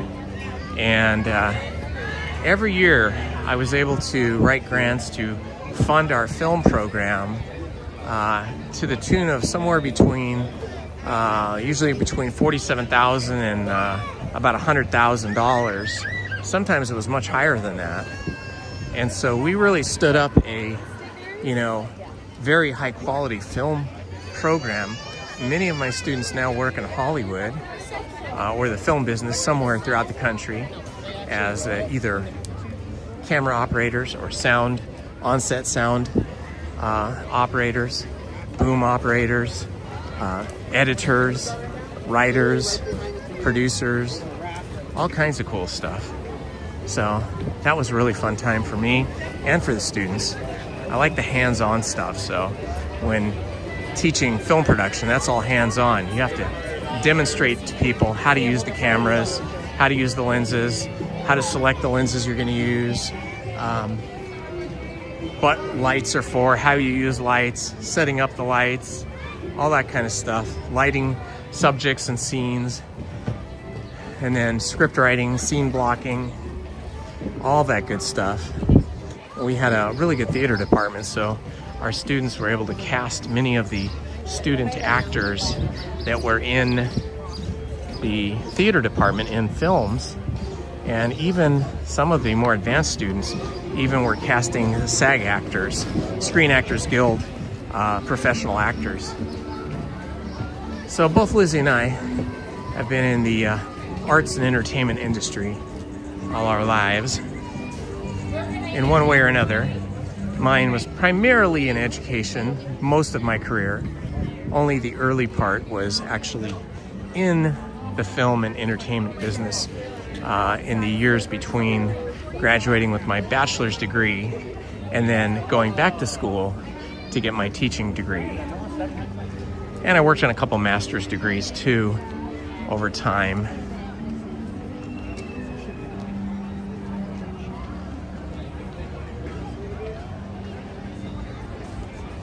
Oh, that is very cool, Redlands redhead. Yeah, grant writing is kind of a whole art unto itself. Most of the grants that I wrote were, you know, very comprehensive and was between like 40 and 50 pages worth of narrative and then planning and then all the financial and employment data to back up the need for that money and the to prove the opportunities in the field, the job opportunities, and listing all of the salaries and the number of jobs that were forecast in the forward-looking 5-year period. So it was a lot of work. I can't say I loved writing grants, but I was good at it. And it helped the school and helped the students. And, you know, in the arts, there wasn't that many of us that could write grants in such detail. So that was one of my responsibilities, as well as running a film crew. Oh, look, we got Alice in Wonderland and Alice from Alice in Wonderland and the Mad Hatter over here. Let's go check these guys out.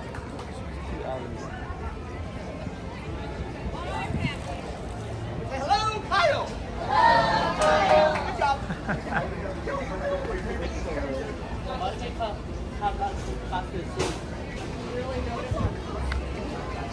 Back here. Excuse me. I would like a hot dog costume. Let's get out of everybody's way. And we'll put on, and we will relish you. Winner, approach.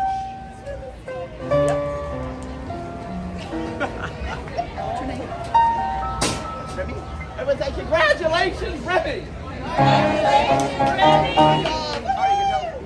Oh, so, are you excited?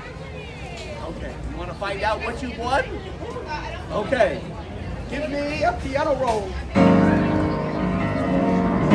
You win! Sole responsibility to put all the chairs away. That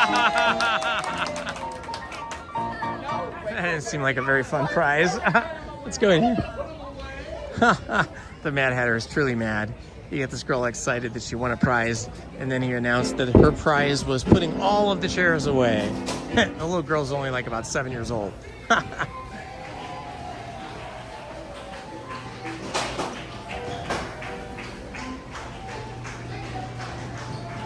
All right, my friends, we're gonna go walk through the nice, cool shops here.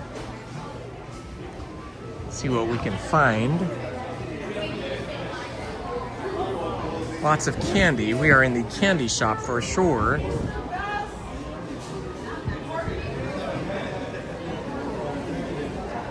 Oh, treats. Treats, mini treats. I get the red, white, and blue Mickey Mouse and the Mickey Mouse Clubhouse apple.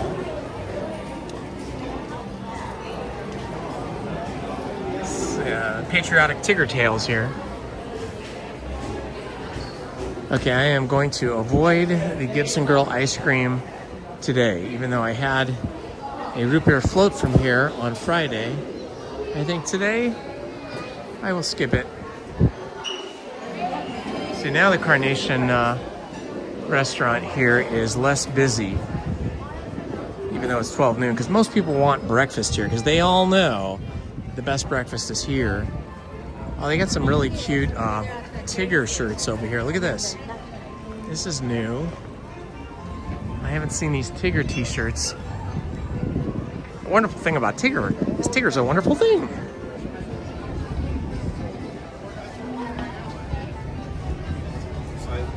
It's hard to see. Hard to see those t-shirts from in there. Let's see if we can find them from out there. Let's see if we can find them in here.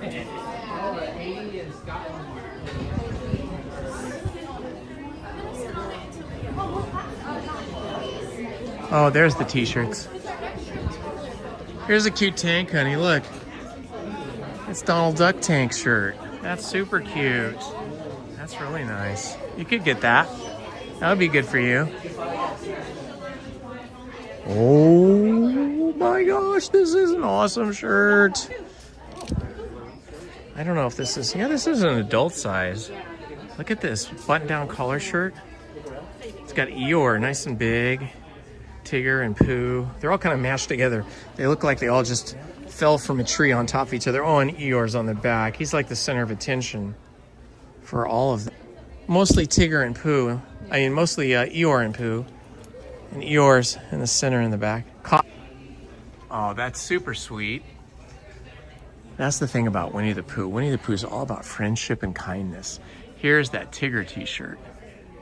That's pretty cool. How much is a Tigger t-shirt? $37. Okay, I have to put that on my wish list for the future. I don't think I can spend $37 on a t-shirt today, but that would be a good one to have. And the Pooh is really nice with the green shirt. Eeyore is awesome, but it's too hot for sweatshirts. This is a sweatshirt. Oh my gosh, I don't love these kind of shoes, but I do love this Tigger design.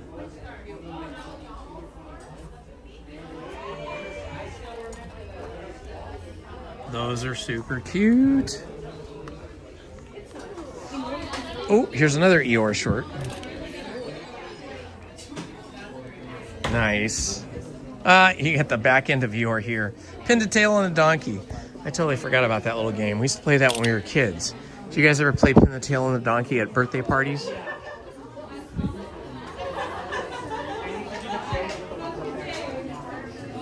And then, of course, we'd have piñatas, too, filled with candy and sometimes little toys.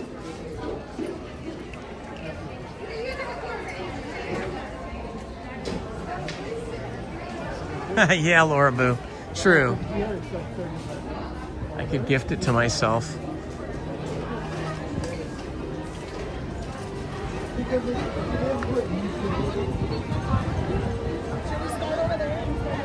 It's getting more people-y now, but still doesn't feel that busy. I mean, it is definitely a busy day, but it doesn't feel like a crushingly busy day. I think all of the big rides have wait times of under an hour. I haven't checked, but I'm guessing.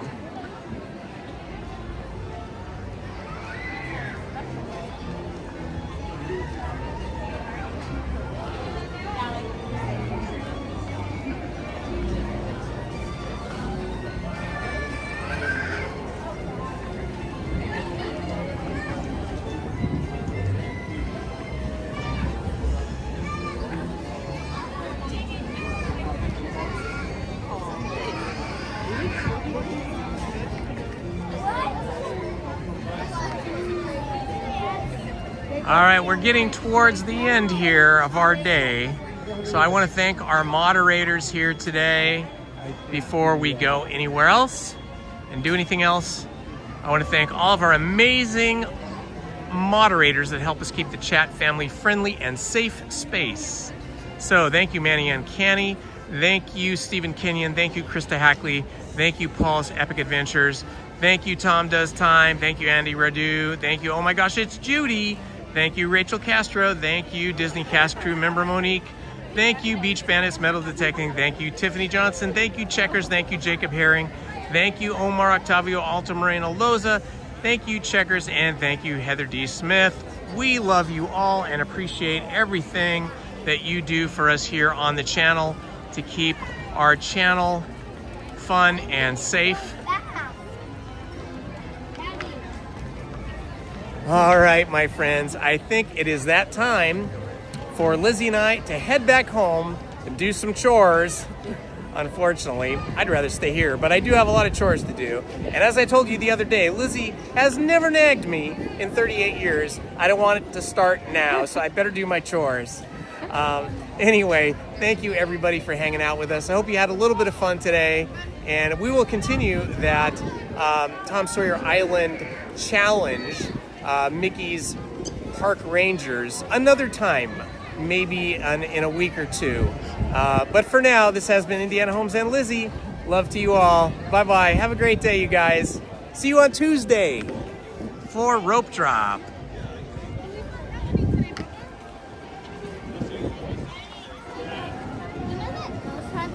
Celebrate happy, my friends.